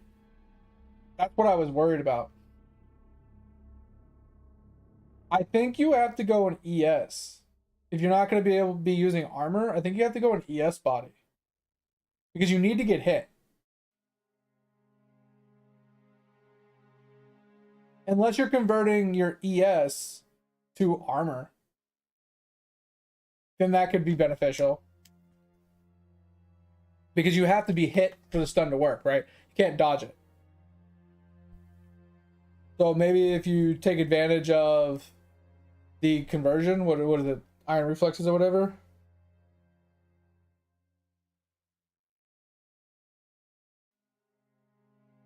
Yeah, I'm speaking in terms of like end game though. But yeah, I think Brass Dome at the start would probably be really strong. Just to give you survivability in the beginning for the extra armor and the no crits. This would be really strong. And then once you get to maps, or at least maybe like closer to the end of campaign, switching to this for the unaffected by poison and damage group. I think this is better swap for stun. I think I would swap to this during cast on stun for the damage recoup, and then have petrified blood plus this would make you pretty unkillable. But I think for your chest piece, you have to go. If you're going, you can't be evasion based, but you can convert your ES or your evasion to more armor, right? Here of Purity, what's that? Oh, this one. This could be busted. I think this is actually broken, and I think they might be nerfing it, or talking about nerfing it. This is actually broken. The tester actually stated that this was really like way too strong, and they might be like I think it was mentioned that they might nerf this. But this is, I would not take this. Yes, 10% chance to block attacks is good. And the armor from equipped shield is really good, but the gain no armor from equipped body is bad unless you're converting your evasion to armor. So if you're not down here to get iron reflexes, I wouldn't do this. Purely because for your cast on stun version, right? Specifically your cast on stun version. Because for the cast on stun you have to be hit. And if you're getting hit, you need to have armor. Like it's inevitable. If you get hit without armor, you're just dead to Fizz. Unless you have enough Fizz converted to Ellie. So I would almost recommend this instead. Or just straight up attributes, honestly. Or debuffs wear off faster. Just not that. Like, for leveling purposes, yes, this works. Because you could just run an evasion based when you're using your ballistas. It works great. That'll be an insane thing for you. But when you make that swap to cast on stun, you need to drop this. So what you would end up doing, in my opinion, is starting off with Brass Dome, right? Because armor from equipped body armor is doubled. This kind of is negated by this. But like I said, I think these kind of contradict each other, but you could swap it to this early. I mean, like I said, with the ballistas, this works. But you're with a bow, so you don't have a shield, so it kind of, yeah, so either way, I think tier is your best bet. Brass Dome until you make your swap to cast on stun, and then swap to this. Because when you do your cast on stun, you typically run Petrified Blood. And the reason you do Petrified Blood is because you have the heal on block and whatever. There's a lot of mechanisms that go into it, but you recoup damage every time you're stunned. You recoup HP because there's like masteries for it and stuff like that. And then you have this, which gives you even more damage recouped as life. So this is like, you want to, when you make the cast on stun swap, you want to go Petrified Blood. You want to switch to this.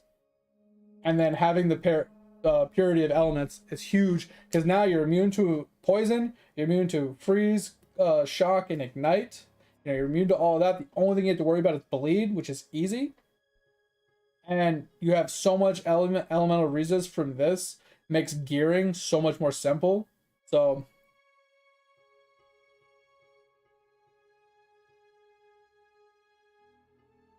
Varizo's Ambition.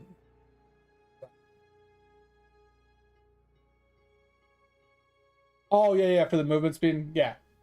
This is what a lot of people are saying for campaigning. This would be really strong. Yeah. I mean, me personally, moving 20% movement speed faster plus your 30% movement speed boots would make you zoom. But I would almost rather just have the extra armor and no crits. So I don't just get insta-give randomly while mapping or while pushing through campaign. Because this kills me more, like the crits and stuff kills me a lot more than not being able to move. Personally. This is all personal preference.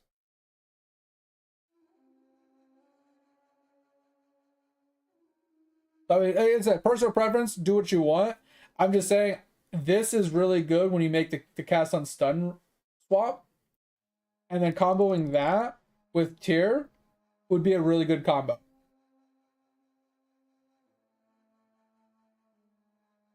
Oh, totem? Oh, because it's ballistas. You're right. You're right. I got you. Yeah. That makes sense. True. I mean, I still would die, even as totems, because bad reaction time, so on and so forth. So I mean, it is what it is. But yeah, it makes sense. I just personally, I would not run prospectors. This is bad. Protection. I think this one's really bad. I do really like this Heartbreaker. If you're doing cast on stun and you're spamming out spells, this could be potential. If there's a way to get it to 100%, that'd be insane. But since you can't, that's not a big deal. This is better. But you would have to find a way to get 75-75 block. Which isn't hard to do, personally. But this is really strong if you can do that. And then taking advantage of the Maw and cast on stun would be really strong as well.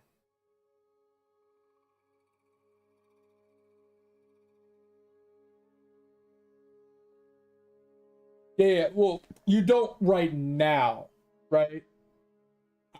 I'm speaking in terms of your cast on stun version, right? Cast on stun when you have spells that are auto casting while you're walking around getting stunned. That's where this really takes over and shines. For leveling purposes, right? When you're on your ballista totem, I think if it's a spell, this is your probably go-to.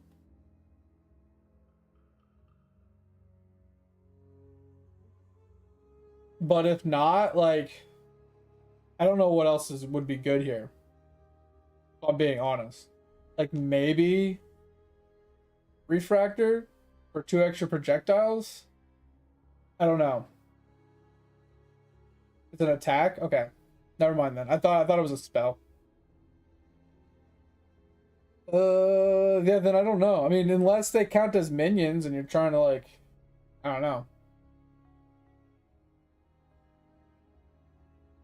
Are you gonna go bottom route? I forgot about that.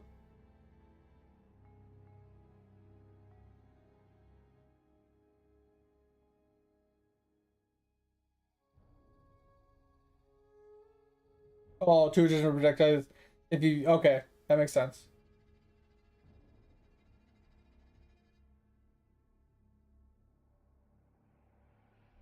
You can't take top and bottom at the same time. You can only take one or the other. Is it Ascendancy 1, Ascendancy 2, right? Which brings you to here. 1, 2. And then the third one brings you to here. And if you were to do a fourth one, you'd only get to here.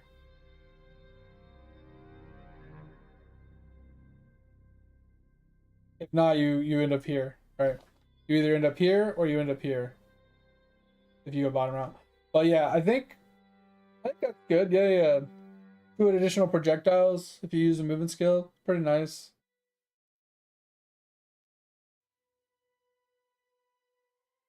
But I also think if you're using you could go Wind Hail as well for 75% bonus gain for equipped quiver. Give you even more juice from your quiver if you have a good quiver. Oh, you went to say can't? Okay, yeah, yeah. Nah, it's all good. I wasn't sure if it was a typo or what, so I just throwing it out there. But I keep thinking if you're a ballista totem, you're using a bow. But yeah, okay, so that's what keeps throwing me off. Yeah, it keeps throwing me off because you're saying you're using ballistas, and ballistas are throwing me off thinking it's a bow. Yeah, I got you. And I don't think frenzy charges would help you, right? Because you're not going to be critting early game. But yeah, the extra projectiles would probably just be your best bet, yeah. That makes sense.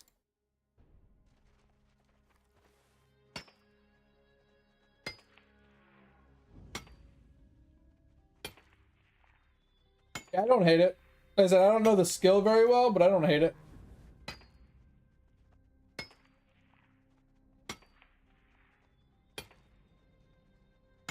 No, I'm not saying frenzies give crit. It says gain a frenzy charge on crit. So I was saying if you're not critting, then it's probably not worth it.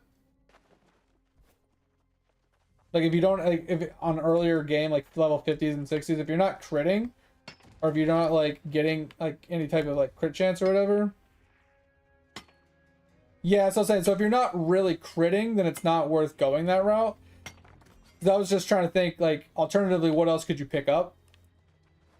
And I was saying, if you were getting crits, then you could take advantage of the Terminesque, right? So it gives you more movement speed, and it gives you frenzy charges when you crit, so you can get even more attack speed, cast speed, movement speed, and you can kind of zoom. That's what I was thinking.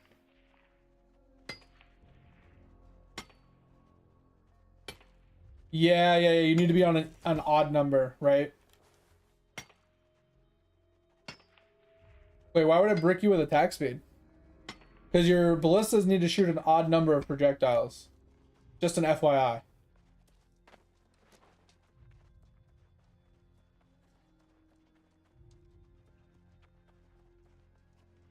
It's something I heard Ziz talking about on one of his builds, where he used ballista totem and had projectiles. He says you needed to have an odd number.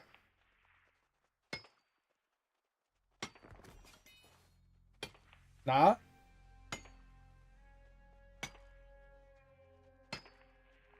Like, I don't know the skill. I don't even know what it looks like. Never played it. So. Okay, gotcha. Because I know, like, if it's a projectile and it shoots in a line, that if it's not an odd number, and if there's something standing right in front of it, it's always going to shoot on either side of the mob. It won't actually hit it. Let me pull up the skill, because I don't know what it looks like.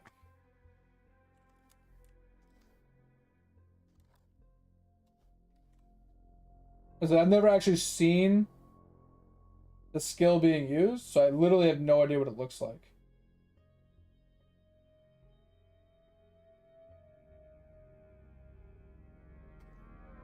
What does it look like? I don't want to pull up a build because then it's going to be like skewed. I want to know what it looks like.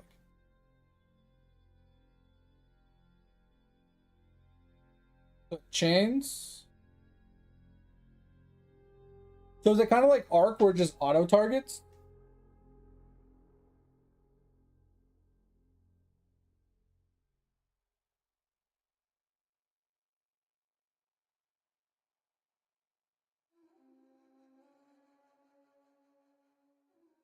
Oh, okay, I got you now. So it just, okay, so it just creates these like projectiles that target and just fire and chain. So that's why it doesn't matter. I got you.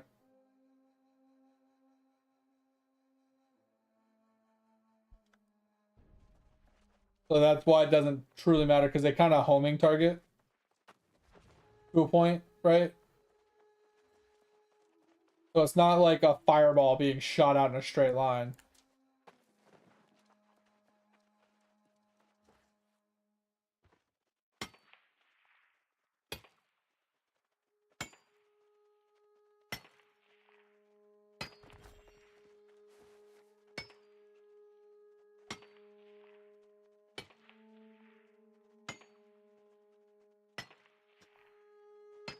Oh, so you're saying if you cast too fast, they won't actually attack?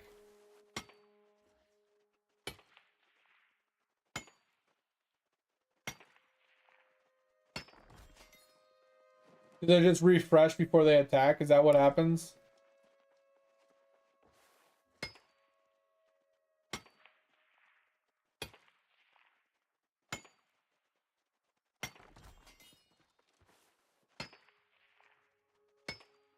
Yeah. So if you refresh them before they attack, then it does nothing, right? I can see that being a problem. Okay, that seems tedious.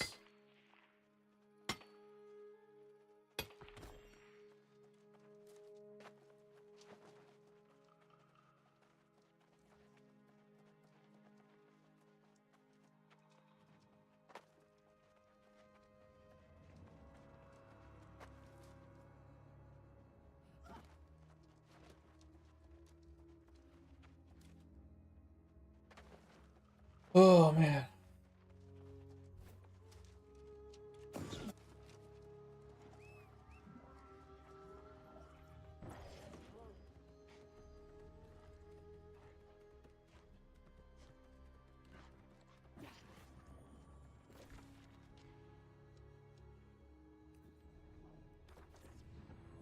That should be pretty cool.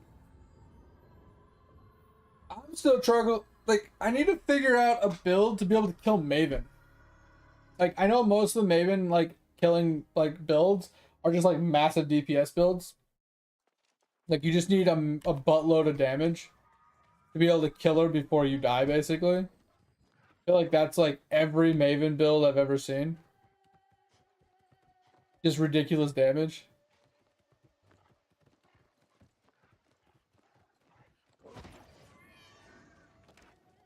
Wait, rogue?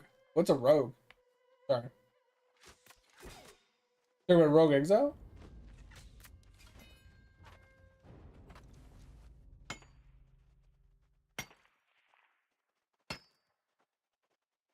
Oh, we're talking about assassin? Sorry.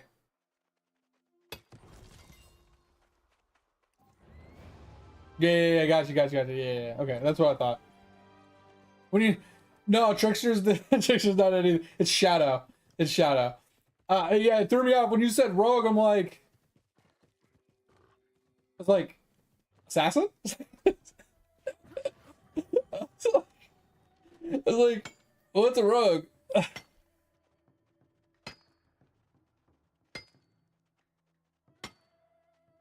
Oh, got you. Get less skill duration. Yeah, so it can shoot faster. Because you want the skill duration to be low, right? So like, since you summon them by attacking, and then they stay up there for a little bit, and when their duration goes down, they shoot, right? So you want the duration to be as low as possible, so they trigger faster. So you can summon them faster, right? Kind of the goal. You find that like that weird sweet spot where they trigger fast enough to where you can pass them faster. Interesting. Yeah, it doesn't seem like a build for me. But yeah, I was like looking at like Maven builds because like my problem is I've never been able to get into like Uber Elder because that shit's just too tedious to like spawn one, to get the materials to spawn one, and obviously being able to do that fight can suck my dick. But the Maven one, like, it's easy to obtain, but the fight just sucks. Because, like, he moves around the room. Like, he teleports from one side of the room to the other, then you have to like, jump through the beams, and then you have to go and get back to him, and then you gotta worry about all the orbs on the ground, and all the other things that are running at you, while, like, it's just, like, it's such a tedious fucking fight.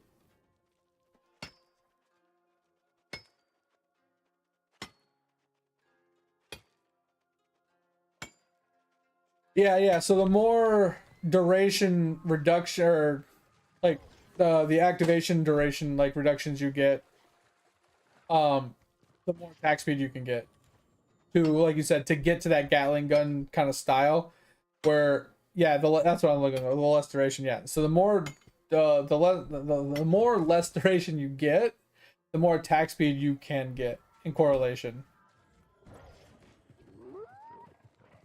because they'll trigger attack and then they'll be ready to be resummoned.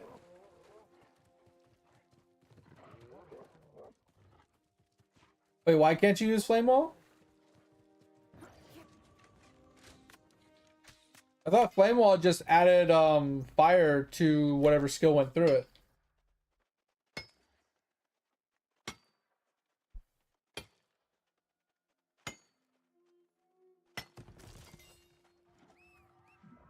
Oh, you're right. Yeah, because if you put it down, then if you have so much reduced duration, it won't last.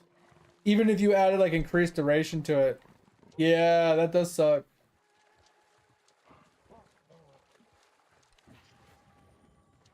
Yeah, like, because even if you added like increased duration support gem to it, I don't think it would give it very much. It would only last for a few seconds at a time. I mean, it would give you a couple seconds worth of extra damage, but that's a tedious buff to maintain at that point. Yeah, that would kind of blow. I could see that.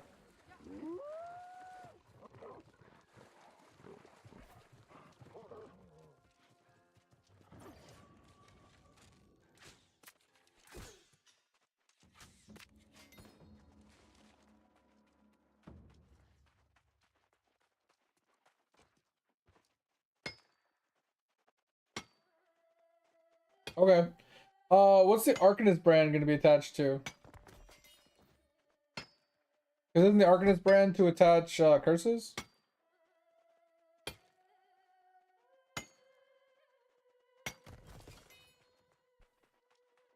Or am I wrong in thinking that? Because Tornadoes and Hydrosphere is really good. Because Hydrosphere, like, doesn't that do like pulses whenever something hits it, and then Tornadoes kind of do the same thing with projectiles. Kind of makes them do extra something something.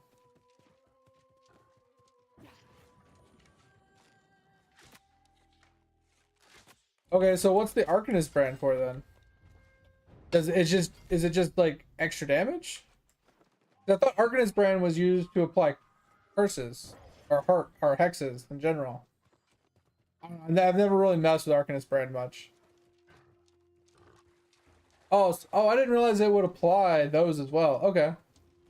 I thought it specifically did hexes. Okay, got you. Okay.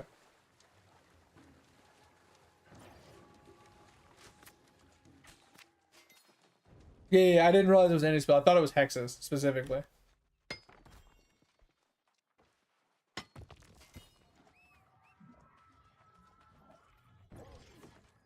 Interesting.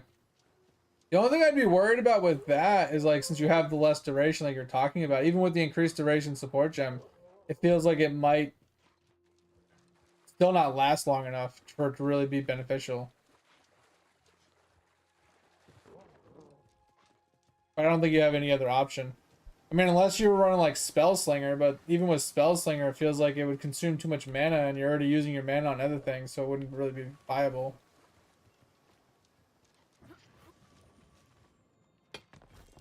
And even if you had trigger socketed skill, like on your wand, then that could technically work, because it would do them in order with a 4-second delay. 4 seconds is a long time.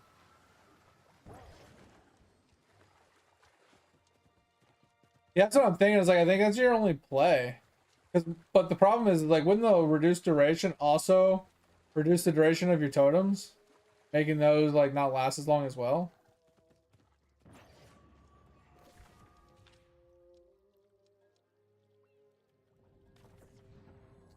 I don't know, that reduced duration just seems like a big cuck. It cucks everything. Totems don't care? Interesting. Okay. I'm just trying to think, like, that sounds like it would just cuck everything. Yeah, the brand duration I think would suck. Because then, even wouldn't the Hydrosphere and the Tornado duration also be affected? Like, even with the increased duration on the support gem, wouldn't all of those just kind of have really bad durations? It'd be like 4 seconds or something like that.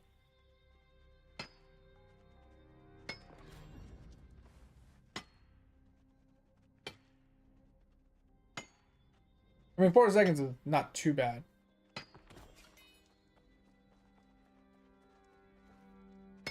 That's saying 4 seconds isn't too terrible.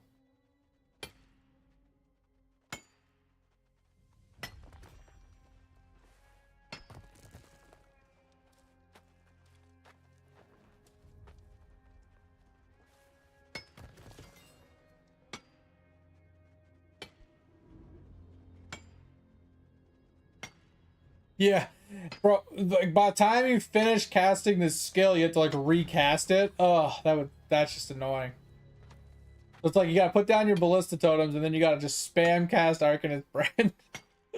Like that sucks. That would be awful. You spend the whole time casting Arcanist Brand. Just trying to kill something. Ugh. It just seems a better way to proc it.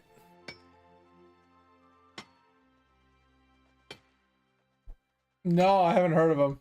What are the infused supports? What are those? Do they like attach to something? Because like the word infused makes it seems like it like fuses with something.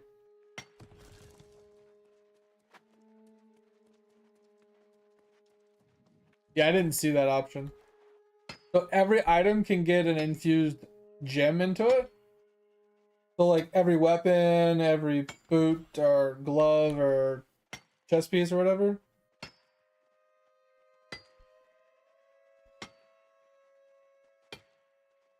Oh, so do you use the coin on the armor to give it an infused slot, and then you just put in whatever gem you want into that slot? And I'm assuming you can change the color if you use a different coin. If you want to change the build up, you can.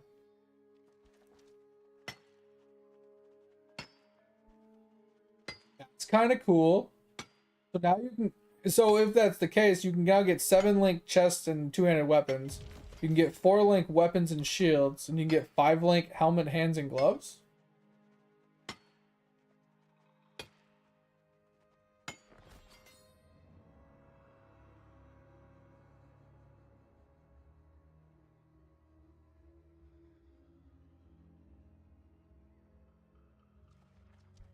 Interesting. Yeah, I'd have to see how they work specifically, but that sounds pretty insane.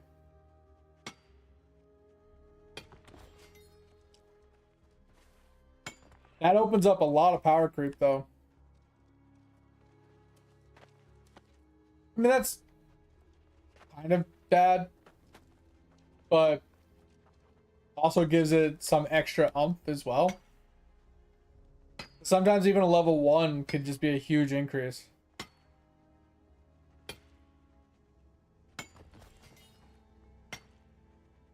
Because the thing is, like, a lot of builds, they're very gem starved because they need so many different gems that, like, having that on some of those, like, active skills could be really strong.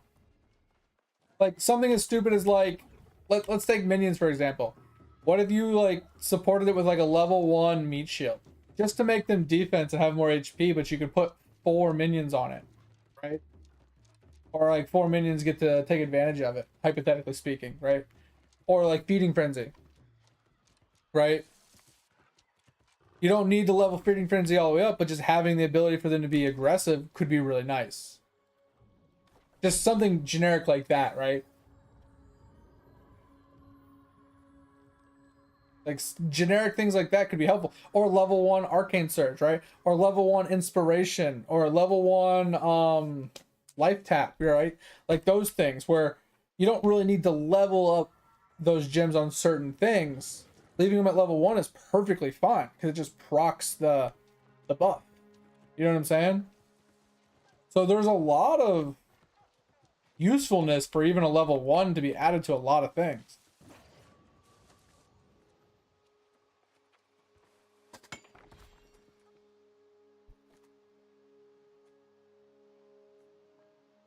Yeah, that's what I'm thinking. Like something like that. Because my question is like, so if you put Feeding Frenzy on the zombie, does the Feeding Frenzy work for the golems as well? And the same to be true of instead of Feeding Frenzy, you did like Meat Shield, right? Like same philosophy. Okay, so then that's sick, right? Because like if you wanted, like let's say I had 4 minions on a zoo build, right? Let's say I had a Guardian, I had Specters, and I had like 2 different golems, and I wanted them all to be Meat Shield. Instead of using a 5 link to do that, I could literally use a glove or a helmet or a boot. I could put all 4 of those things in that item, right? And I can just Meat Shield all of them in one go. That's good. Instead of having to use two different things with two different meat shields, I can do all four of them with one. Like, that helps out so much. It saves you so many gym slots. That's pretty nice. I don't hate that.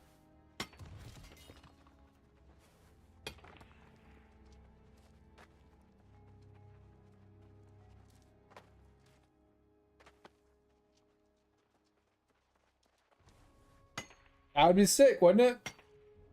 Now, dumb thing though, you can only do that one per item too, right? Because that's where it would get broken. Like if you had 4 minions and they all had like a different support gem attached to them, that would be busted. So that's why you said it's one per item, right? Yeah. So that makes sense. That's still sick though. I don't hate that. Like I said, taking advantage of like even for the RF, that's actually sick. Because attaching like a handful of your abilities to a level 1 life tap is huge. Because you take advantage of the level 20 life tap on the actual item, right? And then your shield charge and, frost blink or your curses, all those other things are all attached to a level 1 life tap. And if you have to have 3 level 1 life taps, that's annoying, right?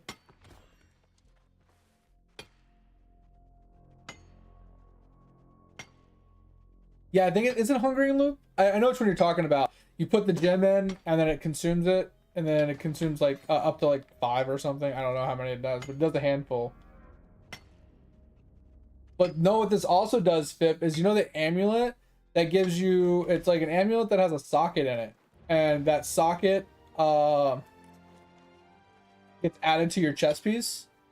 So like in my Chains of Command build, that's the amulet they want me to wear, so I get a 7 link on my chest.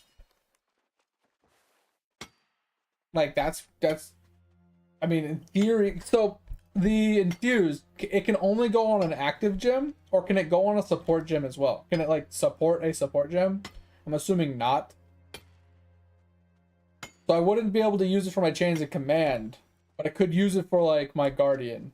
Make my Guardian a 5 link. Only active? Okay. So my Guardian could be a 5 link. That could give me a little extra ump on the Guardian. Yeah, so what if it's a 21 and it's already corrupted? It doesn't work then? It has to be an uncorrupted level 20 gem so it can corrupt it and link it to the other skill.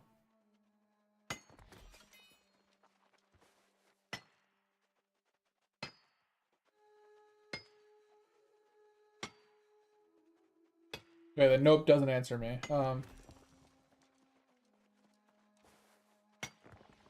Okay. Corrupt and give passive? Wait. Okay. So I get that it corrupts it, so it has to be uncorrupted for it to work. But you said and gives it passive. So you can't choose what passive it gets? Like each color gives you a different support gem. But is it RNG?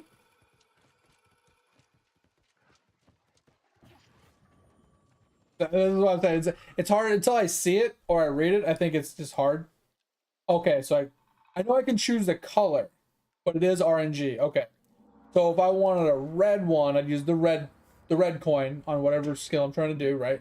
So if I wanted light tap, for example, I'd use it on the gem, but it's RNG on what it hits. So if I don't hit the right one, just like a corruption, I have to get another level 20 and then try again until I hit life tap. That kind of blows. But makes it to where it's useful to farm them, so it keeps their value high. It's just like corrupting items, like some of them are be more sought out for than others. So I don't hate the idea, just kind of RNG kind of sucks. I hate RNG.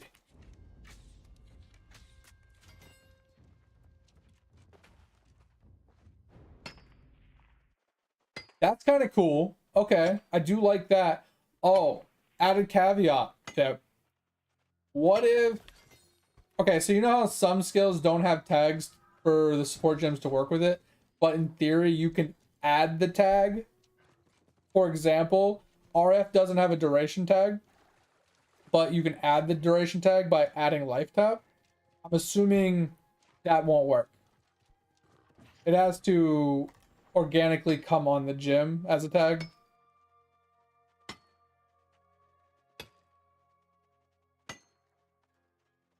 Okay, that's what I thought. Okay, that makes sense. Because if they would have allowed that, then that would have really fucking busted things.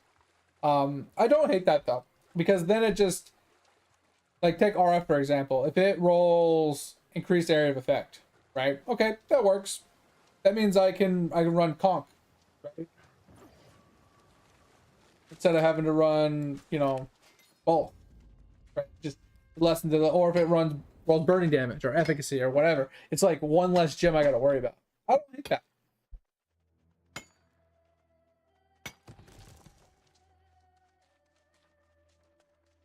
I don't hate that at all.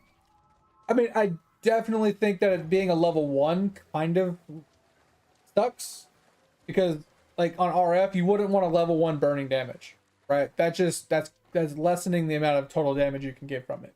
But there are a handful of uniques that could be very, or not uniques, but a handful of supports that don't need to be leveled to be pretty beneficial.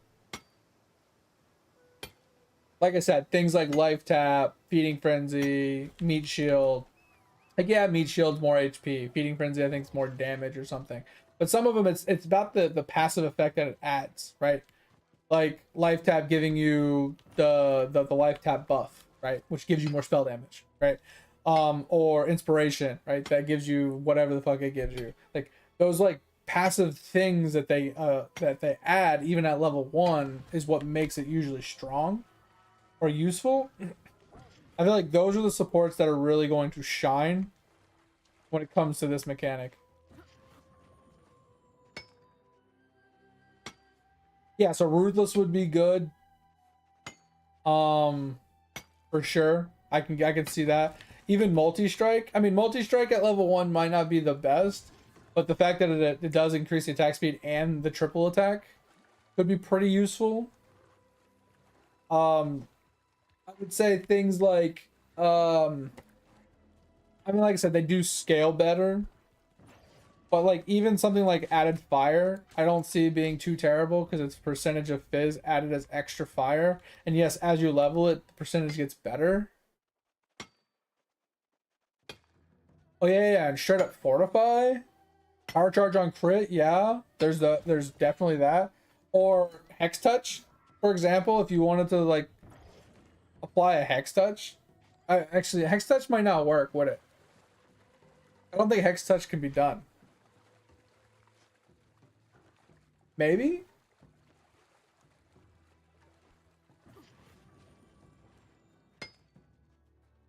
Like melee stun on hit, you know, things like that. Like I said, there's like Life Tap and a couple of other ones that are pretty useful.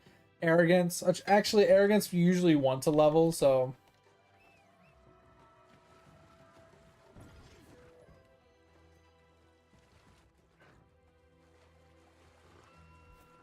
yeah, that's an endurance charge on stun. There's a couple of them. There's a handful of like specific supports that they don't have to be leveled to be good. That's what I'm saying. There is a handful of really good ones that can be level 1 and make a big difference in a build. So I don't think that's a bad thing. I think that's actually a pretty nice thing. Pretty good. Pretty useful overall. Definitely RNG for sure. And certain ones are going to go for big money. Because not only do you have to farm the coin or buy the coin, but then you have to get the gem at level 20. So gem farming EXP gonna be a pain in the dick. And then RNG rolling to see if you hit it.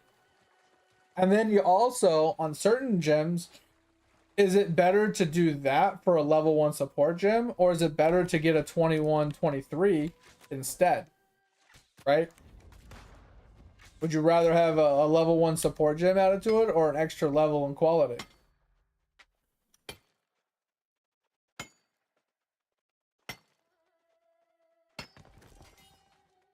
Oh, you got a 1.2 bill nugget. Let's go. Let's go. That's huge, mate. All right, this is our last run, and then we're going to craft everything, and then we'll call it a night.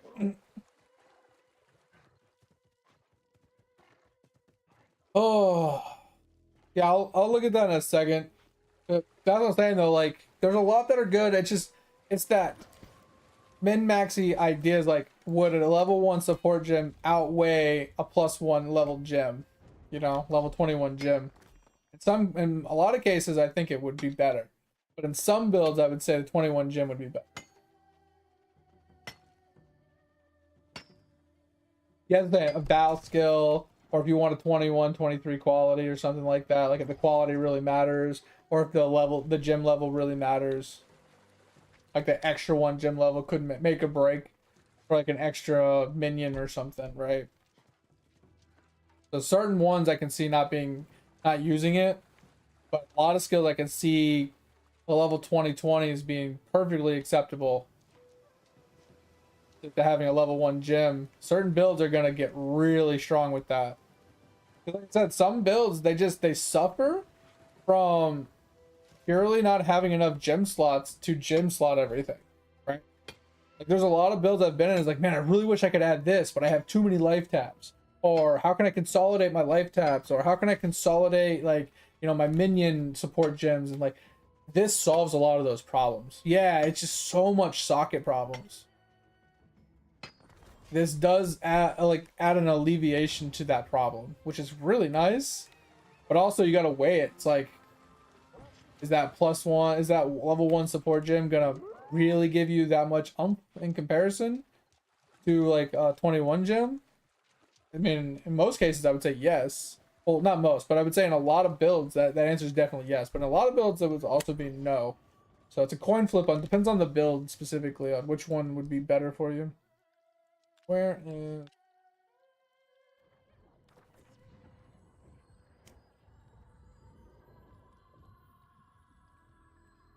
Yeah, like, so the way I like to do mine tip is I usually do Frost Blink. Sorry, I usually do Frost Blink, Hex Touch with the Curse and a Life Tap, right? So it's a lot. So it's like, it's my Frost Blink, but it's also my Curse simultaneously, all built into one button. If I could put that on a 3-link, that's nice.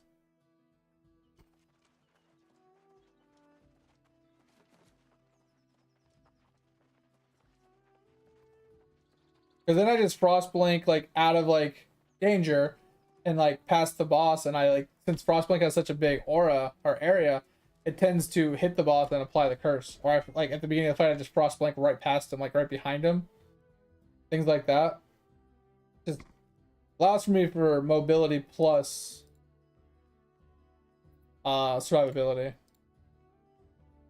And obviously, like I said, it adds in the curse for a little extra damage output.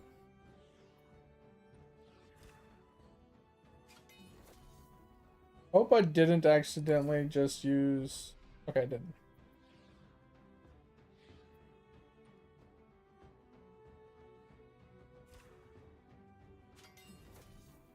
Hell yeah. Alright. So we got the 192. We did get a handful of these. We're so close. Not quite where we want to be, but we're really close to the 200. Yep. 192 and a half. I don't think we'll hit 200 tomorrow. But that is what we're shooting for. Like I said, I'm keeping the fucking Ori. Ori is staying on us because we're going to need that for daily crafts. It is what it is. So let's dump off these. My fucking storage is fucking full. Holy hell.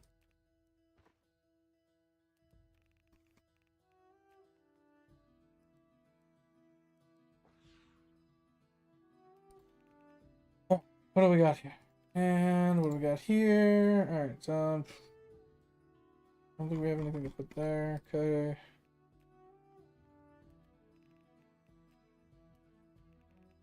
Wood. Random piece of gold. You know, we're just gonna get rid of that. What is this? Anything to dump here? We can dump off this. Gibson's.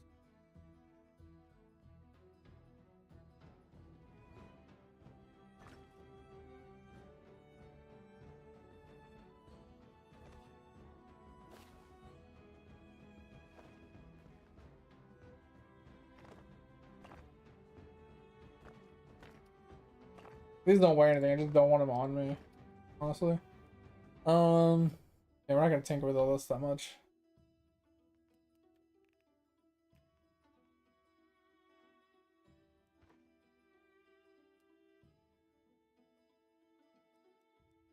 I think we're good on most of this.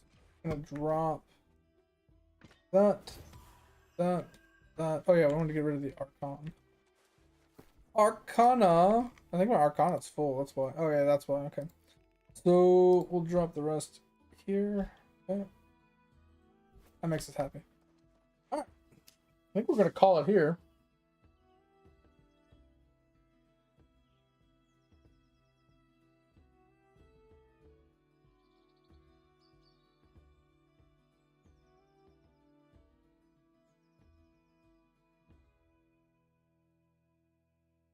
Wait, why does it have two Mana Forge setups? Is like one setup for like one damage type and one setup for another, or is one single target and one like AoE?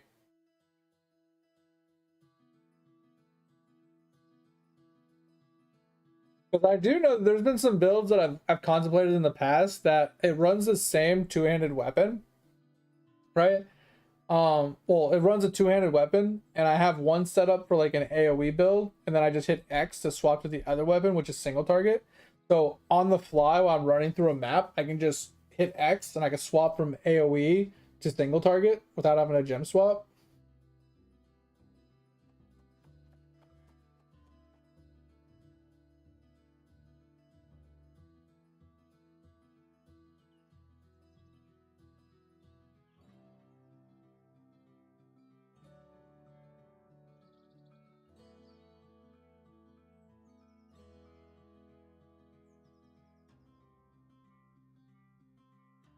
Oh man.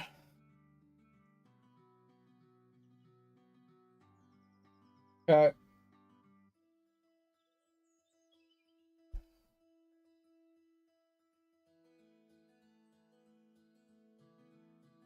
Interesting. I guess I don't know much about Mana Forge. Of why that would be interesting.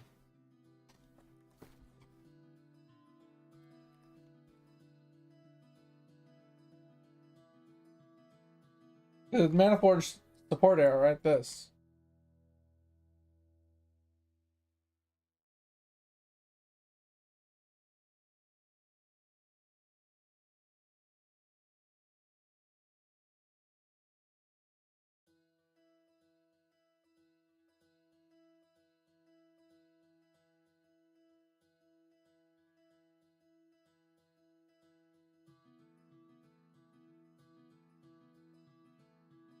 Interesting. So he runs this with Frenzy and Snaring Shot, and then he runs this with like Burning Arrow and Blast Rain, and then he runs another skill in like his chest piece. So when it uses a bunch of mana, it just auto casts them. Interesting.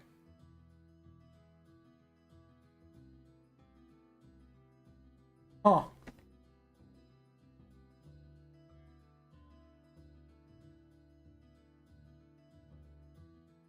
That's pretty cool. Not gonna lie. That's pretty cool.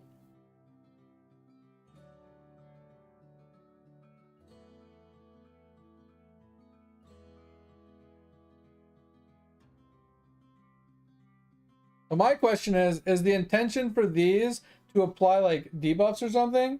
Or is he actually trying to scale the mana cost to increase the damage? Because it does like 30% less damage with this whatever socketed to it, but it does more per one mana. So since this is a less and this is a more, like you definitely want it to be over 30 mana cost. If it was over 30 mana cost, it would break even, but it has no support gems to do extra damage, so you'd want more than 30 mana. But then it's 300% cost. So if it's like 30 mana, it takes you 90 mana cost to cast it. So if your Storm Rain is like 30 or 40, 2 or 3 casts, boom, you trigger these. It's not too bad. Yeah, I know Frenzy is it can be level 1, cost you nothing, and it's just Frenzy charges. That's all it is.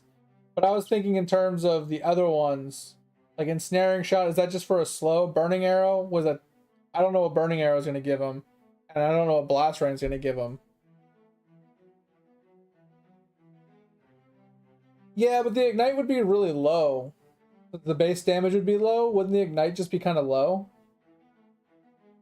That's what I was thinking. Like, burning arrow for ignite, but unless you're consuming the ignite for something or using the ignite to lift something, I feel like the ignite being very low would be such little damage, it wouldn't be really worth it.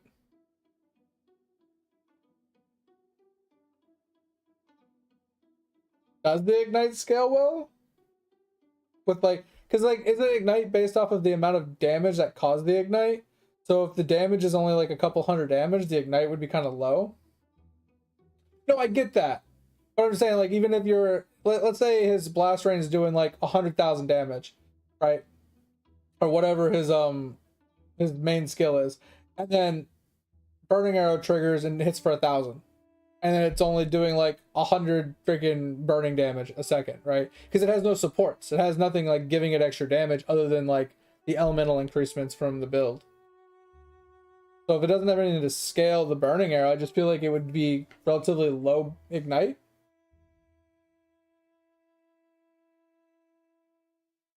Is that ignite DPS or is that like total DPS?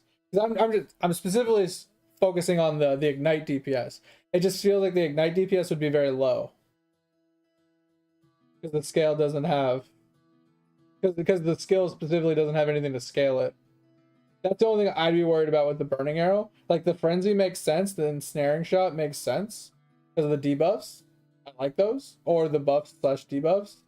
It's just the burning arrow ignite just seems kind of just thrown in there.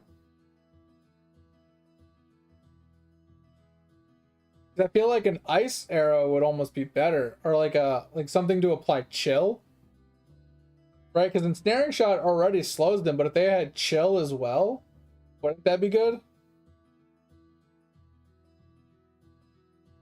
It can. It definitely can. I mean, you could also add something like caustic arrow or something, which would just add straight up chaos damage, right? Damage over time or some sort of poison. I'm just thinking like in a build like this, what I would look for with those 4 skills triggering automatically is something to buff my main skills damage, right? Either survivability or damage increase. Like I said, frenzy makes sense, snaring shot makes sense, or anything else that's going to either lower their elemental resist or increase my damage or give me some sort of power charge, or you know, something.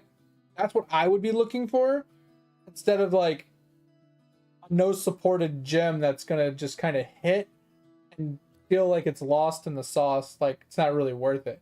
But like adding like something for freeze, adding something for chill, or adding something that's going to give you like more survivability or more damage, I think makes more sense.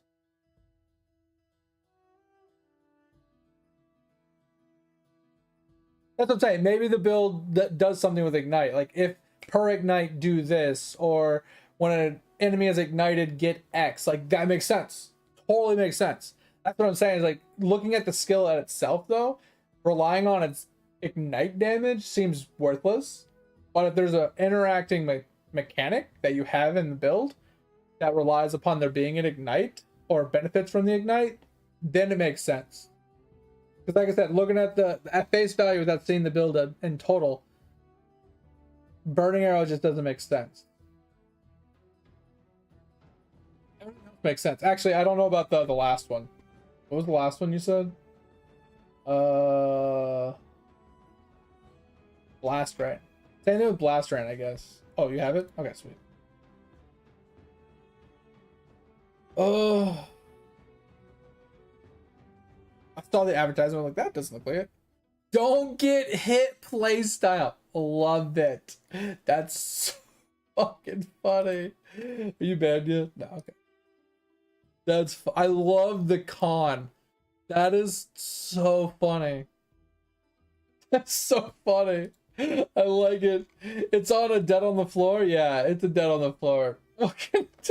Dude, that was perfect. Don't get hit play style playing a dead on the floor. Like what the fuck? That's good. I like that. Normal progression speed, gain 1 gale force. Okay. Allocating this. Summon Mirage Archers. Okay.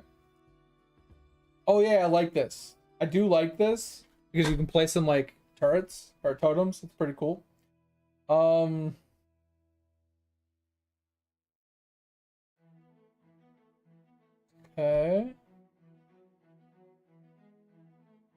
Okay. This is kind of just telling you how to like level it and stuff, focus points and stuff. Um.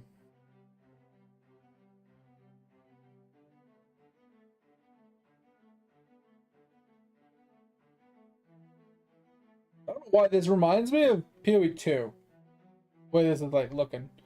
I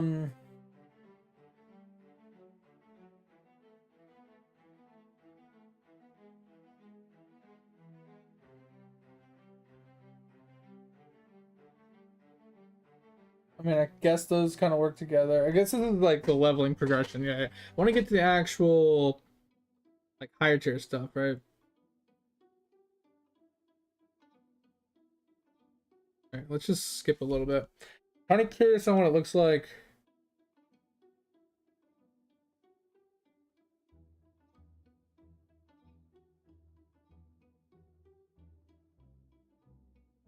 They went way too deep. Holy crap. They went way too deep with this build. Okay.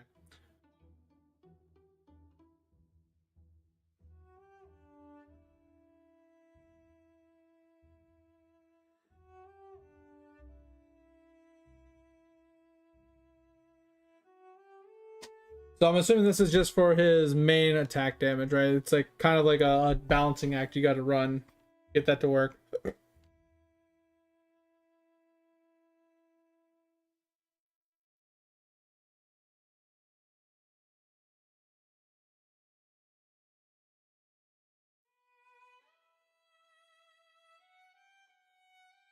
Yeah,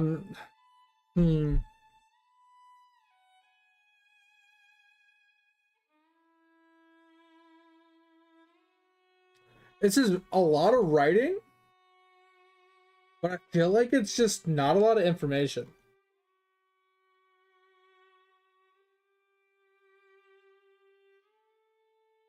How do I change this from leveling? Because this is just all about how to level. I don't understand.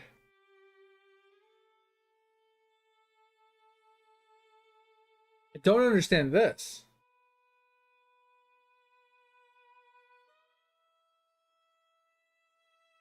In summary.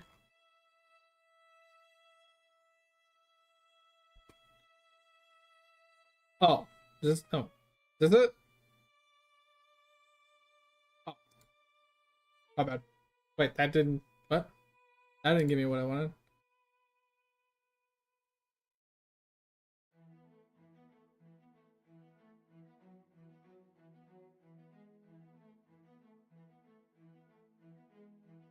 Am I lost? This? This just takes me to like a bunch of builds.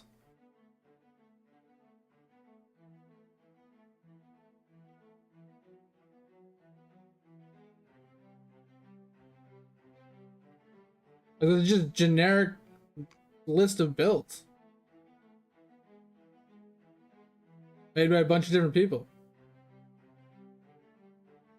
I mean, there's this one. That's just weird. You got these on the side. Yeah, that's weird. I don't like the site. All right, mate. I appreciate you, man. Take it easy. I'm just trying to understand.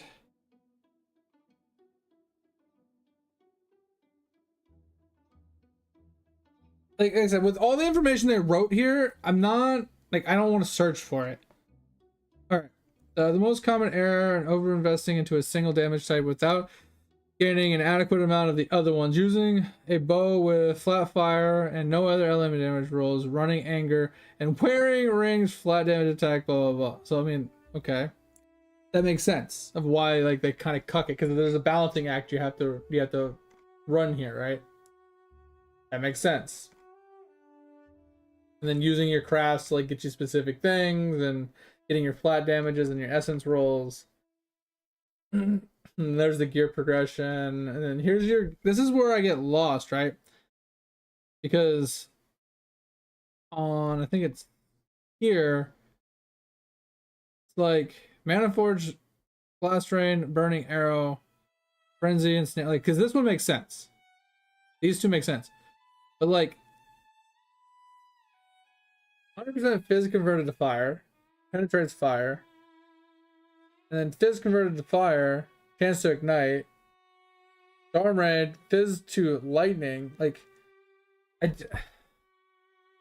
don't understand.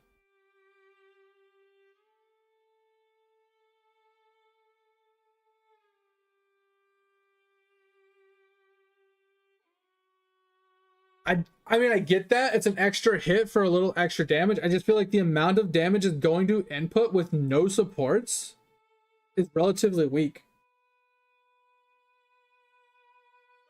Like, Blast Rain makes sense because it's got Fire Pen. Burning Arrow with 25% chance to ignite just feels bad. Just run Blast Rain. I mean, unless you're running both, I mean, cool. But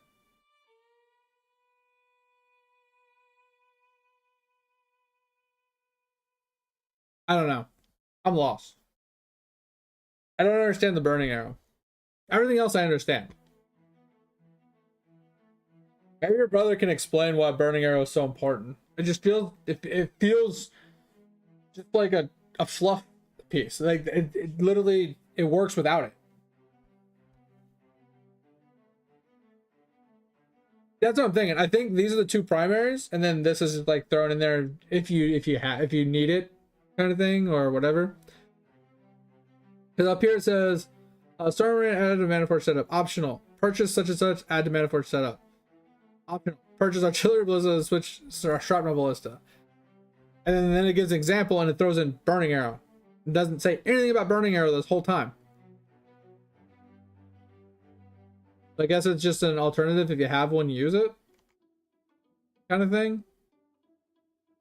I feel like like I said, the main purpose, in my opinion, of this Mana Forged is to apply debuffs. Like Storm Rain, this makes sense because, it does like, arrows fire beams every so many seconds, maximum of 100 arrows on the ground, just gives you extra damage. Sure.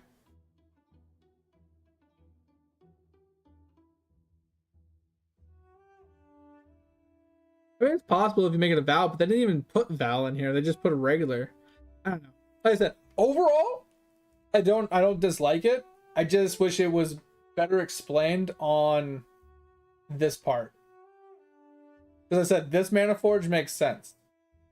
The Rain of Arrows, Bronze Archer, Trinity, elemental damage makes sense. This one here does not make a lot of sense, specifically. The rest of this all makes sense. Actually, maybe not shield charge. Because aren't you using a bow?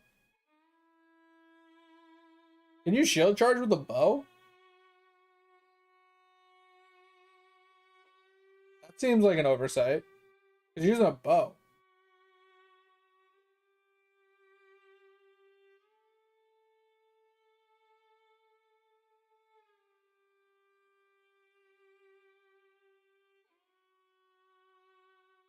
Yeah, I think the Val version would be really strong for leveling purposes. I'm just saying, if there's not a single support gem on Burning Arrow and you're relying purely off of just gem levels of the Burning Arrow, the amount of damage it's going to do is minimal in comparison to what the other gems are doing. I don't know. That's the only reason. That's the only thing I'm arguing here. Oh, he has a weapon swap for shield charge? Okay. He does say it's optional, but, or at least faster attacks is optional. I was just confused about the shield charge part, because it's like, if you're not running a shield, you can't run it. I don't know. Where's the, I want to see what it looks like.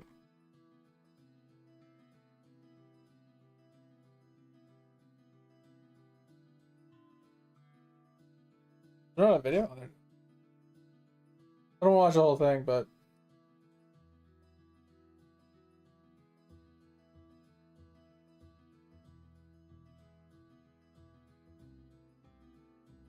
alright, let's give it a bit. Alright, yeah, so he swaps the shield charge through with Frostblink, trying to make it fast. And then he X's with Mirage Archer. Kill stuff.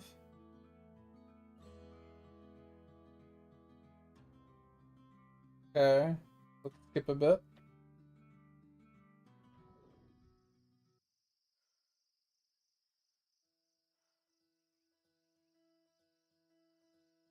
If I'm being honest, I'm not really seeing the other skills triggering.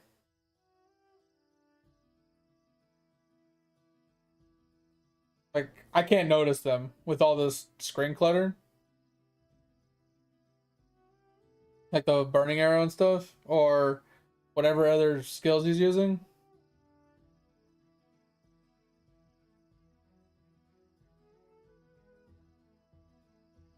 He's obviously triggering Frenzy.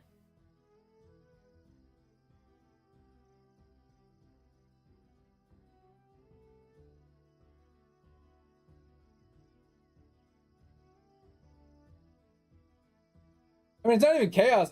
All I see is the rain of arrows.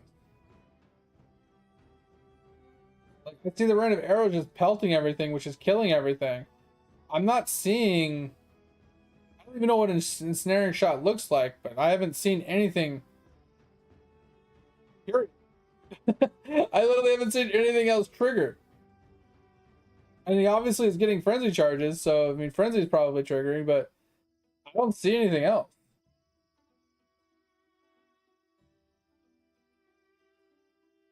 Interesting. I don't know. It seems weird. Obviously, Rain of Arrows is doing like majority of the work. I don't even know if fucking Burning Arrow or Shrapnel Arrow or whatever the hell he's using as a side piece are even doing anything.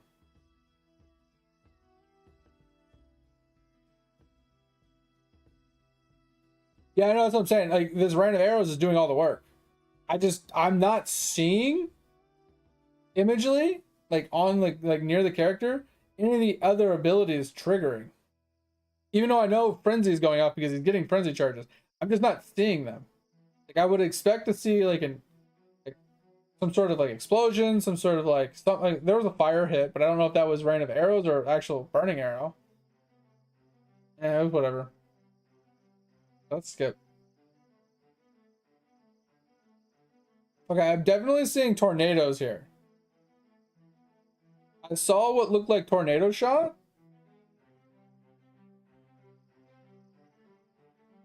It definitely looked like tornado shot. You can see that proccing and shooting everywhere.